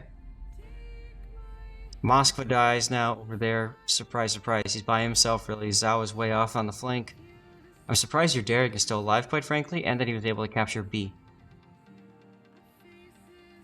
Also kind of fortunate the gearing there. If he went south, you guys would have never caught him. Mm-hmm. Yep. He got scared, he turned into the island, and he got stuck. Now look at your Kaba. He's... I guess he's doing okay. Kaba's fine. KhaneKhannan just One of the few resubscribed for things 5 months. Kaba can do is completely beat the crap out of other destroyers. Yep. Exactly. Alright, Khan, so you're resubbing for your third game there. Thank you for that resub, by the way. I already used tokens for the third game. Did you already use tokens for the third? Yep. So today is Khan's replay theater. That's right, it is. Well, there was for a whole month we couldn't do anything, right? Yeah, I know. And next week we can't do anything again. Correct. Because of King of the Sea. I don't think my wife would go for covering King of the Sea in the morning and then swapping to replay analysis in the afternoon. Isn't King of the Sea like an all-day thing? Pretty much, yeah. So Saturday, it's gonna be like 7 or 8 a.m. for me, and it's gonna go like 8 hours. Sunday, I think it'll go a little bit later in the morning, and it'll end sooner. But yeah, it's gonna be a long couple of days. Bribing? I don't know. Bribing doesn't work on her that much. And to be quite honest, like, I don't know. I mean, it's hard to justify taking myself out of this thing for the whole weekend. You know what I mean? It is a holiday weekend though, so I got Friday kind of off, Monday off, so there's that. But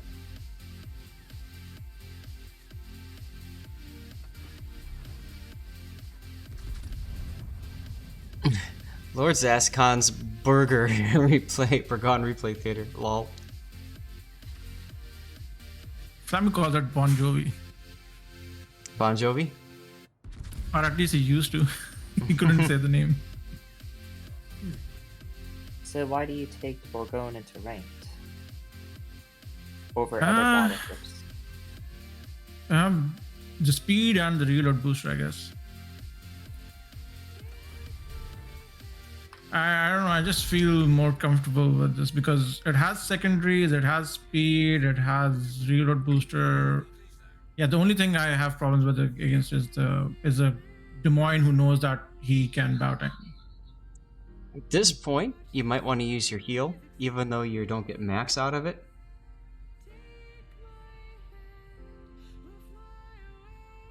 I would agree. You still have a lot of HP to true crew for an enemy, so you want that heal up as soon as possible. Exactly. Right. We're getting into the late game, so you need all your consumables ready to go for maximum effect.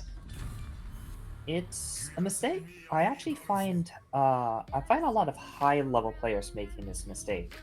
Like, they'll save that heal and try to get the most out of the AR boost, but in practice, it's not really worth it. Sometimes you need that extra HP for more intense engagement. Yep. This is going to be a dirty salvo. Yes, 30k. Yeah, you're right. I think I have that mod which tells you how much heal like if you're maxed out on heal or not. So I guess that kind of makes me not push the button. Yep.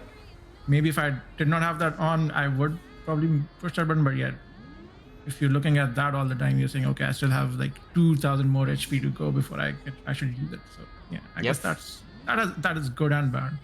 Exactly. It's a double-edged sword there. Kava comes out broadside to you. Of course, he starts turning instantly, but still, that's kind of funny. Z52 is in AB now, so that's... So, to kind of get a... So, your heal will heal 14% of your ship's HP normally. You'll heal about maybe 16 or 17%. So, with that AR boost, maybe it's kind of a difference of 3% in firepower. I don't think it's really that useful in the long run. I don't think I'm looking at the AR at that time. Like, I only look at the AR once I'm much further down. Like, if I'm like 75% down, then I might be thinking about, okay, I've still got AR, I'll heal a bit later. Just make the most of it. But at higher HP, I don't think I really care about the AR or look into it. Even though I have the French captain, which has the better AR. It's more noticeable if you're at lower HP, but you still get the same effect. I think SAT is just simply saying that there are people that try to min-max their AR boost, and that ends up hurting them in the long run. Right. That's all. Now it's just you versus 3 people. Good luck. Have fun. Well, it's easy. Just abstract the Venezia, kill the Z52, and kill the Rooster. This Z52, for some odd reason, backed out, let himself get spotted. Okay. Told you it looked easy.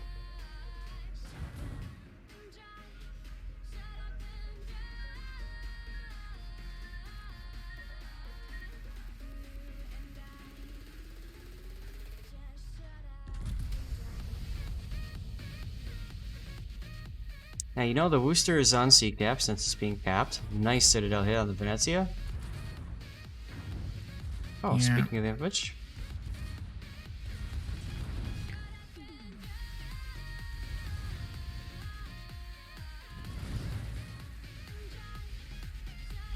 Seven minutes This left is- in the game. Yeah, this is where I'm making the mistake. Instead of going for the booster, I just start chasing the Venezia. Yep, and you're far better off going for the Worcester. Yeah, I did not realize it at the time. I was like, I have a reload booster coming up. I'll probably be able to get rid of the Venezia. Yeah, also I was thinking like if I stay here, the booster won't be able to like damage from me. So, yeah, I think those were things going in my head. I was like, it's only the Venezia now, so I can work on him. But in the end, it doesn't work out. I paused the game for a second because ironically enough, had you turned to go after the Worcester, you probably would have taken 1 or 2 Venezia Torps. But I would probably sail myself over to here. The Venezia can't really hit you over the island. You're still threatening A and B cap, which the enemy needs in order... I think they probably need in order to win. And you take the Venezia out of that game with that island here. And you force the Worcester to come after you. So I think I would have moved to about here. I don't know that I would have gone straight at the Worcester early on. I might have waited here to see what the Worcester does, and then made that determination afterwards. Does that make sense? Yeah.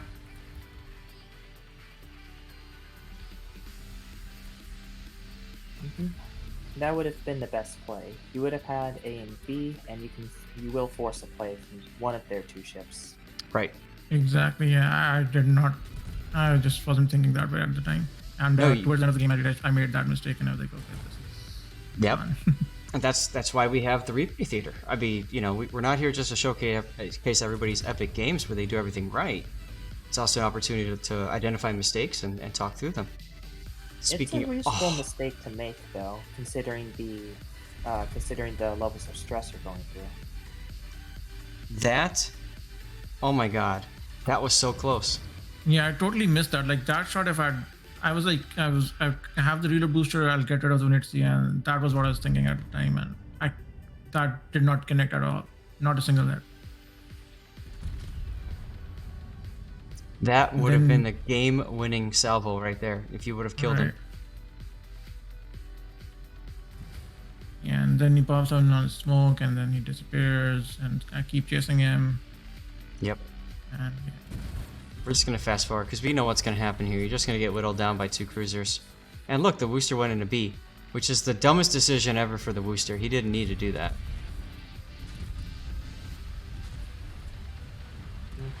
He kind of just left.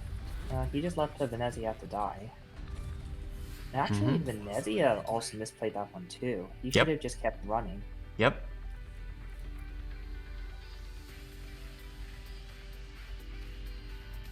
Yeah, I don't have enough time to get back or do something. Nope. Yeah. Venezia did his job of luring you away. At the same time, he could have done better. He didn't need to die there. Mm-hmm.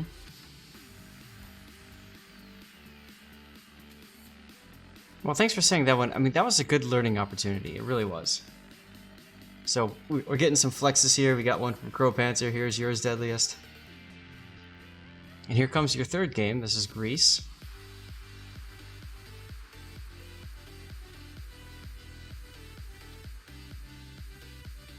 Just a reminder to everybody, we do have a CC container giveaway up and running. Make sure you hit exclamation point ticket to get into it. Chat stayed positive throughout the game, even until the end, and that is rare, Dutch, and I'm glad that you pointed that out. And even at the end, I was fast forwarding it, but you saw both teams were congratulating each other, right? This was a back and forth, this was a blowout, this is what we want the game to be, so that was kind of cool. Tin Can Blaster is now following. Sounds like a 18 to 15 rank game then. Tin Can Blaster. Thank you very much for the follow, Tin Can. Daggerina, thank you too. Daggerina is now following. Both of these games showed Bourgogne's amazing potential on the flank. So on both of those games, Khan was able to take his Bourgogne and just shove it up the flank. And since he the enemy didn't do anything to stop him, at least he was threatening broadsides. Sterny, unfortunately, we don't have the ability to do song requests anymore. We used to, but with the whole digital music copyright concerns, we've had to switch to Pretzel Rocks. I will tell you guys, if you're listening to a song that you don't like, let me know, and I can just skip it and move on to another one, thumbs down it so we never hear it again. But we don't, unfortunately, have control anymore with that stuff, so...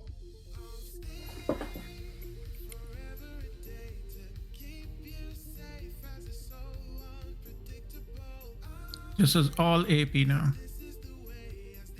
Alright, I mean, it makes sense. There's 2 battleships instead of 3. You could make the argument for HE because of Kremlin, who probably bows in, Stalingrad, who probably bows in, that sort of thing. But then this is Greece.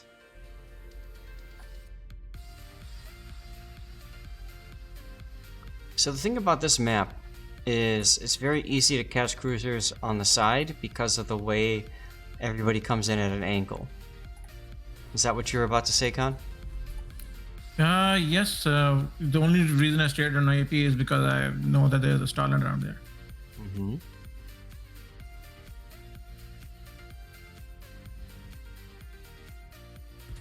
Even though there's 3 destroyers, but still, because of the Stalin, I keep on AP. Yeah, and he even started turning back into your salvo. Yeah, that's gonna hurt him. Too bad he's not still spotted, otherwise he could pop your reload booster and try to hit him again. You're right. But it's good. Obviously your teammates are recognizing the threat as well as they set him on fire.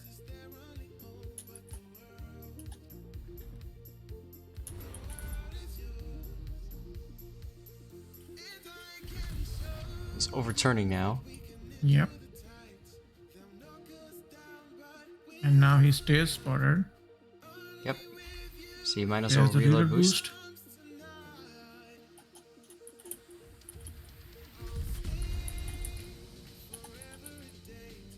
Bye bye, Stalingrad.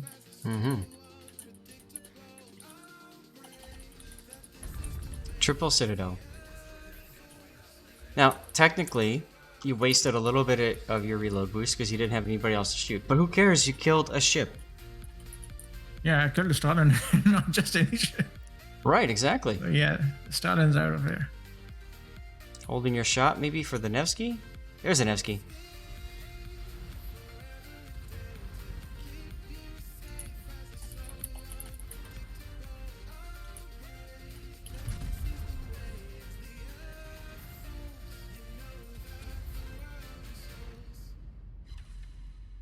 Not a bad hit. A little bit earlier reaction could have gotten a more catastrophic hit on him, but... Yeah, he got went out of vision for a bit, right? Yep, exactly.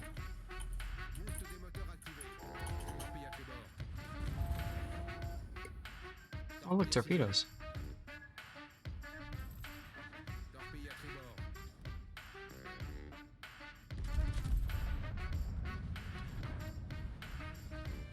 Oof. Well, you traded a cruiser for a cruiser. Health-wise, you guys are about even. They started with more health, though.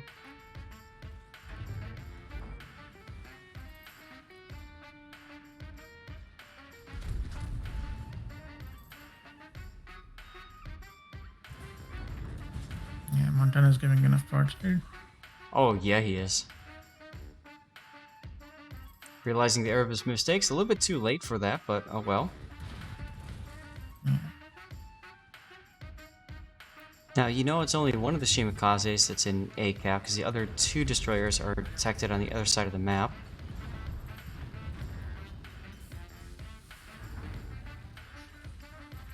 Another Citadel in the Montana, jeez. Yeah, but Bourgogne has this strange ability of finding one shell that hits the Citadel every now and then. Right? Out of the 12. Well, and which is usually enough. You turned really far south. I was about to say, you know, that would have been a really good opportunity for you to pop your reload boost and just let him have it. And I think I would still do that right here. Nice torp kill by the small end. Like, if you had followed up right here with another, you might have gotten him off the board. I know you got that Kremlin that's on your side you have to watch for. Now you're using reload boost. I think someone else gets him. We sound 2 fires, so probably. Nope, you got him. Oh yeah, okay. Grunton, what is your opinion on the German battleship lines? Currently using a Bayern, and people telling me the tier 8, 7 battleships are very worth. Yes, they are very worth those the grind. Keep at it if you're in the Bayern. Bayern is fun, but it's all about the aim, and it's all about the positioning with the Bayern. Speed isn't the greatest, but its armor is fantastic, and its penetration is great at tier 6. So focus on aim, focus on position, and those lessons that you have learned will really help you when you get to the tier 7 KANAISA now, and you get torpedoes and secondaries that mean you can YOLO things. And the KANAISA now is one of the most fun tech tree ships out there, in my opinion. And then Bismarck at tier 8 is pretty fun too, although at tier 8 you see tier 10 ships, so that's less fun. Generally speaking, that's correct. You only want to use AP with Bayern.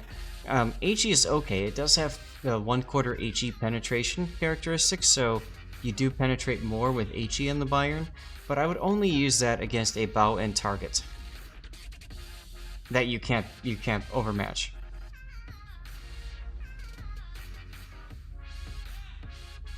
No, I'm just going in for the kills. You might as well. I mean, you're winning. You're up on 4 ships.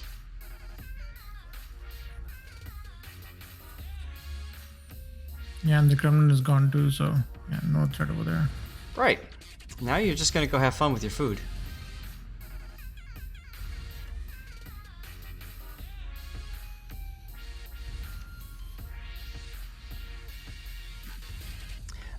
They are nice. So that's a mod. It's on Aslane's website, so aslane.com, Grenton. Alternately, you can pick them up from, what is it called? The Warships mod, or I can't remember what. Mod Station. The official one, Mod Station. Thank you. You can search for that as well. And what you're looking for is side panel mod. Kitten Nuggets. K1TT3N_Nuggets is now following. Very interesting name. Thank you for the follow. I'm scared. You're welcome, Gretton. Yeah, Odin is great too. I love the Odin. This guy. This guy. Bye. Grenton is now following. Gretton, thanks for the follow, my friend. Hey, make sure you hit exclamation point ticket. That goes for everybody else who's not in the raffle yet. Exclamation point ticket gets you in. We're drawing a community contributor container soon. .tm. And you have to be a follower to win. That's it. Oh yeah, this guy had fun, absolutely. Grix, thanks for the follow. Grix is now following. Now, if you think you've already entered, just hit exclamation point ticket again. If you're not sure, it'll say you have too many tickets. That's fine. That just means you've entered and you're good. Highway Poet, thank you for the follow. Highway Poet is now following. And that was all AP. That was all AP. Not bad, man. Not bad. Destructive_Carnage is now following. And this is me when I play ranked. Just, you know. Destructive Carnage, thank you for the follow. And Timbo 1974 is now following. Thank you as well. Well, Cot, I guess we're going to somebody else now, huh? Yes, you are. Yes! No offense. It's great, though, to be able to see, like, those are 3 different games where the Bourgogne, the same ship, same player, were played in 3 totally different ways. So I think there was some really good value to those games anyway. So thanks for sending them in, man. All right, no problem.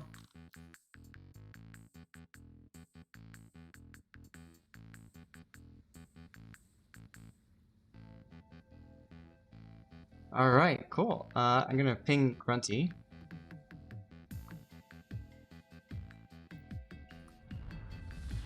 And Grunty is in the Munchen. Oh, you're here. Okay. Sorry, I didn't notice. Ah, the Munchen. Tier 7 ship that's got, I believe this is a Nuremberg hull, which is a problem in my opinion. And then you've got the 2 150mm, dual 150mm turrets, I should say. And of course, it's got torpedoes.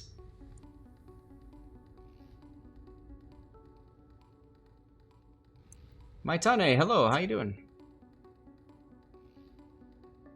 Oh, I'm sorry, Grunty. You got a ping. 1 ping only, please. Oh, you got the special German flag going on too, huh? Let's see. Yeah. Is that the like the special Bavarian flag down there?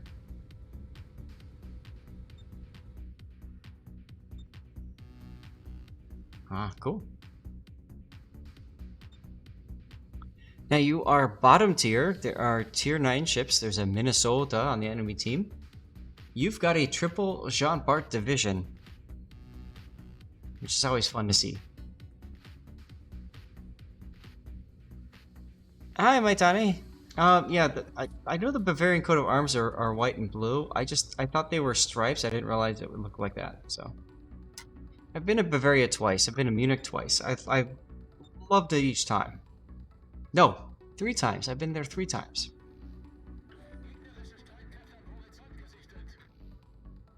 Enemy div is from the same clan, RMB. Yeah. Now, the Munchen is really good at long-range, spammy things. It's 150mm guns. Divide that by 4, that's the HE pen, which I believe is 38. So it's not bad at all. Fire chance is okay. But the big problem is it's a Nuremberg hull, so...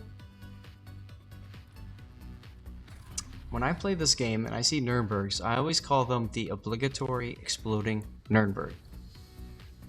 Because that's generally speaking what they do. They explode very easily. Oof.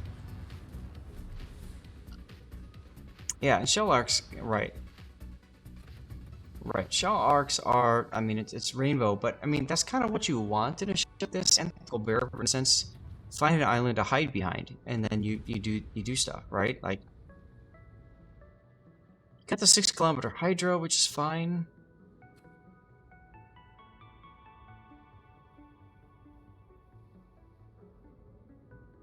Stooge Clan. Horns all say yuck yuck yuck. Lol.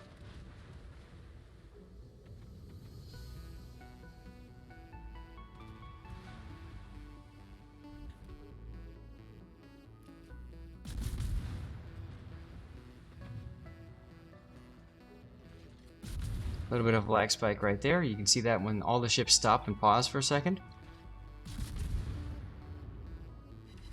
Grunty, are you enjoying the Nuremberg?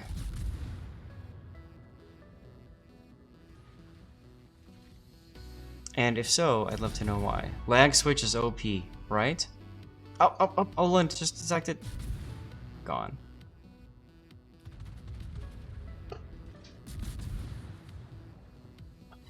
I like how the bulk of your team is on the A side, but nobody's actually in A.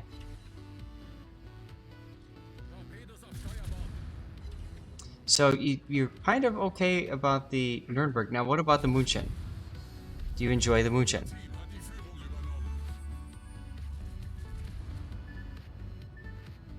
You love it. And why do you love the Munchen? The reason I'm asking is because it's a Nuremberg hull, so I'm wondering if that is a big deal to you or not. Does that make sense?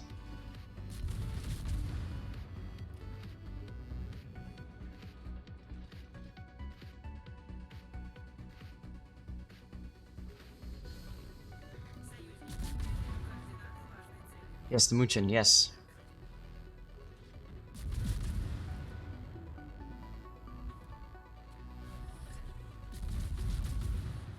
You know it's gonna go boom and the waiting around is a drag? Lol. Oh my god, look at this right here. There's one Jean Bart. I do like how, you notice how Grunty is staying in the backfield. He's not the closest cruiser. And he's trying to make it so that it's very difficult for the enemy to shoot him.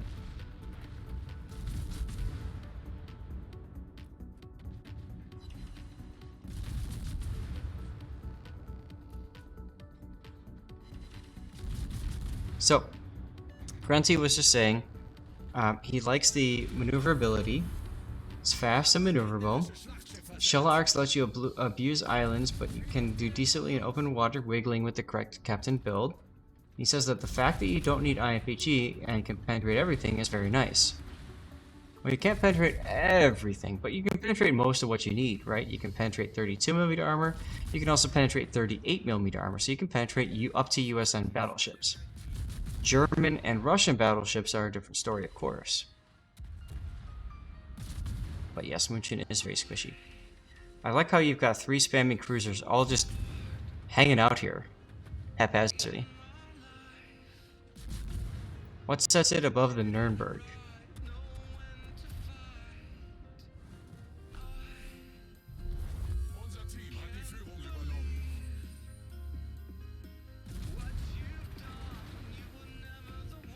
More guns? It's got 8 guns to Nuremberg's 9, I thought. Doesn't Nuremberg have 1 in the front and 2 in the back? Triples? Nurn is 9, Munchen is 8. Yeah.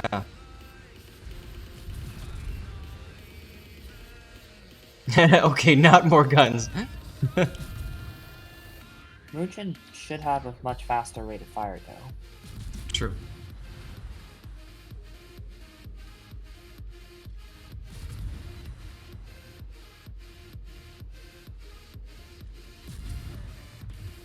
Yes, I'm not a native German speaker, so I'm going to struggle a little bit to pronounce things. I do apologize for that, guys.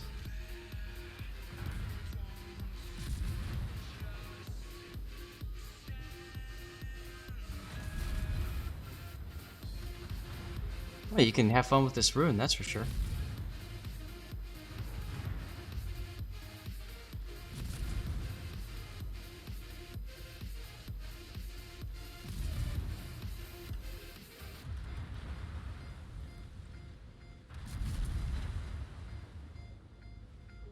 Just sound angry.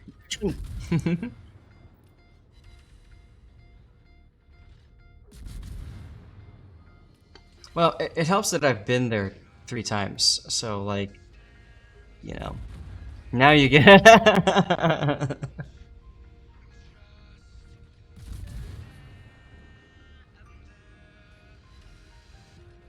The first time I was there, I didn't really care much for the city, but as I've been there more and more and more, I'm starting to get an idea of what makes it unique and special. After the rework, you'll be able. Why will you be able to use loot gens on it after the rework? Oh, because you're using loot gens on your carrier right now. Is that what you're getting at?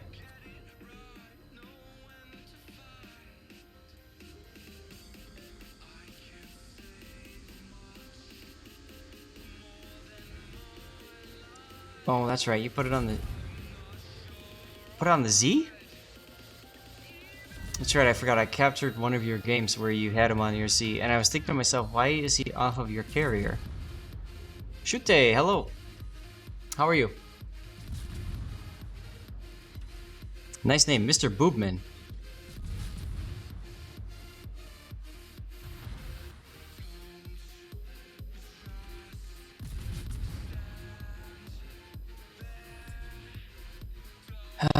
Good. Happy Sunday. Thank you. Happy Sunday to you as well. Nothing I'd rather be doing than hanging out with all you fine folk, covering replays, and just talking through what's going down. Love it.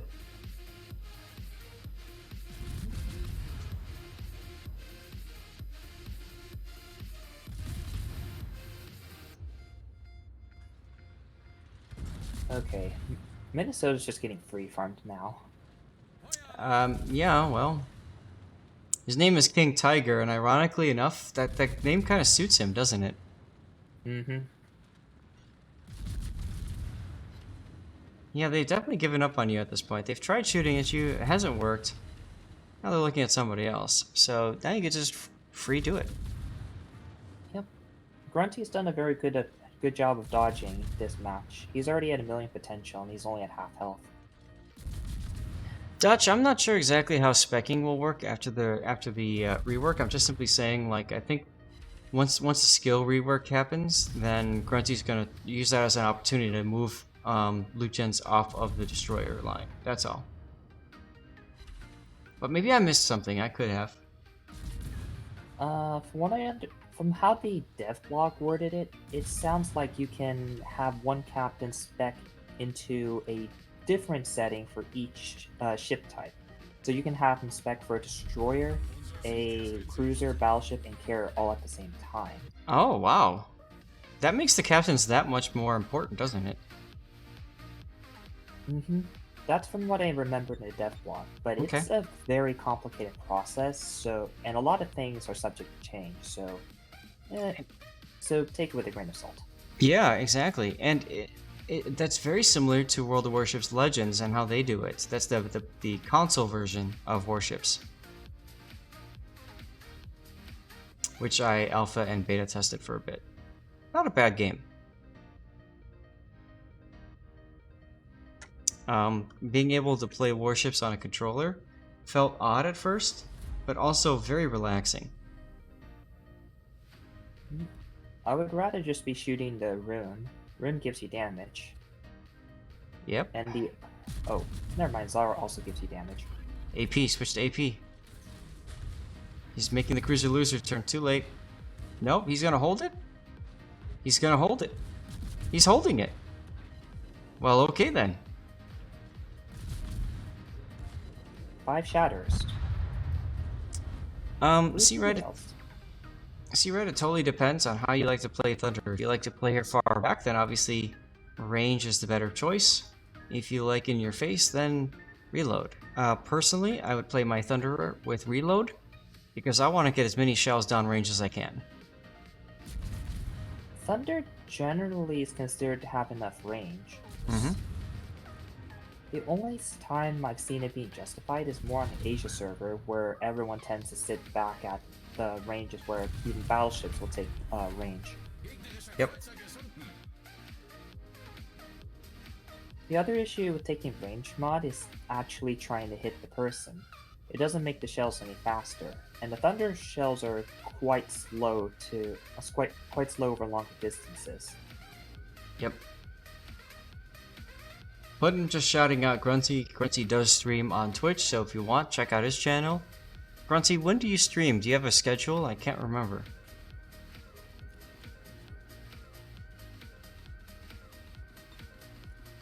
Apparently from that looks like owl time.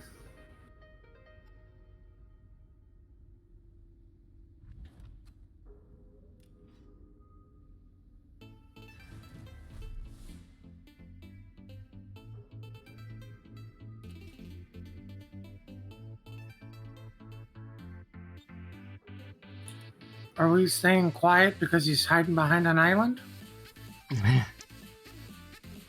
I don't know. Yeah, you don't have a fixed schedule. That's what I thought. Okay. Well, there's also a Belfast over there behind the island too.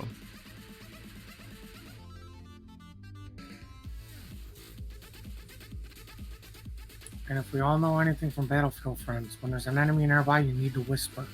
Mm-hmm. Damn right.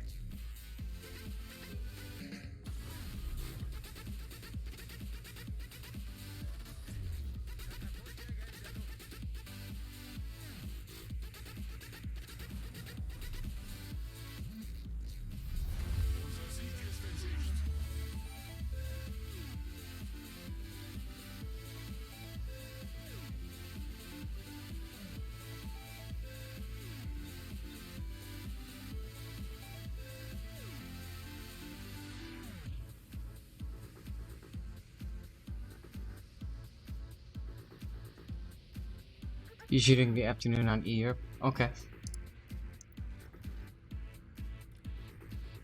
Yeah, Thunderblood is pretty flat. Oh look, here comes the Belfast, just ready for AP. He's gonna see you and he's gonna say, oh crap. And your shells are just not gonna pen a citadel. There they go.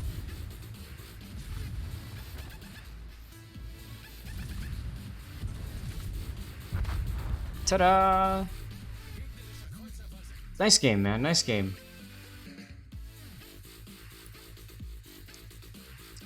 $3,100 base XP. Wow.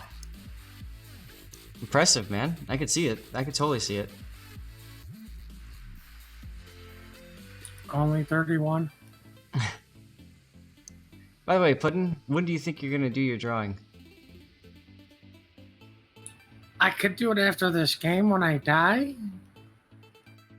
Well, what do we got left for codes? We got 2 CC One containers. left? After this one, right? After this one, yeah. We have Yeah. one left after this. Yeah, so we might as well use them up.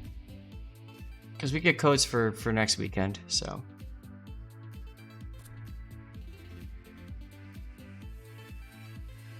Testa!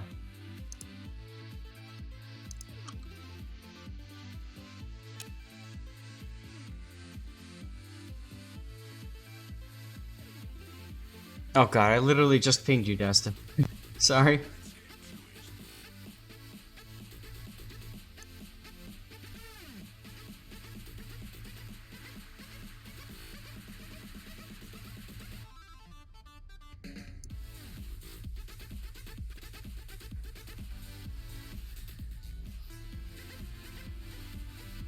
What do you mean by reclaim your Roma replay, Dutch?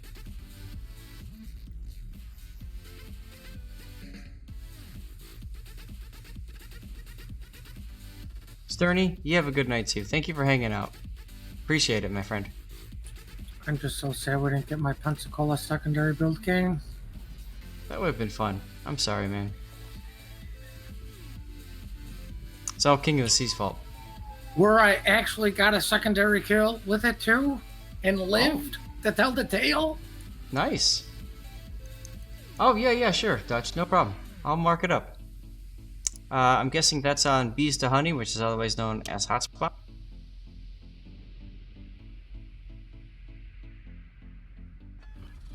Well, yeah, it's an Iron Duke. You definitely want to have British camo, right? Oh wow, when I ground through the Iron Duke, it did not have a catapult on the turret. That's awesome. Alright, Dutch, I got it set. It'll be next. No problemo. You recruited a friend to play. You're at 1282 recruitment. Should I buy the junior stage ones or save for seasoned? Or just really save for vet? Grenton, I'm not sure. You'd have to look at what's in those containers to determine if you want. I've actually never used my recruitment points to buy one, so kind of a bad answer. When they first started it, we got a bunch of them to open on stream, and we did, but yeah, I would say look at the rewards first and determine what you individually want out of them. Personally, but I'm an in-game player. Personally, I would go for the very last option, the most expensive, the veteran. But, I mean, your mileage may vary. So I'd say just pick the one that you want, man. Patrice, hello!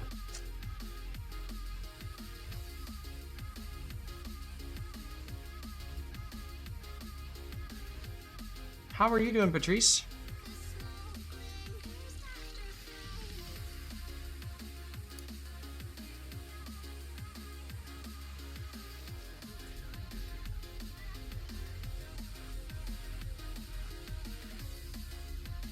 Patrice with the flax! Here you go, good sir.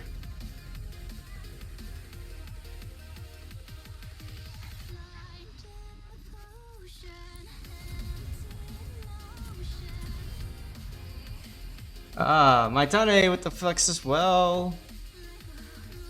Desta says save for the vet, but it depends on what chips you currently have. It's a good plan. Spotter plane takes a while to shoot. You have to learn to like aim lower than you normally would with spotter plane. So it takes a while, but you'll figure it out.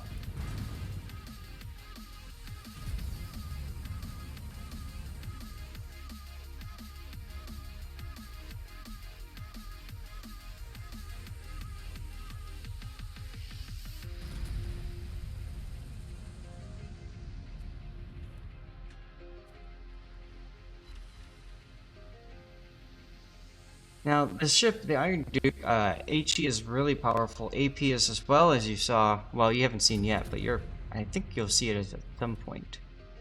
How powerful AP can be on the ship. Well, you saw it actually in the, when I was playing the, Flint. You rarely use spotter to shoot since Colorado? Okay. To me, it's the Japanese battleships that taught me not to use the spotter plane because you got so much range and the accuracy is so close, like so specific. Like if you're a little up, you like completely whiff.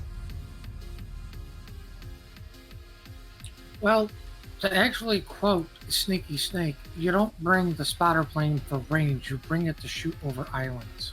Yep, exactly. A lot of people think that it gives you the extra range and that's all you use it for, but you're right. It's also good for shooting through smoke. And now it's time to blame Sneaky for making me to fucking quote him. Sneaky's right, though. Now, here you should be using AP. This is a bug in the replay system. It shows AP loaded, but obviously it's loaded. He's setting fires. Okay, fine. Quote Ted's to right instead. There you go. Now you feel better. Just quote Zaf. I'm gonna quote the great SAT. Oh. Well, I'm a destroyer main. That holds no weight here. Doesn't mean you can't panic spotter plane. So, Seabear, there's actually a mod that you can use. It's called Odd2 Camera, and it's in add-ins. It might be also in mod station. Kappa! Underscore fodder raided my stream with 77 viewers. Happa, thanks for the raid. Absolutely, you need to shout Happa out. Happa, I hope you had a great Sunday stream. We're just talking about mods. Happa rigged, right? So the Odd2 camera is really nice because when you pop your spotter plane, you just do one tick down, and then you go from that high up view back down to normal view at the same range. It's a really fantastic mod. Handy Trasher is now following. Thank you for the follow. those that joined in Happa's raid, welcome. This is SAS Replay Theater. We are currently looking at Desta Waits in the Iron Duke at one of his replays, and we're out here to try to help him, give him some feedback, talk through the battle. Alvinch12 is now following. Alvin, thank you very much for the follow. We currently have a giveaway going for a community contributor container. All you have to do is hit !ticket and be a follower. Thank you very much, Happa. And ladies and gentlemen, don't forget, take a screenshot of your battles in an American ship and post the end result screen in Happa's forum thread for a chance. I think he's giving away a Sims. Right? Even if you don't win, make sure to submit something for Happa's contest. Wargaming will see it as being successful, and he can offer argue for better prizes as a result. Exactly. The more people that do this, the better. The better the prize pool. This is the first time we've seen a ship, if I remember right. Please, Happa, go right ahead.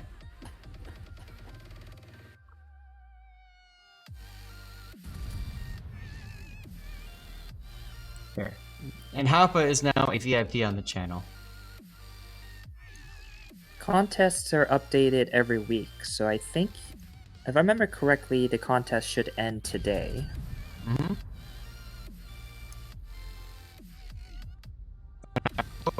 Out and posted in the game earlier. Because I would never leave you guys in games. Could you technically just take someone else's replay and post it as your own screenshot? It has to be an in-battle shot, if I recall correctly. Yeah. I mean, you're in battle, but he didn't say anything about not being your own battle. I suppose. Wait, doesn't Happa work for Wargaming? Yes, Happa does work for Wargaming. He is a community manager. So how does he have a bad prize pool? Because as a community manager, of course, he's got the ability to give things away, but he can't just give anything away. Why am I not showing any other screenshots here? Yeah, he still needs to justify. He needs to show Wargaming it's worth investing in. So exactly. That's the whole point of the contest. He wants to make it as accessible to the average player as possible. That's why his screenshot requirements are pretty easy to meet. That's right there. And it's that easy. Just symbols from earlier today. Happa, I actually have an ingenious idea. How about you have players post a screenshot of their favorite island? Oh, now that'd be cool. Well, Nasser would win that easily. Oh my god, wow. Cody Smith, thank you for the follow. Wow.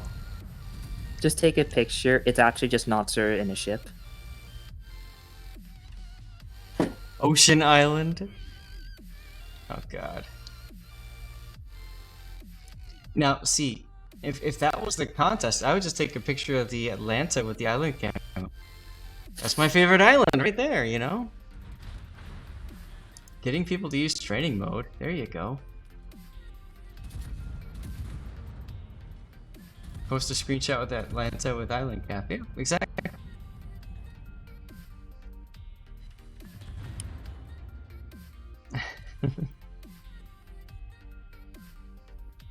Island of naked busty chicks. Wow, I would enjoy that island. As long as it doesn't pull a monkey's paw, I would be okay with it. Your turrets are too slow. The mid-tier UK battleships have this problem of turret traverse. Yep. Iron Duke, I believe Orion, starting with Orion and ending with the Queen's Elizabeth, they have about 60 or 72 second turret traverse. Mm-hmm. It's actually the worst in the game right now. Yamato used to be 72 second turret traverse as well, but she got buffed. And also the Tier 6 premium British battleship, Warspite, used to have really bad turret traverse too. Mm-hmm. And that's right, Raining. Turret traverse, you mean rudder, right? Turret's hand cranked. You do need to time it right if you use the rudder though, because as you saw with Iron Duke, he overshot it and he still couldn't fire his guns.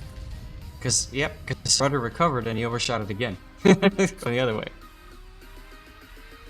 Oh, look at the Masacholi coming up the Langley's butt over there. Nice.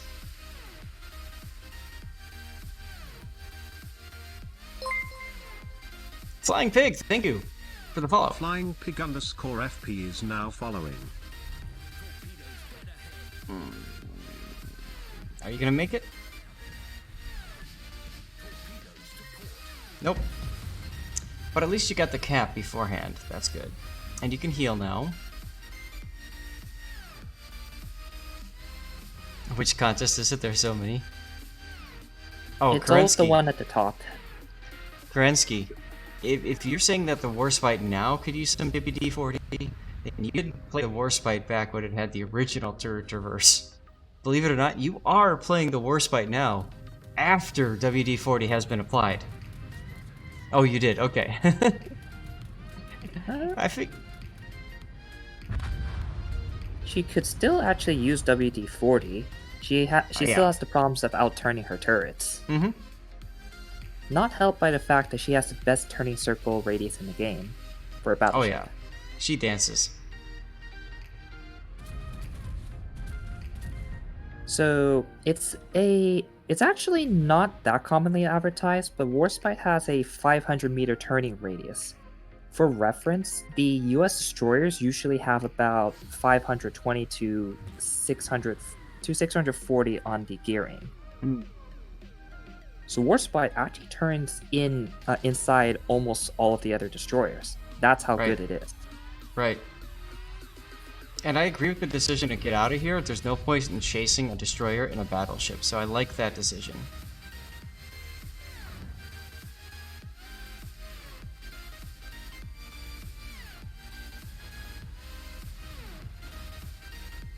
I also like how you just continue to shoot HE here.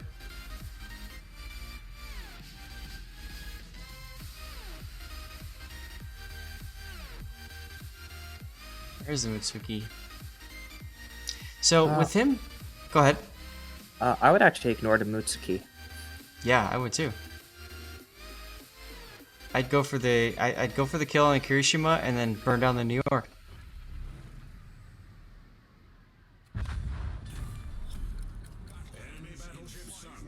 Especially because the New York is threatening your Langley. No, Langley can die. I just want the damage and kill on New York. Well, right. And the other thing is, because of your turret traverse, you can't switch over to Mutsuki very easily. Mm-hmm. So there's no point in trying to track a target you know you can't actually track. Right. Go have fun doing adulting, Happa. Thanks for the raid again. I'll see you around. I'll see you next weekend, of course, hopefully, for King of the Sea, right? You were thinking about saving the Langley? See, the key is to save the Langley after the Langley dies. For a time extension. Alright, see ya, Happa. Take care, Happa.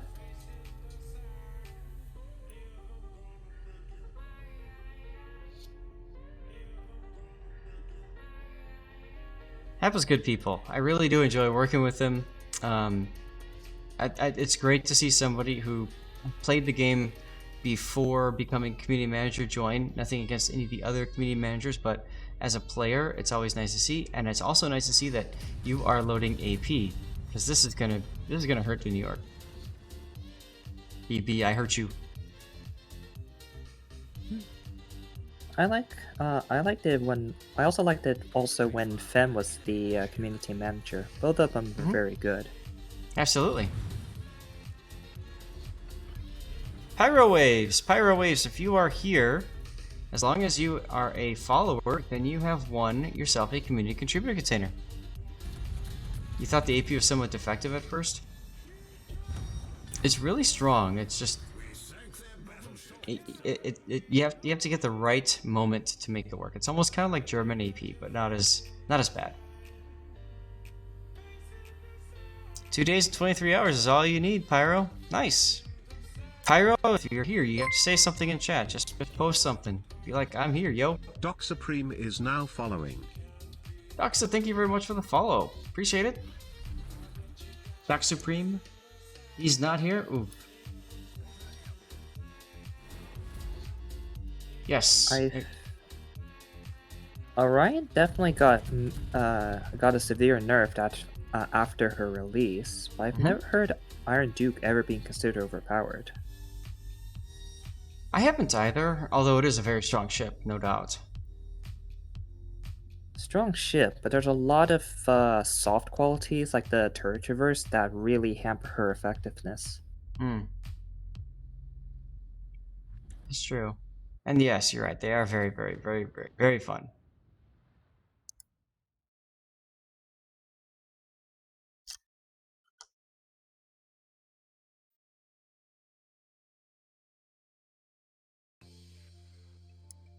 Why is that because the original only has 2 bundles or whatever?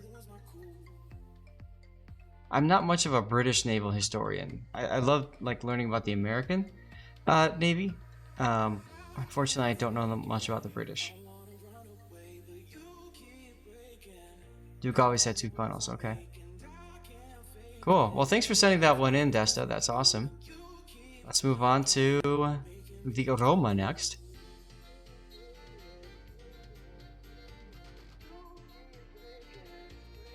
Puddin', it sounds like we might need to do a redraw.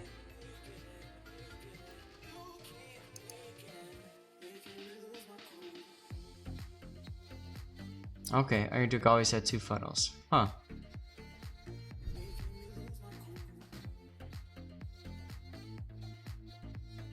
Okay, good to know. Ah, Cthulhu! Cthulhu, if you are a follower, which I think you are, and you are here, then you have won. Oh yeah, Trox YouTube channel. I've been following that a little bit, Singularity. It's a great channel, absolutely.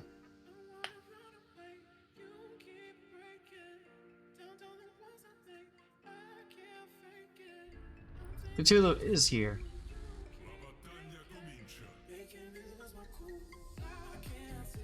Alright, Dutch, here's your game. I will get to him right after my game that I accidentally dropped. It's all good. You had no modules mounted on her and it captain's a 5-pointer. Yep. Definitely doesn't have concealment.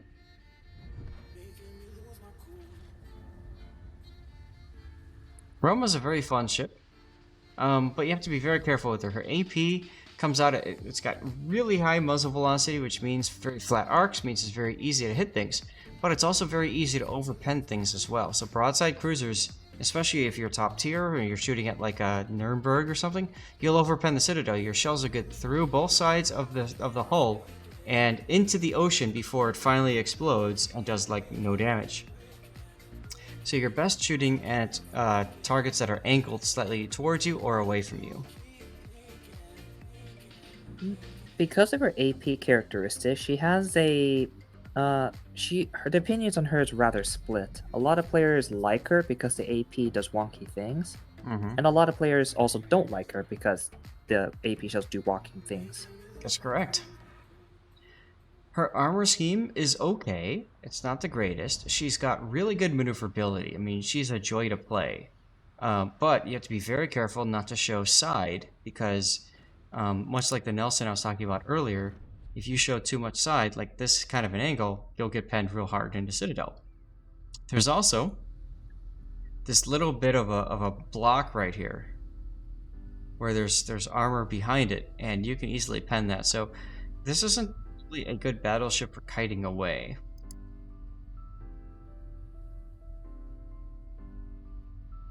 Grenton, would you ever use HE as the Bayern? Only if you're facing a, let's say, a tier 8 battleship that is bow on to you. To me, that's the only time you'd ever use HE in the Bayern. In battleships, you generally want to think about like the kind of target you're engaging. It's not a matter of if you'll use the shell, it's a matter of when. Mm-hmm.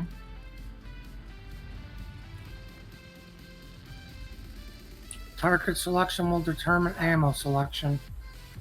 Yep. Yeah, you guys are talking about some awesome YouTube videos.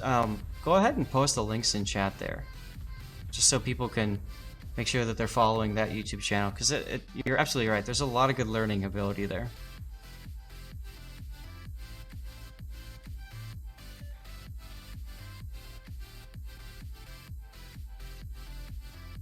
Thanks, Duckman. Nice Citadel hit on the mines earlier, by the way.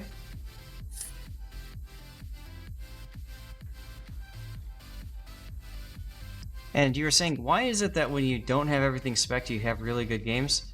I almost wonder if it's because all of those specs don't really matter as much as what you can do as a player in a ship, plain and simple. When it comes to maneuverability, when it comes to angling, positioning, target selection, all that kind of stuff. There is no skill that replaces all of that. Except for a concealment expert. Sure.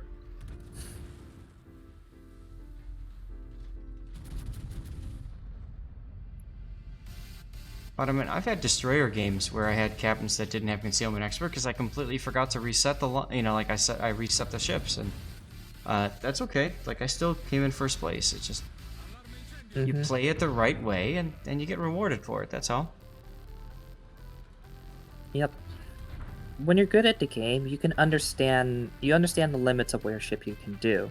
So you know, like, okay, I shouldn't use it for this situation, and I should try to exploit this. Even if you fully spec the ship, if the player doesn't know the ship's capability, then you're not going to be very successful. Right. Exactly.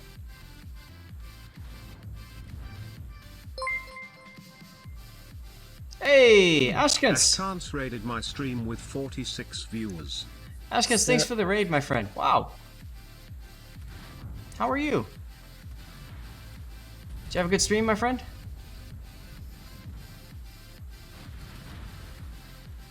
Right now you see the mines as your biggest threats? Well, he is a threat there, I guess. He can shoot you down into nothingness. Ashkans, have you ranked out yet?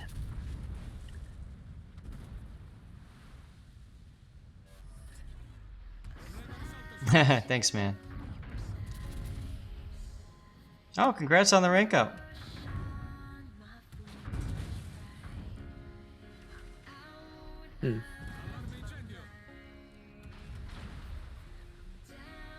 Ashkans is a very well-known CV player, and actually the only CV player I know of that constantly streams CV games. If you want to know how to play CVs, just go watch his channel.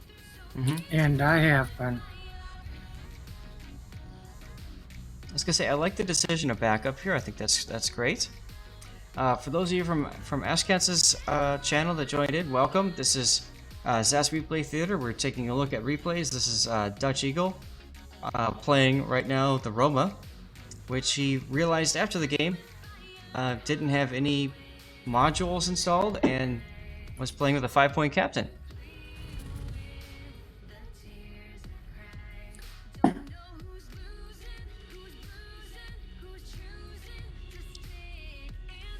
Gosh, Bay's almost dead. There he goes.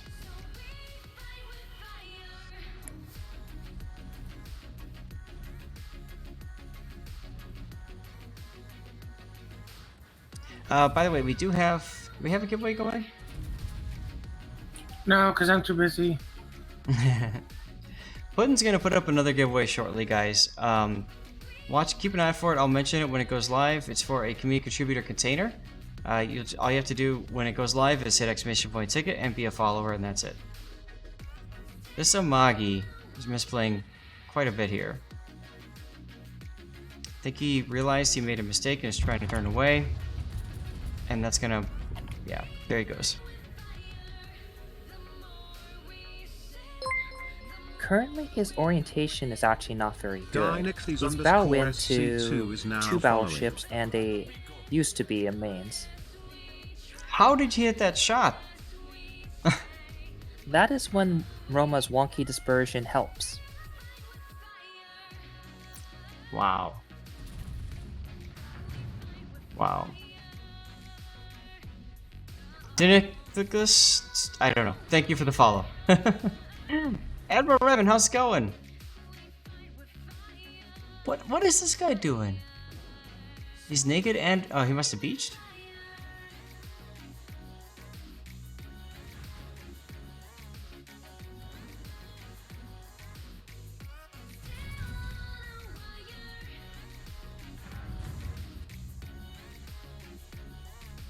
I would argue you shouldn't be bowing in the first place.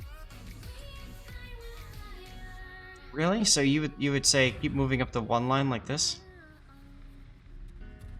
That would be one way to do it. I actually tend to kite up instead of going up, unless I know there's not many enemies up north. Then I usually turn away when I hit that island at around E and F3. I only turn in when I've thinned them out and I know that I can safely push up.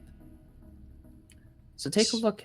Like, you've already burned through 4 of your 5 heals. You're at 18k, and it's not even 9 minutes into the game.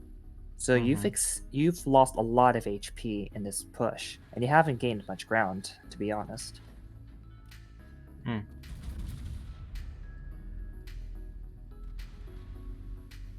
Yeah, man. Thanks for coming by. If you had like better captain skills, you would have saved probably about 10-15k. But at the same time, that decision to just constantly sit bow in and get farmed by the mains is really starting to take its toll here.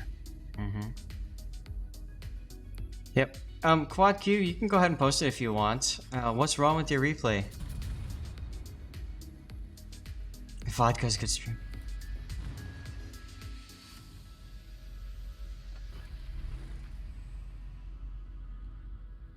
Now you've got that Ishmael that's coming around, and he can hit your exposed citadel. So you have 2 choices. 1 is to bow in, and 2 is to turn out. Might have been better to turn out here, but we'll see. Once that battleship dead, it's fine to just go in, because a cruiser that's beached and probably going to die here shouldn't do much to you. And also for positioning mistakes, like you asked if you should have bowed in there, but I would argue that mistake was made much further in the replay, and you're just starting to see the effects of it. Here to expand on that, good so? So making a decision to bow in or to bow out will have a kind of a long-term impact on how you play. Because if you bow in, you can't disengage. So if you try to disengage and even if you're successful, you'll take a lot more damage because you simply can't run out of the area.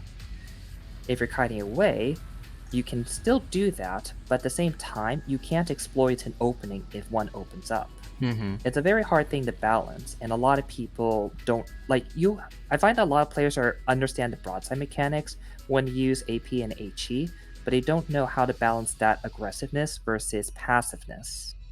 Right. So when they go aggressive, they tend to take too much damage and die.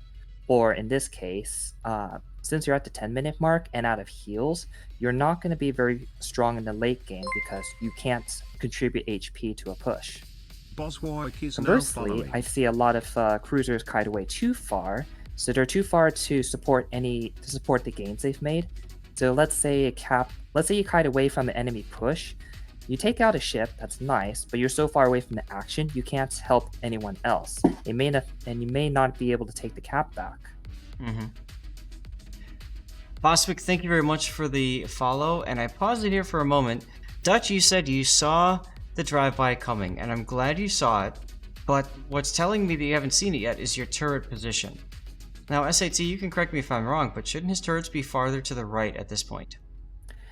You have a bit more leeway with Roma's fast turning turrets, but yeah, I would ideally want it a little bit more to the right.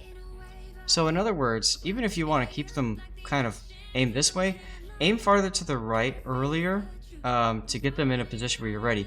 This rear turret probably won't be ready to go. The rear turret will be ready, just not on the initial pass. Don't zoom in either. Wow, you got... Okay, never mind.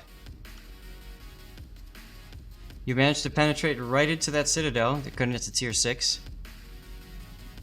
But generally speaking, having your turrets ready to go earlier helps better. I don't know. I'll stop talking now because, you know. Yeah. It's also fortunate that the Ismail decided to do the drive-by as well. If Ismail would have been justified in going for a ram there. I thought he was going for the ram. I really thought he was going for the ram. But nothing sucks more than trying to go for a drive-by, missing that drive-by, and then trying to react to it afterwards. So, pre-lock the turrets, and then don't zoom in, stay zoomed out. Since he's dead, the disengage part didn't happen here. But a lot of people will try to turn into the ship and keep their guns on the target, when in reality you want to just keep going straight and angle yourself. That's how you people that keep turning in will show broadside, and if the enemy guns reload faster than yours, you tend to end up with a dead ship. Yep. That's when you get that like circle jerk thing going. And not only do you end up with a dead ship, but if you've got a teammate and a destroyer nearby, you end up being team killed.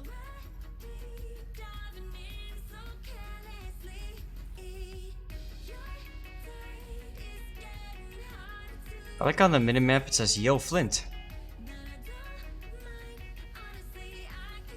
Oh, and also, since you're the Roma and you know you have no heals left, you might want to run back a bit. Yep, or at least join up with the York and the Flint.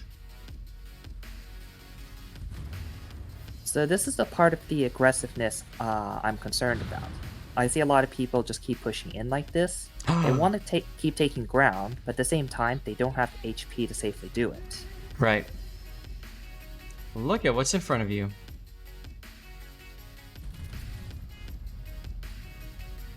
The prize.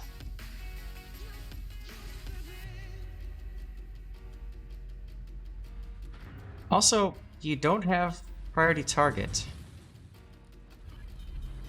So what are you running? Preventive maintenance?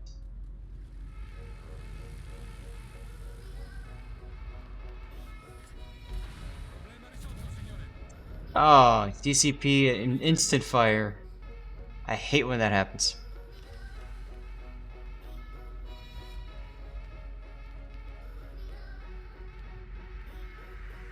Well, right, but your first point in the captain is typically going to be priority target, right? Because that's a one-pointer.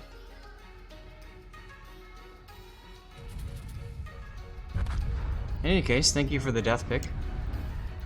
Oh, gotta use the C key now. I mean, unless those were undistributed points. Is Marceau worth the cost? I mean, if you've been watching King of the Sea, then you'll know that Marceau has been used by some of the top competitive teams. Hey, SAT, wasn't 07 running a Marceau? Yep, very random Marceau. So, I mean, can be. Marceau's a very, very difficult destroyer to master, so I would say Marceau is worth it if you're the kind of player who is a destroyer main, first of all, and likes challenge, second of all. First, you need to be comfortable with how the Mars Kleber operates. Then you need to be comfortable with having gearing-ish kind of shell velocity. Yep.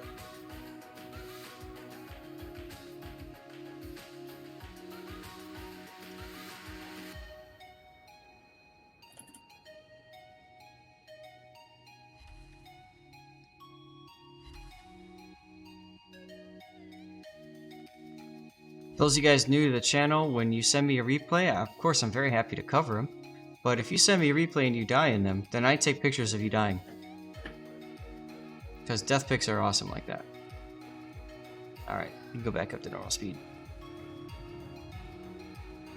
Enjoy them, Marcel?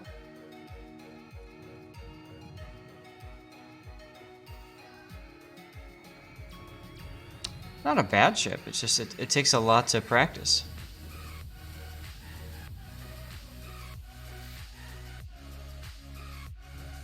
Death giggles.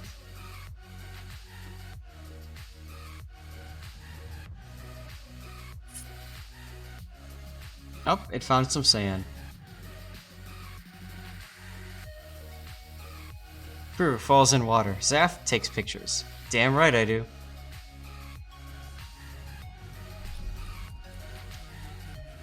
It's also interesting how when it goes underwater, the ship gets clean. All the saturated parts just disappear. Also, it cuts through islands.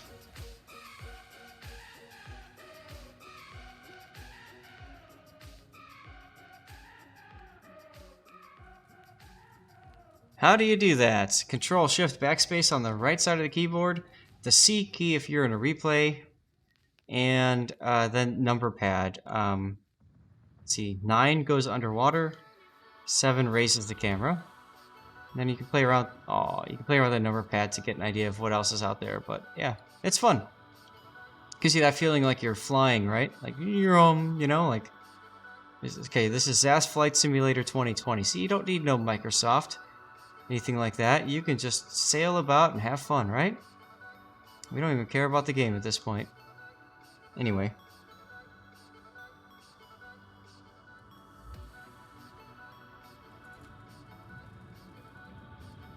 Your ranger's dead. Your ranger's dead. Yeah, so I agree with SAT. I think that the best piece of advice we can give you is to not be as aggressive in that ship. Especially after you've lost as much hit points, then it's time to go and hang out with a friend. And that would have been the York and Flint. Zaf PI. is now following. Terrace Mark, thank you very much for the follow.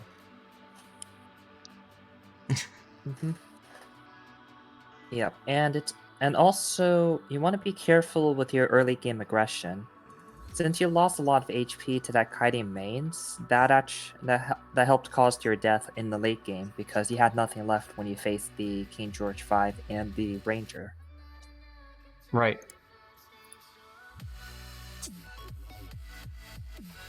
Exactly.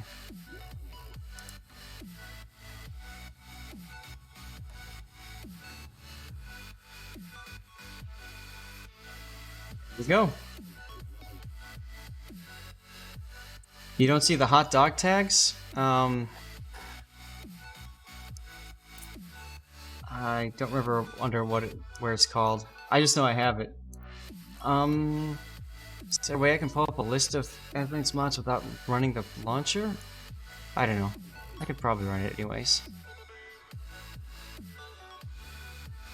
Dutch, you're welcome, man. That's why we're here, right? Doc River, thank you for the follow, by the way. In case I forget to thank you.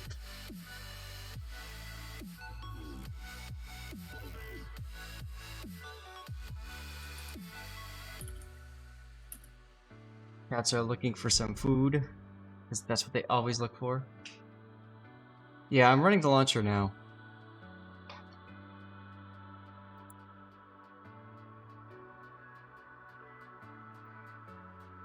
Ah, Tedster. This is Tedster's game in the SHIKISHIMA.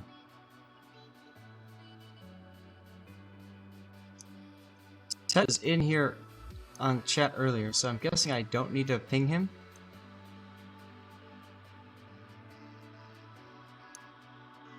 But I'll do it anyway, because I can.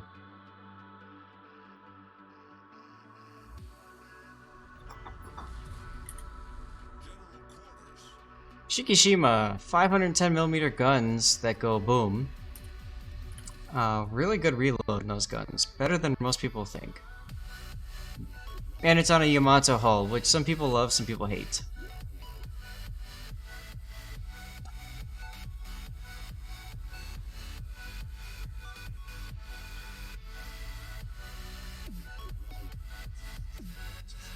Okay, it's in the second third of the list.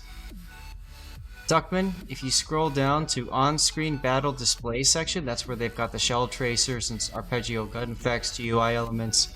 There's one that says emblems, and then it's called pinup. Pinup emblems.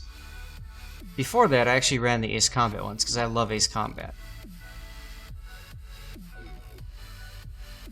For you weebs, there is apparently a KhaneKhannan one as well. There's only one for the weebs. I've seen people run around with Azure Lane themes. Mm-hmm. Oh yeah, Ace Combat's a great game. Love it too. Does Ace Combat count as a weeb game? The most recent one makes it seem that way, doesn't it?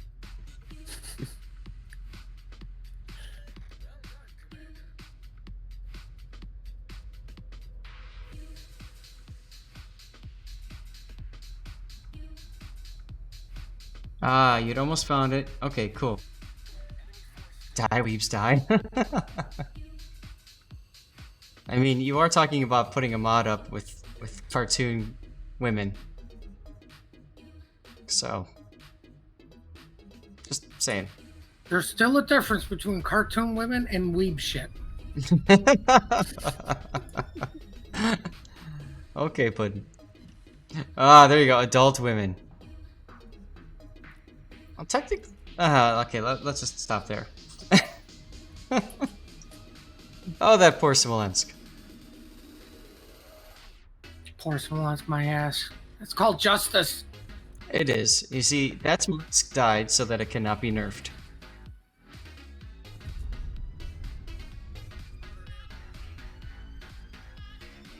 Odd2 mod isn't in WoW's mods? Okay. Like I said, I use Aslane, so like, I'm not familiar with the WoW's had, but Odd2 camera is definitely in Aslane's. And it's under camera mods, Odd2 camera, ODTO, and then it's battle camera. There's a port camera too, but I never messed with it. Looks like you have an AFK. Oof.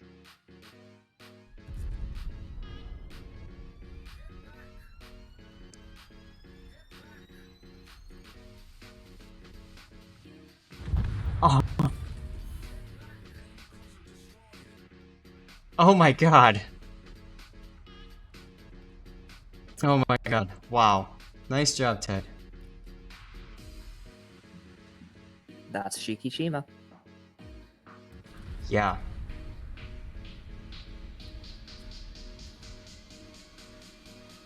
And then Soyuz says hi. So you say hi back. There goes 40k. Totally fair, totally balanced. Now you notice one thing about Tedster, when he plays Yamato, he's rarely moving at full speed. A lot of times, he's only moving like a half speed, maybe a third at the most. But he's very slow, very methodical with his movements, and I think that's something that if you're a struggling battleship player, especially a Yamato battleship player, hopefully you can glean from watching him play.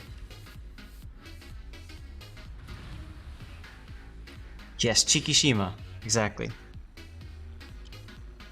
I call it the Shikibriki because it's fun that way. Oh, this Soyuz.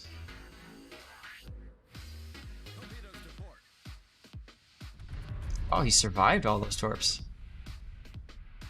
That's another reason why it's good to do what he's doing. Slow, stop, reverse, slightly move and stuff. It throws off the torpedoes of destroyers. If you just keep sailing around at full speed, they have a generally good idea of how to hit you at this point. Yeah, it's also how you play Mashi and Yamato, yeah. I mean, that's just literally the style of this ship. Of that hull. You can also apply it to many other ships as well. No. Don't give them all the secrets, SA2. Just give them a little bit. Hey, Vant, how you doing? I see you hanging out in voice chat.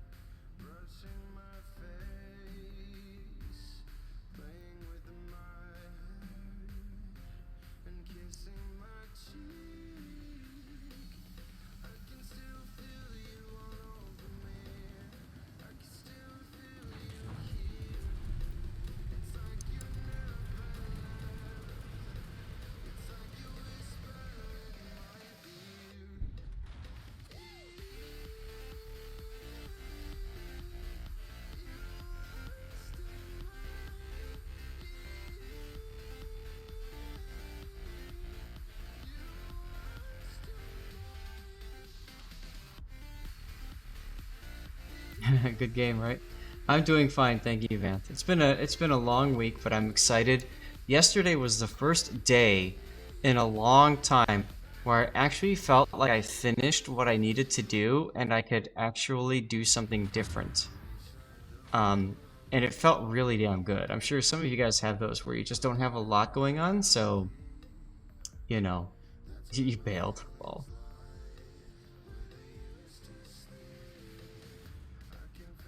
yeah, it was good having a couple hours to just kind of veg out, be myself, do whatever. And on, oh, nice hit out, 71,000 triple citadel. Yeah, what? I expected more out of that stuff. Okay. It's only 71k.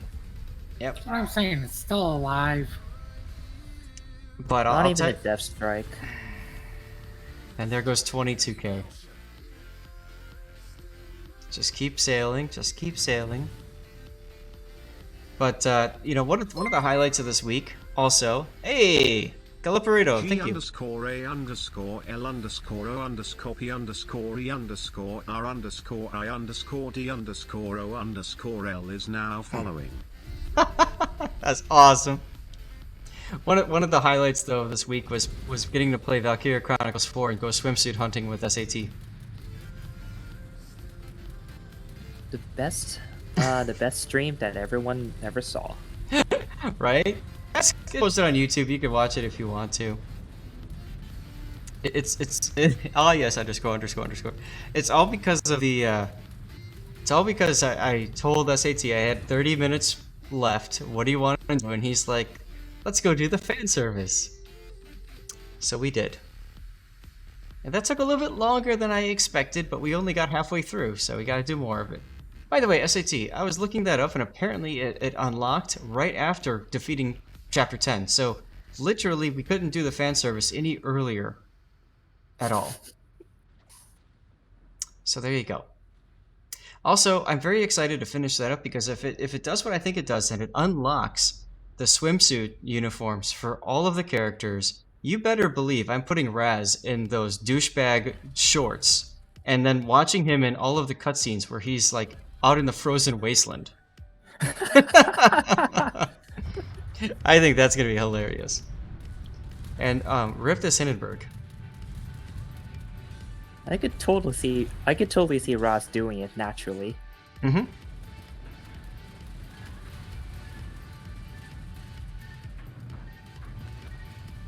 So Ted with the easy kill there, and unfortunately, his team still isn't doing so hot. I mean, you're up on ships, but He's doing very well. 10 minutes and he's already done 230k. he's doing well. His team, though, not so well. The team is making Ted's their shine brighter, so I think it's okay. They have a carrier and you don't. Yeah, I know. I've seen that they've been talking about an AFK Hakuryu for so long. So that's when you just go sail next to the carrier and, you know, huddle next to him for warmth. Oof. It also comes in very handy because, you know, he's got that plane that goes around. And ultimate bonus, they shoot the carrier instead of you.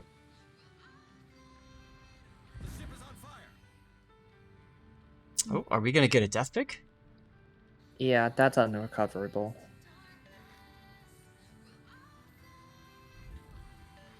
You guys are hilarious in chat. All of the underscores, love it.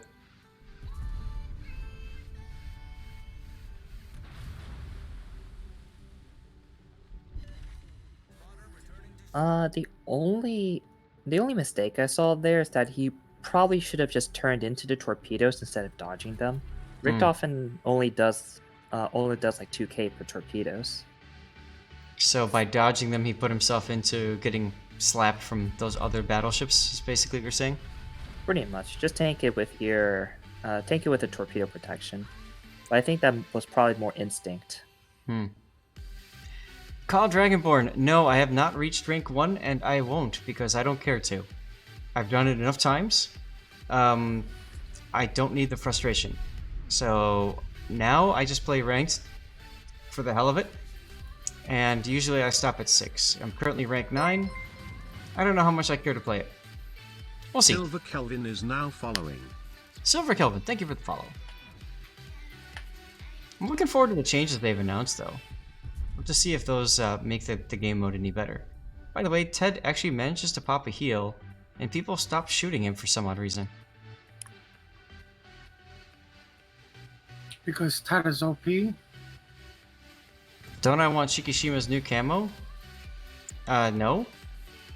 The new camo doesn't come with any added XP benefits. So, over the stock camo, so I don't really care to have it. And I think I have enough rank tokens. Maybe I don't. I don't know. Welcome back. Ranked is the new co-op, yes. Alright, Tetsu's got really unlucky with the fires. Mm-hmm.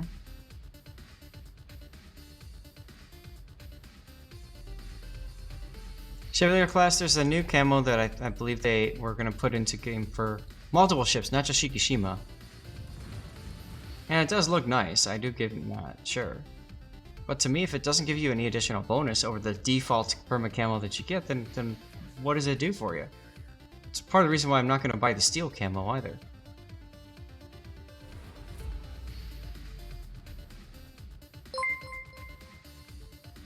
Oh god, Grant. Vanth underscore Dreadstar cheered Dex 100. Oh god. Underscore T underscore H underscore I underscore N underscore K underscore T underscore H underscore I underscore S underscore I underscore S underscore A underscore B underscore N underscore O underscore X underscore I underscore O underscore U underscore S. Oh my god, that was great. Thank you for the cheer, Vant, and all of the underscores as well. Kasahura, thank you for the follow. Is now following. See, now Ted is doing what I was saying. Get back behind the carrier, let the carrier tank, let the carrier, put up the planes. I wish the Thunder wouldn't be behind the carrier too, but we can't all hope for things. I don't know. You're down all caps now. Who is this? Who is this down here? Look at this guy, J10 Borderline. Turpids B. Oh my god. You have an AFK Hakuryu and an AFK Turpids. Yeah, this is where the 20-kilometer memes come from, especially. Like, this is just a stereotypical meme. Turpits, B, J10 corner. Yep. Like, they're not even trying now. He's so borderline, he missed being in the game. Yeah, that's about right. Well. And the Thunderer shouldn't be so far back at this point. The Thunderer needs to be up there. He's got the health. He's got the ability to do stuff. But he's playing at max range. Oh, Ted.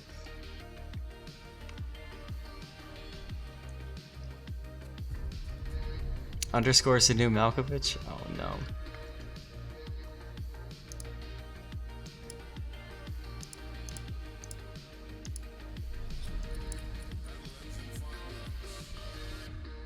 And now that Fletcher is farming your carrier.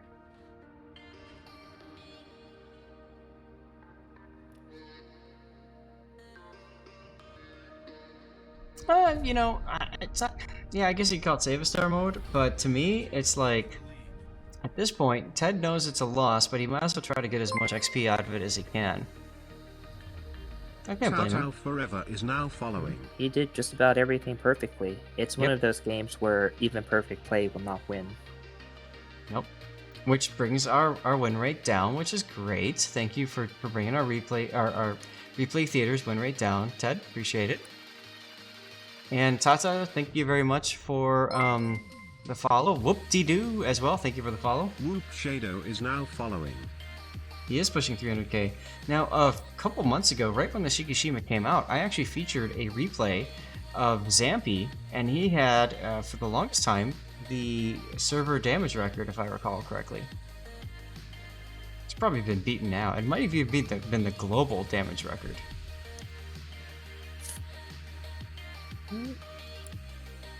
Well, you featured my replay, and I think I have the lowest global record for damage in Shikishima. There you go, that's the spirit. Alright, C-Red, you're using Cover My Replay for your Thunderer game. Got it. I see it. We'll do that next.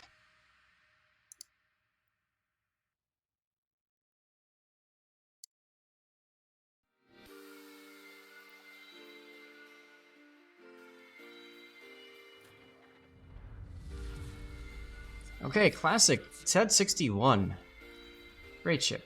Nobody expects Zampy the BV main, right? I don't know. Some people, like, sometimes when you do something, a ship just clicks, right? That's what happened here.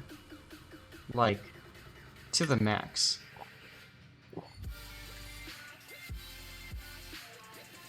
Oh, I'm seeing another cover my replay. Chaos.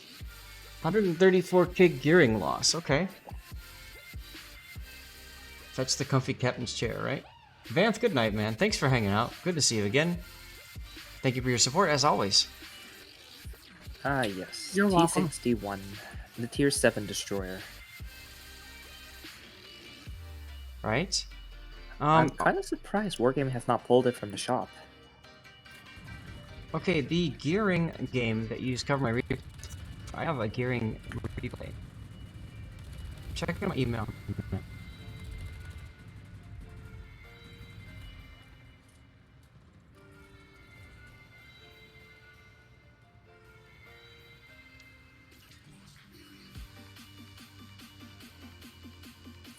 What happens to my win rate if you send an incomplete replay? That's unfortunate, because then we don't know what happened. Then we don't know what happened. But anyway, Chaos, please send that replay in. 'Cause I don't think I have it.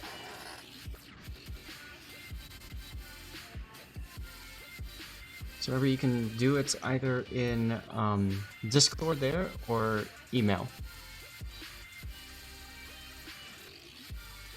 Meanwhile, COTS spread on TED 61. Is this approved by SAT? I would approve it.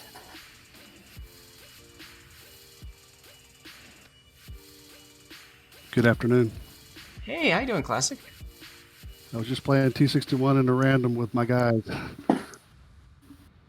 Why do you have to seal club to Tier 5 ships? It's already bad enough that they're facing a Tier 7 ship. This was a battle where we had just come off of 3 straight losses at Tier 9 and Tier 10, and we kind of wanted some relief. Understandable. Oh, we've all been there, haven't we? You just want to blow off some steam. Yep, little fun, just have some fun. I have no idea what you're talking about, and that's why I stopped at rank 10. Mm-hmm.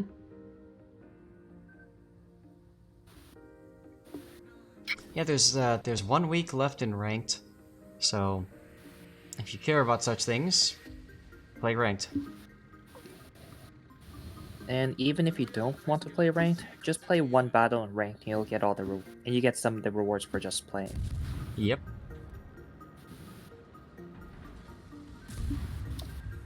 Yeah, I've been playing one per day. One rank or one game? One star per day. Ah. Sometimes it takes me 3 or 4 battles. Sometimes it just takes me 1. Mm-hmm. Yeah, originally I thought I would finish up my unique upgrades, and then I just said, you know, I'd rather just do them in co-op, so I did them in co-op. I didn't care.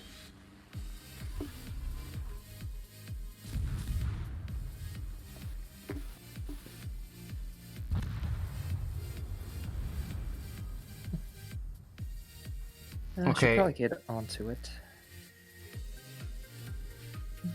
Alright. So far it looks pretty good. You have 2 battleships you can easily farm, and a ranger also wants to donate his body. So, unfortunately, I see it, Chaos. I see it now. Unfortunately, it won't play because of the patch. That when the patch hits, it invalidates previous replays. That replay was from September 10th. So I'm sorry, but I'm not going to be able to cover it. If you've got a different replay you want me to use at, today or at another point, just let me know.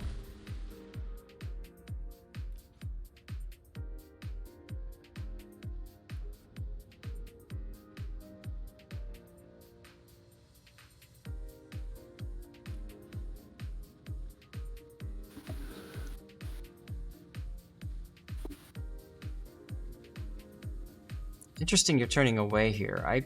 Seeing the carrier, I'd probably turn farther north and try to nail that ranger after the New York dies. But your smoke is out. Mm-hmm. I would agree.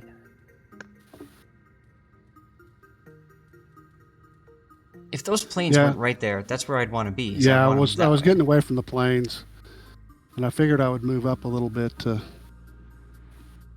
At the same intercept you. time, it's a New York. You don't have that much to fear from him. He's not focused on you. No, but it's early in the game. It's true. And I can farm the New York if I need to. Yeah. I think in that case, if you were more aggressive and went up to, say, B6 or B7, I think that would have paid off a lot more than this safe play. Yep, right here. B6, B7. Yep. The other thing is, I noticed... Oh, go ahead. Go ahead. No, I was moving towards the middle because the New York and the Ranger were basically out of play, and I was going to move to the middle and see how things develop from there. Mm-hmm. Because they're going to want to push through. Well, that's true. It does give you a more central location. Unfortunately, though, like... Yeah, I don't know. I mean, your team's kind of dying. Yep. You also want to secure one flank, because you still have that New York up north, you have that Congo over there, so you can't secure the middle without securing one side of it. Yep, but you're already seeing the Fubuki going for your Ranger, and I think you're looking to try to block him. Yeah. Yep, so at this point I see that. Like I said, I was wanting to get a fire on the New York, which we did. Yep, I'd use your engine boost. There you go.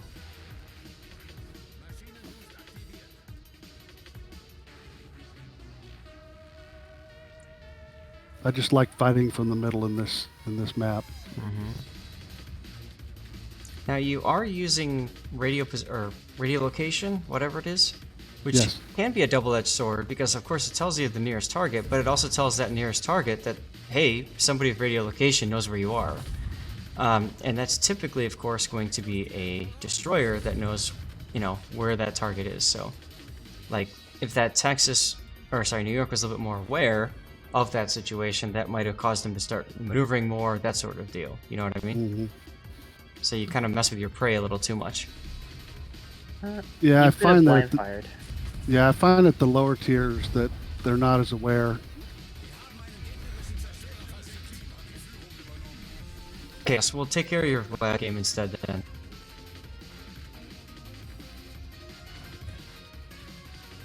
No problemo.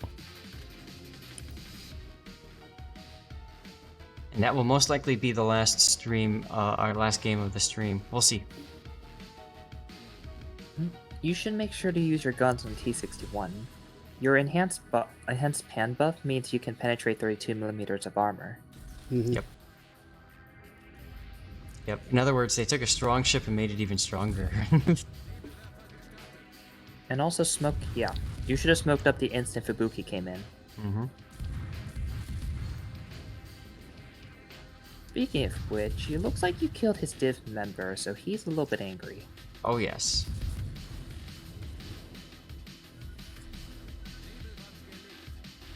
I like the decision to focus on the dodging torpedoes first.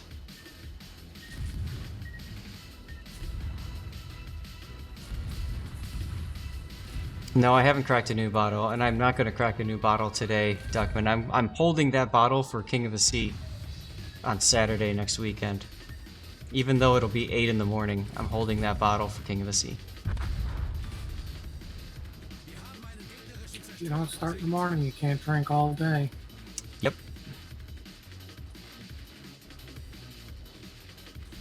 Yeah, Kerensky's exactly right. Crow Panzer, here's your flex. You're exactly right, though. There is no win rate taken into account with Matchmaker. And sometimes that's good, and sometimes that's bad. And what I mean by that is, I've had plenty of games with people that have really good win rates on my team. And what I often find is that those players obviously know how to not die. And in reality, sometimes that causes you to lose because they're out there hiding behind an island or finding ways to simply not die, and the enemy is shooting at your other teammates instead. You know, the ones who don't know how to not die. So those people go and die, and then it kind of cascades down from there. So, win rate isn't everything when it comes to matchmaking. It helps, of course. But random games are exactly that. Random. Somebody has to go spot the old-fashioned way by being shot at. And that's what I loved. Like, when I ranked out in the Kiev, or Kiev, however you want to pronounce it, I loved that boat when it was tier 7. I literally spotted people by having them shoot at me. It was fantastic. Yes, exactly. Battleships that don't share damage while they watch everybody die. Exactly, yep.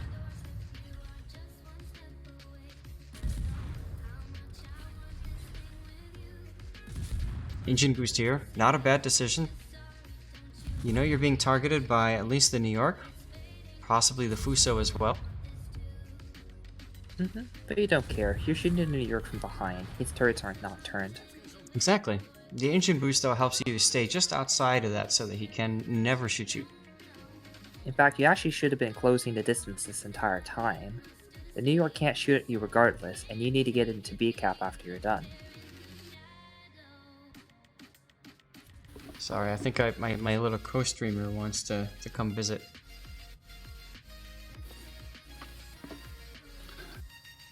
Yeah, but I normally know how long it takes me to get across a cap in the T61, so I just maintain that distance. And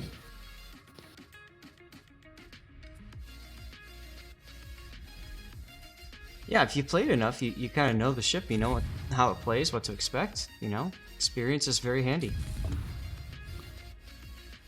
What is the most essential knowledge of the game? You're a literal noob. Your most essential knowledge of the game is to play the game and learn from it, and don't stop. That's your essential knowledge. There's a lot of important skills you need to know, but you don't have to master everything in today. Deadpool, what is the Gothic Bismarck skin mission called? Oh crap, I should have shown you guys that. Remind me at the end of the stream. I'll boot up into the main game again. I would say the most important thing for a new player, do not rush out of tier 4. Tier 4 is protected matchmaking, which means you're only going to see tier 5s. Unless you div with somebody in a tier 5, which you shouldn't do. Yeah. Don't rush out of tier 4 until you have an understanding of the basics of whatever ship class you are playing. Get the tier 6, get the tier 7, then start a grind on another class. So if you start battleship, then try cruiser, try a destroyer. Try all the classes, because that's going to teach you how they go out and get damaged, which is going to help you avoid getting damaged by such said person. Oh my god, nice Kraken. To add on top of that, for absolute new players, you will get a match against other new players. You won't see the veterans, the seal clubbers, until about 200 matches or so, or you get your first tier 5. Nice dodge. But yeah, So I use think that. Go on. I like Puddin's. I like Puddin's the best. I think it's the easiest to understand for new players. Don't rush up the tiers. Don't rush up the tech tree. We've talked about that before. A lot of people think that having a high tier ship is a status symbol for some odd reason in the low tiers, and don't ever think that way. And let's just say you get a tier 8 ship or something, because usually tier 8s are given out. You don't have to play it. Don't play it until you fully understand the high tier gameplay. And what I mean by that is wait until you get a tech tree tier 8. Mm-hmm. Far too often, you'll see players playing the tier 8s, tier 7, tier 8s, tier 9s, and they have like 100 battles on their account. And their highest tier tech tree ship is like a tier 5. These players tend to YOLO win and die or be in the back and do absolutely nothing. And they're not very fun to play with. Yep. Because they don't contribute anything, and you're just frustrated because they just don't do anything. A prime example of that's how the Derpitz got its nickname. It's a very good, strong ship if you know how to play it. But if you don't, you're just going to YOLO in and die because you have torpedoes and you must use them. Yep. Dancing Sisters, thank you very much for the follow. As we take a nice little death pick here. Classic. The other thing, YouTube is going to be your best friend. There are a lot of still, while they're old, videos on how to aim. Mm-hmm. You know, I would definitely check those out. If you need a specific channel, iChase has an academy that's designed to educate the newer players. Look at the graphics on these planes. I mean, we never really actually see these damn things, but they're so beautifully rendered. It's a bit of a joke, but World of Warplanes isn't as good looking as warships. Just think about that for a second. All right, here we go. So how this battle ends is pretty interesting. 321,506 is now following. Yeah, as I recall, didn't we win this battle? We did, but that What? was now you Nice did spoiler the spoiler. alert. Yeah. Well, I can see your torpedoes are probably going to finish off the Furious. Yeah. The So issue you is- guys went in with the idea of giving somebody a solo warrior? No, that didn't turn out that way, but Oh, there's only 3 left. Yep. yeah. You're going to win on The time. Rioho does a Yeah. fairly good job of staying alive here, but With that much Okay. HP? Yes. yep. The, Furious should have I killed can't remember them. if it's the Koenig or the Congo, whatever that battleship that could have chased him down, actually turned away and had to know where his planes was coming from. There's just no way he couldn't have. Hmm. And just was just outside the detect from detecting the rev ship. Well, the Oh. enemy carrier is completely screwed up because he's got 2 minutes of spotting and he decides to just waste his planes. Mm-hmm. Oh yeah, it was definitely a misplay. There were several Yeah. here from this point on. He also committed to an attack.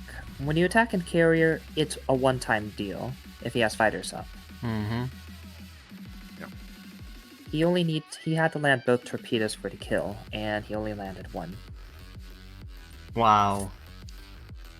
Just got to live for 4 So minutes. they're going to get B-cap, and we're sitting here arguing back and forth about whether or not we're going to win or lose. Yeah, it was pretty funny.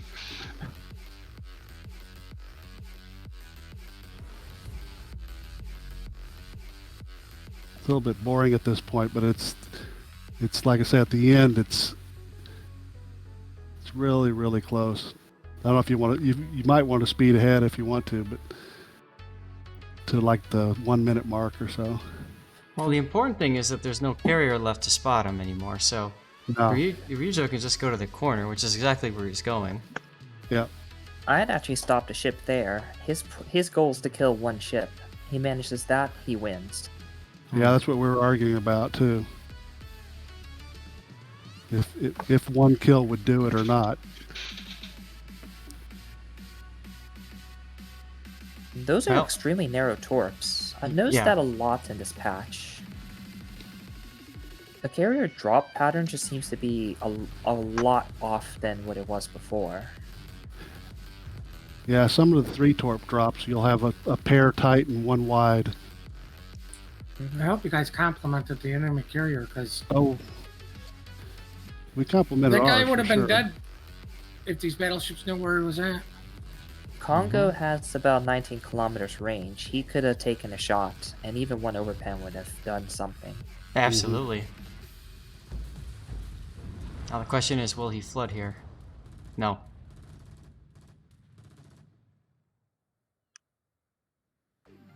Fast forward, because obviously we're just waiting for the next drop. Here we go. But he AP is bombers. going after the correct target, the one that's closest to the cap. Mm-hmm. Yeah, Congo decides to go for the cap to stop our points. That's the smart play. He should have just kept going Aw. straight, Yep. though. If he would have kept going straight forward, we would have lost. Oh, because he would have detected the Ryujo. Yep. It would all taken one shell from either one of those battleships to kill him. That's why this game is so crazy. We call them random battles, because anything can and will happen. Jesus, I'm so nervous, and we already know how it ends. I know, right? Well, you look at the time and the points. 20 24 seconds. Yeah, how do you think we felt when we Dead were in underscore the pool battle? underscore 1337 is now Red threw it following. away there. So Congo should have beelined it to C. He should have beelined to C and stopped the point game. That would have won the game. Yeah. Yep. The carrier should have used the fire for spotting or just stayed in the air for a bit longer. That would have won the game. Wow. That was close. Well, the Koenig could have set up there. He didn't even have to come down through there. He could have drove right into that north cap. He was right there anyway when we were down to the Ryujo. So it's just crazy. Yes, Anyway. Duckman, it is Ares. We always have fun in the T-61. Thanks for showing it. Yeah, we'll do. Of course. Deadpool, thank you for the follow. And I'm not sure what the mission's called, Deadpool. We'll take a look at it in a little bit. The thing that appeared in your port from the drop there, or whatever, was from watching this channel. You get Twitch drops, and so you probably got a container or maybe a special mission. All right, have a good rest of your day. Yeah, you too. Take care. Alright, so this is Chaos is a Ladder, and then I also have that Thunderer game I need to play as well, and then we'll probably finish up the stream then. Hi, Willie. See you, Ares. Don't forget, by the way, giveaway is up. ! Ticket gets you in. You have to be a follower to win. And just because we're low on time, I'm going to fast forward until we get to some of the action here. So tier 8, bottom tier. Just waiting for the teams to get into position. Vlad's a pretty easy ship, relatively speaking. Point the bow at the enemy, back up if you need to.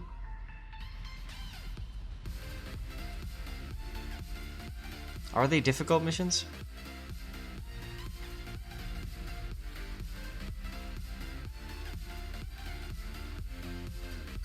Well, it's under combat missions, and they look like they're relatively easy missions. Hmm. The first one is 30k base, then 3 million damage, then 30 capture, assisted, or defended. The longest one's probably going to be win 30 games, but you can do that in co-op, which I would strongly recommend. Absolutely. And then get 1,990 ribbons. Notice the Des Moines coming up the 9 line. I'd probably be reacting to him, although I see you're seeing this channel as an opportunity to come and smash through the cruisers in the rear, which can work as well. Chaos, I believe, said that this was his first ever game, and yes, Deadpool, this is a mod, series of mods. Yeah, he said this was his first game in the Vlad.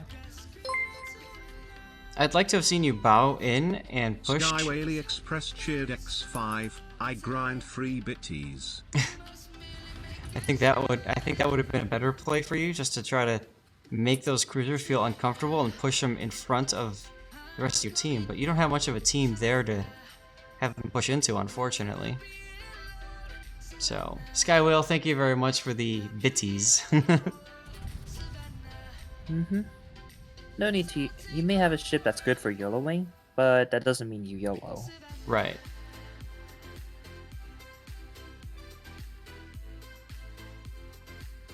And on the which, yeah, on the chat window there, you can see the mods that I'm using. It's quite a bit of them.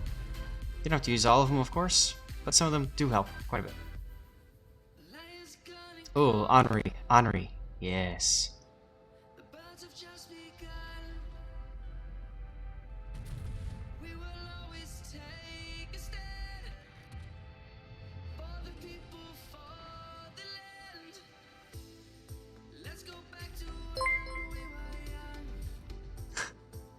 Sky Whaley Express cheered Dex 10. Thank you for the 10 bits this time, Sky Whale. How you doing, by the way? it's been 5 minutes. He hasn't done any damage. What's going on here? He's run a lot. That distance, he's way too far. Yep.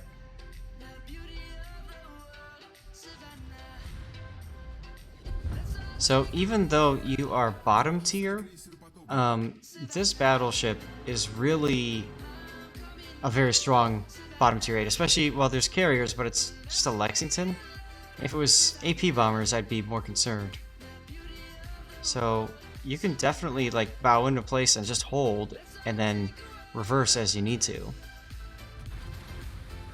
You have a deck armor of 45 millimeters, so most cruisers won't be able to touch you. In fact, the only ship that can pen it would be the Hindenburg over here. Yep, you're doing great. Awesome. Oh, you wrecked your Dodge Charger on the 29th though? That sucks. Also, if you kite it off to the left instead of going directly up north, you could have used that Salem and just kind of have a crossfire with the Pommern. That way the Pommern can't just walk up to Salem for free. He'll take some more damage due to his secondaries, but it would have been worth it. Mm-hmm.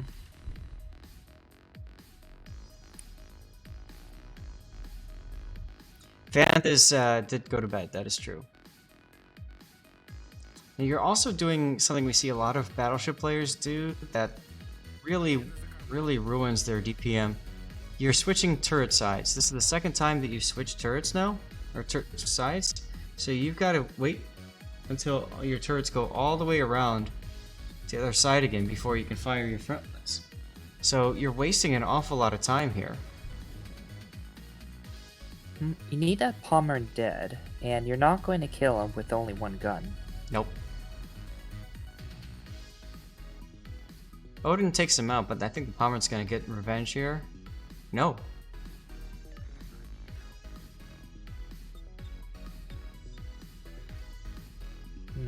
This kind of shows the importance of pointing your turrets in the right direction. So the enemy is definitely pushed up C, and he had a lot of time to react, but he didn't turn his turrets correctly. And as a result, his firepower was not there when his team needed it the most. Right. Howling got a great strike there on the Donskoy. And you know you've got a Holland, a Des Moines, and a Bismarck hot on your tail. Yeah, Deadpool. These mods are allowed, acceptable. Whatever. Any mods on Aslanes or the official WoW's mod pack, mod station, those are allowed. Yep. We use it in pretty much it. Like, I use it in KOTS all the time. It gives you extra information. This is information you can figure out for yourself. For example, the enemy SHIKISHIMA has 20-kilometer torps. Now, if you wanted to, you could memorize the torpedo values of each ship, or the SHIKISHIMA at least, and recognize those torpedo value as the game loads in and say, he's running the 20-kilometer torps. But to me, it's a lot easier just to have a mod that tells me that right there. So it's up to you what you want to do with that information. Some people say that my UI looks a little cluttered. The way I feel, this gives me information that I need. It tells me here relative angle armor, for example. So it's stuff that helps me out, but for some people that might be too much. Okay, then don't do it. You can always customize the mods that you want. Mm-hmm. Sorry, I think Stevie is ready for his second dinner, or is it first? I lost count. The cat cams are non-standard. Yeah, that's true. Speaking of which, let me get a lap cam. You should actually be stopping here. You need to hold the angle against Bismarck. In other words, you want to put yourself in a position to prevent the enemy from feeling confident to keep pushing. You want to slow them down. Slow them down long enough for these guys here to get on the flank of the guys that are pushing. Mm-hmm. You have the HP, you have all 5 DCPs ready, and you have 3 heals.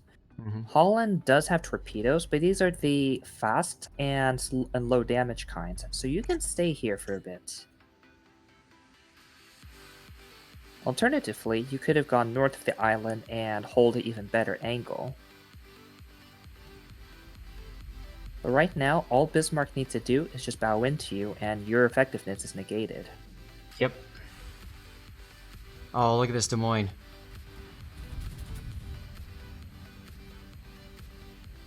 Yeah, this is where you slow down and then just you don't have to even reverse. Just slow down to a quarter is enough. As far as micro lags, there's a patch that was posted on the forums. Thought I had it, but maybe yes, I do.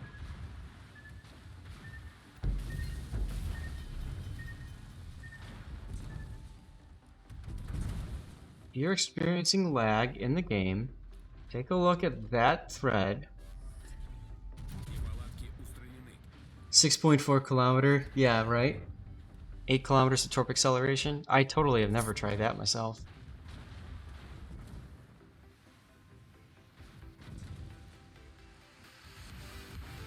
So that's a little micro patch. You download that, follow the directions, and it installs a slightly patched client for you.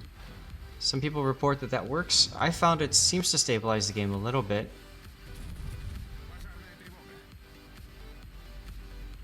Very Angry Beaver helped you? Cool. Hey, you're welcome, Matt. Mm-hmm. So, yep. So you've made it all the way to D3. Look at your positioning. You are kiting them, but you aren't forcing an angle with your teammates who went south. Yep. In other words, the Amagi and, well, the Alaska round, but they can't take advantage of what you're doing here. So I'm thinking what you're trying to say, SAT, is he should be kiting north and away, not south and away? Mm-hmm.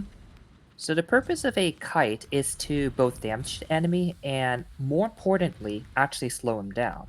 Mm-hmm. So because he kited in one direction, all the enemy needs to do is just push in, bow in, he can't do much, and they eventually just push up and get flanks on the rest of the team. Mm-hmm. And he didn't do much damage to slow him down either.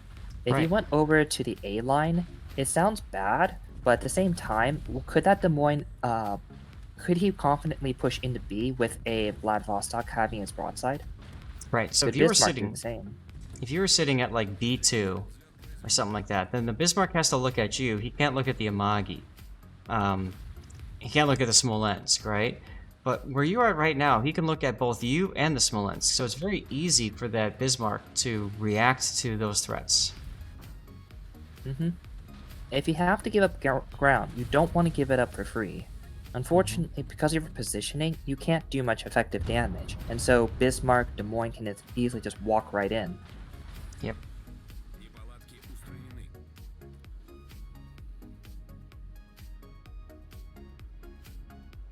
Yeah, exactly. The mod is showing what's mounted. So this Shimakaze is mounted to 20 kilometer torpedoes. If you had 8s, it would say 8 here. If it had 12, it would be 12. Also, as another thing, you don't want to use Smolensk to smoke right there. The reason is if the Bismarck is shooting at you, he might accidentally hit the Smolensk and get a citadel. Not something you would like as a ship with a smoke. Mm-hmm.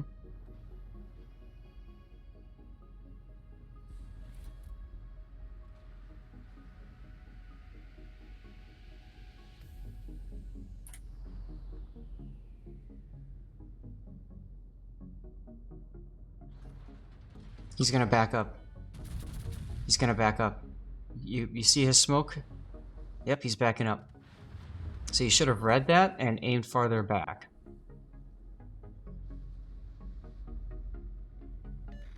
Now TSK in my mod, it does show exactly what torp is equipped. Others might show max. Mine shows exactly what's equipped. Yep, that's the same mod I use, and it will tell you which what settings it's using. It was fun to tell in competitive who had the 20-kilometer Shimas and who had the 12s. Yep.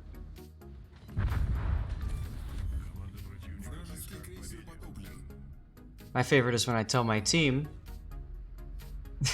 when I tell my team like what the enemy destroyers have, and they're more worried about the fact that I can tell than the fact that I've provided them intel that helps them understand what the threats are.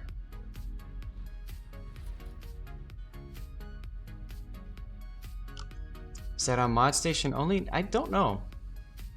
Or Aslan, I think it's on both.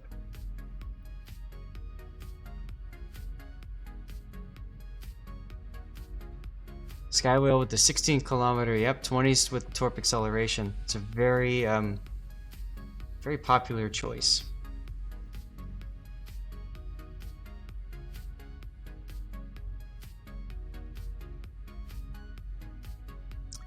Somebody's a little upset.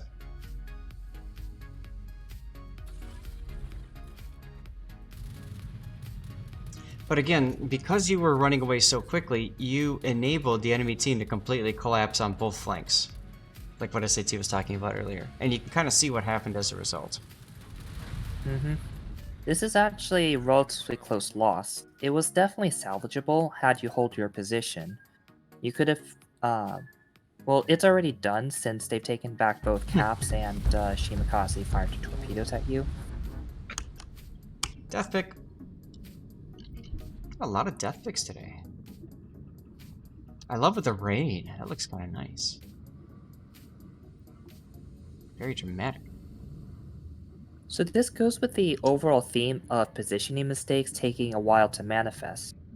So running away from that flank, it's not immediate that it was a problem, but as the match went on, the enemy simply just pushed straight forward without any resistance. And that is when you realize, oh wait, they're still healthy. I didn't slow them down at all, so now they're shooting my allies because they have their broadside. Positioning mistakes are probably one of the hardest to figure out because if you miss a shot, it's pretty obvious, or it's a bug. And like mechanics, as I said, most people have a good idea of how the mechanics work, so they know if they messed up or not. But as for positioning, these mistakes won't manifest themselves for another few minutes, or even in this case about 7 minutes or so. Yep, that's the thing about this game. The decisions you make, you won't see the result of those for several minutes afterwards. People like to meme on World of Warships, but you actually can say it's a thinking man's action game, because that positioning will affects the game several minutes later, and if you make the right decision then you'll appreciate you'll get the fruits of your labor within that few minutes. Right. No, it's a really good learning opportunity though. It was a really nice way to kind of show, you know, some ideas there about positioning. See, Red, here's your game in Thunder. This will be the last game of the stream. After this, I'm going to load in, I'll show you guys the Bismarck camo, and then we'll be done. Broken, I don't get it either, but, you know, people are always like that. I mean, you know, Flammer used to always crap on the NA server as well. And then you watch Dort go and play on the Russian server and ranked, and He craps on Russians. I mean, everybody craps on everybody else. It's just the way things are. It's bias, nationalism, pride. What do you want to call it? It's like sports team fans going at it. It's to be expected. Mm-hmm. I love your. I hate when you see this. Conqueror has decided to leave this flank. He's all the way on the flank. He's like, nope, I'm not going to take this advantageous position. I'm going to go into the middle where I can't force plays. Oh well. Thunderer, by the way, 18-inch guns. It's got dual guns turrets. You can see them right here. It's a pretty strong version. It used to be basically the same as the Force Seedier is now following. Conqueror 457s. Yep. Conqueror used to have the option to mount 457 guns, and then they got rid of that and decided to make it its own ship. And there's your Thunderer. Its heal is not the special Conqueror super heal. It is a better heal, improved heal, but it's not the Conqueror one, right? That is correct. It should be the same as the ones found on the US battleships. Apparently Cthulhu won a second time in a row now. Oof. Poor Daring. See, like in this... The heal is slightly different. 60-second reload, but the heal amount is the same as the US battleships. Mm-hmm. So it's a weird special heal. Yeah. See, on my mod here, it shows that the Shimakaze is using 12s. AP on the Montana coming out broadside? Yes, please.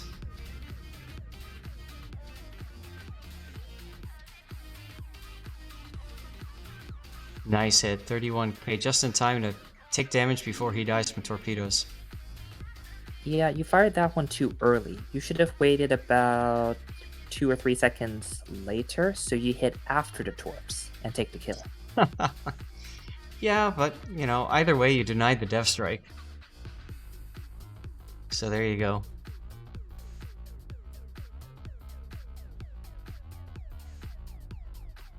Yeah, Searat doesn't care about getting the kill.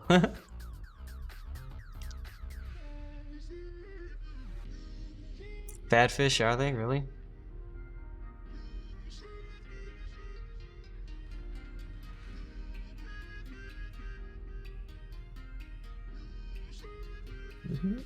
Yep, this is the ideal time where you start pushing.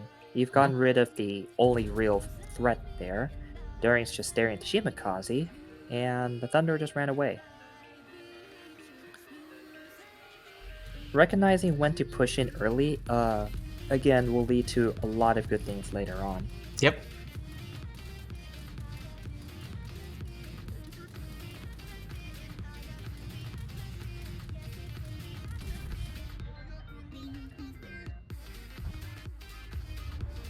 Oops.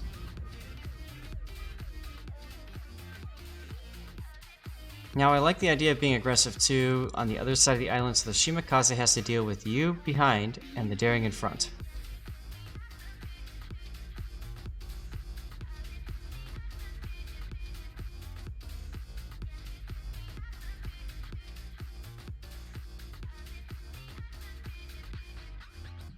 Deadweight? I have no idea.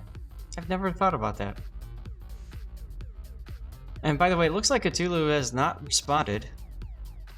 So I already took care of it. Oh, okay.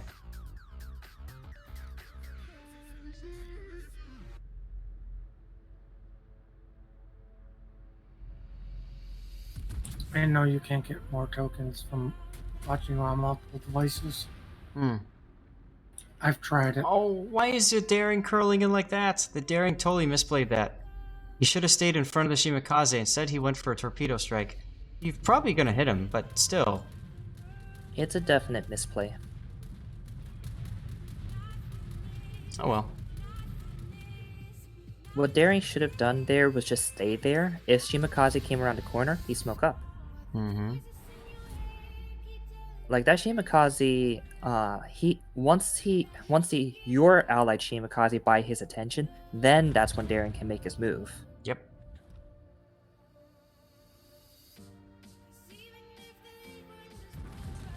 And also, I think it was better for you to go south instead of north. Mm-hmm. Yeah, you're up with the Smolensk Conqueror. You're not going to do much power projection from where you're at right now. Had you gone south, you'd actually have a nice shot on that Hakuryu. Hakuryu, you can keep chasing the Thunderer, and you're helping your Shimikaze and Daring push out. And that's Since a you good have point. that crossfire with Conqueror, the enemy can't really push into B.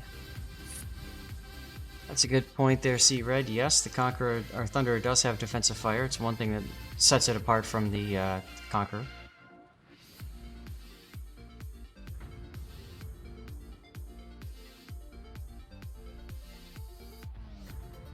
Yep.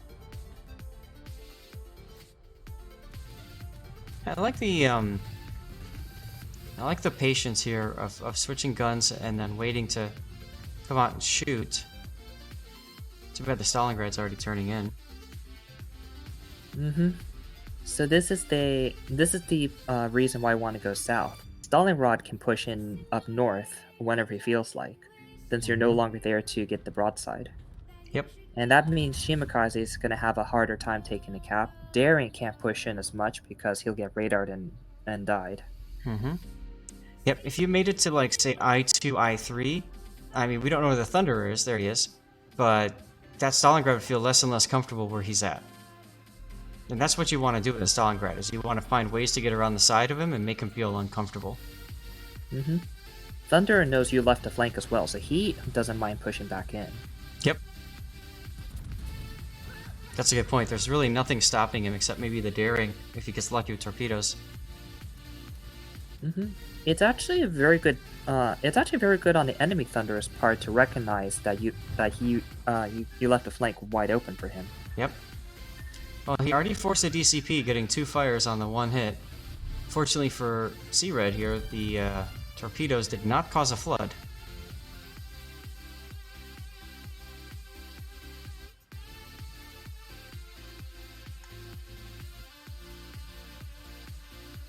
Still, you're up 2 ships now, so all you need to do is minimize the damage you're taking while, trying to hold these enemies at bay. All streaming is now following. EOL Streaming, thank you very much for the follow.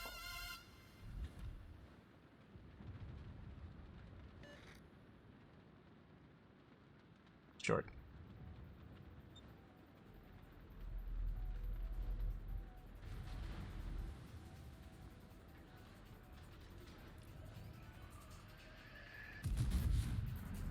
So now the Audacious has realized that he's by himself. He's starting to turn due north.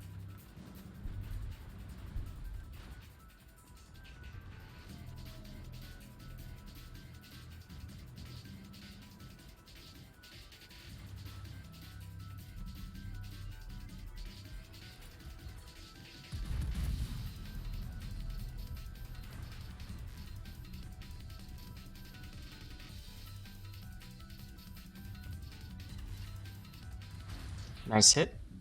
HE is balanced.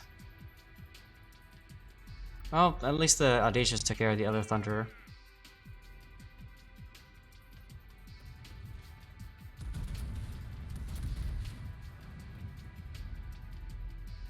Section here has you going, wait, what are you doing? Yeah. Well, what you're doing is you're counter pushing their push on C side.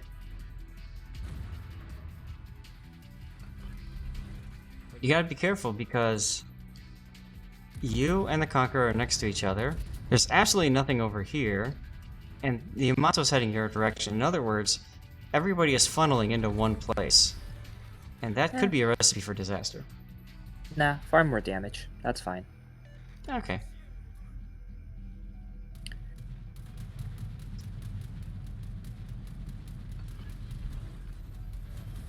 There's your defense fire. Matane, no problem. Thanks for hanging out. Oh, you've got the, I thought I heard it sounded different. You got, Cappy on here, don't you? Thought I heard a whole bunch of grunting. I do like how I switched to AP. Oh yeah, needed. Golabski is now following. Golabski, thank you very much for the follow.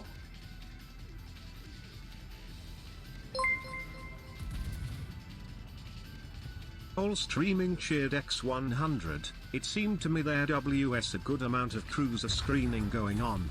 Do you agree? You do have Cappy, okay. Yes, EOL, thank you very much for the bits, by the way. And yes, I would agree. There's definitely a good amount of cruiser screening going on, but honestly, I don't think of it as cruiser screening. I think of it more as battleships pushing in front of the cruisers. Like, I like that people are sticking together, but they should really be pairing off. And that's kind of happening now that the Conquerors moved to the other side. 596 is now following. Super, thanks for the follow. The big question is, where is their freaking gearing? There's a Holland and Shimakaze both over there.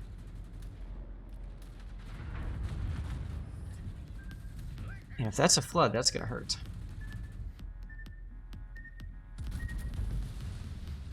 Oh, you got lucky a second time. Cappy's excited. Holland is driving through the gearing's smoke.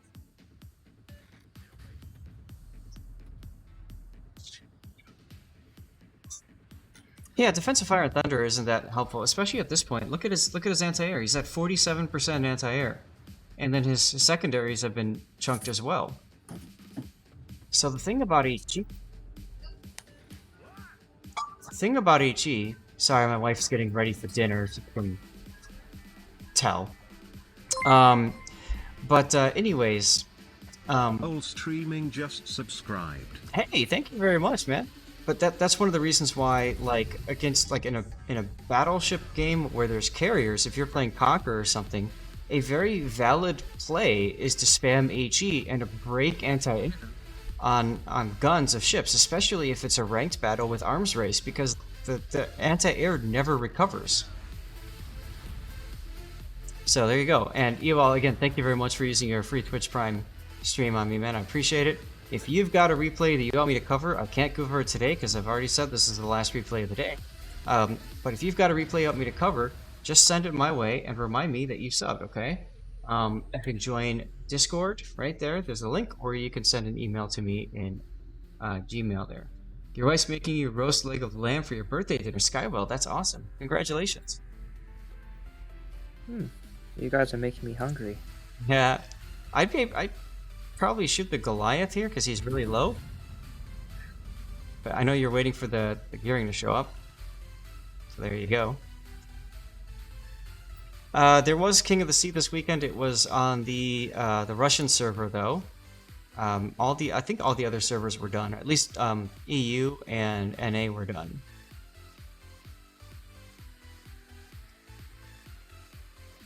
So we had to finish the Russian server so that we can do the international finals next weekend. So that's the idea. All right, you guys have been asking about the German, the Bismarck camel, the Gothic camel. So let's see if I've got it and I can show it to you guys, and we can take a quick look at the mission, and then we're gonna have to call it a night. So stick around for just a minute. Thanks everybody for hanging around. Hope you had a good time, and you'll see me next weekend, Saturday and Sunday, for King of the Sea International Finals alongside Sea Raptor and possibly Hapa Fodder as well. Yes, you should be getting one King of the Sea container next weekend. That's the idea.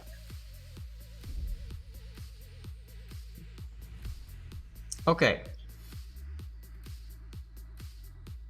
So let's take a look. Bismarck.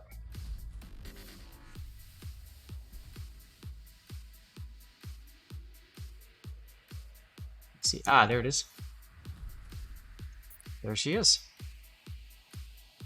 For whatever reason, you just want to turn her into a cathedral.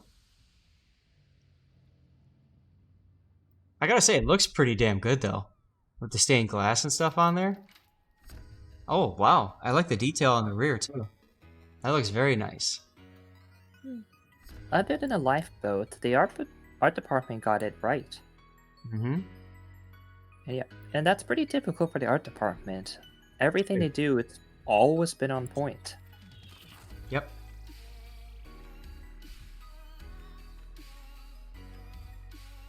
So, like you had said, Puddin', it is a combat mission? Correct. Okay. I don't... Maybe I don't have it. I don't know. Was there a code you had to put in to get it or something?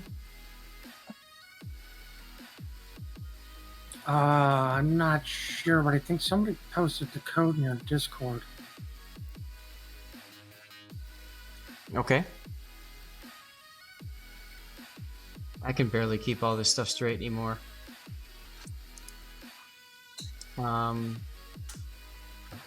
I think that's it. That one I thought was only like... Oh, you have to watch the official Wargaming stream for 45 minutes. That's why, Bear. Okay. Yeah, but a lot of people have been having issues with it, so I think they made it a code too. Because I had to watch like 4 streams. And I do know I entered that code, and then, you know... Okay. I wasn't paying attention to whether it was the code or my 4th time watching. Sure. I do know on one of their streams they said, like, if you've watched multiple, because they said it's supposed to take 45 minutes. If you've watched multiple and you're having issues, contact Wargaming support. Mm-hmm. They are saying also unlink and relink your account, and if that's not working, like I said, contact support. I had a lot of problems when I changed my password on Twitch. I changed my password, then I had to delink on both sides, on Twitch's end and on Wargaming's end, and then I had to relog in and relink them both afterwards. So, and Chaos, yeah, you're right. As a CC, I do get it automatically. It's very, to show off to all of you guys, it's very possible then I don't get it. But I haven't been watching the, no, I did watch the official stream yesterday or something. I don't remember. It doesn't matter. Anyways, guys, we're at the end part of our stream, so just want to, of course, thank you all for being a part of the stream. Here's where we thank all of you awesome people. Look at the cheers we brought in here. EOL Streaming, Skywhale, Vanth, and Classic with the cheers. New subscribers as well, EOL Streaming, Khan, Cremoa, Zip, Desta Waits, Dutch Eagle, and SFNL1. Thank you very much. And thank you to all of our new followers, guys. It's been a fantastic time. I'd like to know, of course, who you'd like me to send you off to. Who would you like me to raid? So if there's anybody there that you would like me to raid, just let me know. And I'm going to create a quick poll, and you guys can vote for those people. Plain and simple. Okay, so we got Penermix, Game Prodigy, Fem. I think I spelled her name right. I'm sitting at like 250. I typically like to raid people that have about 100 or less, so Game Prodigy could work for that. Cat Monarch could work for that as well. Where's my thing?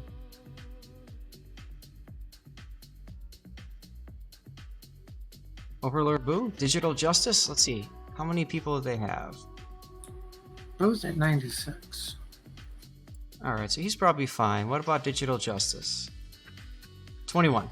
Digital Justice works.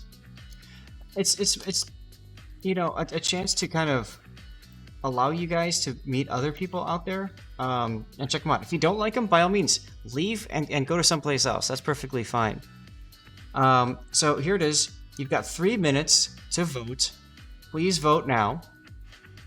If you want to throw some bits or channel points towards somebody so that your vote matters more, you're welcome to do so. Yeah, that's how we like to do it. And guys, thank you very much again. King of the Sea next weekend. Look for timing to come out at some point closer. Right now, we're not 100% sure, but it's possible like a 7 or 8 a.m. start Central Time for me on Saturday, and Sunday I think it might be about the same, if not a little bit later. We're not exactly sure about the entire timing of the stream as well. but it's looking to be pretty awesome. Ashkans, I'm glad you're still here, and that's exactly why I like to raid people that have like less than 100 people watching. Ashkans, you know, and I know from the experience, Puddin', you're also a streamer, you know too, and SAT, I can't remember if you stream or not, but it's extremely difficult to get a stream going. A lot of people don't know who you are, they don't know you exist, don't know why you exist, all that kind of stuff, and for a very long time you're hovering at like 5 viewers. So when you get somebody like me to raid, to raid somebody like that, then that's a huge impact. People notice them, they start saying, oh, this guy's pretty cool, they follow, they keep coming back, and that's what we're doing. We're trying to help. I'm trying to help players, I'm helping you guys with my replay theater, I'm trying to help streamers, other streamers, with the raids and stuff like that too. So, well, I mean, that's how I found Ankant. I can't even say his name, but that's how I found him there. You rated him, and I stayed. I'm like, shit, he's actually showing you and explaining to you how to play carrier, so you can understand how to dodge those bastards. Cancer. Sometimes it's important to like learn your enemy, right? To be able to defeat them, you have to learn what they are, how they work. So it's a great way of learning all that. Prinsky, good night. Thank you very much.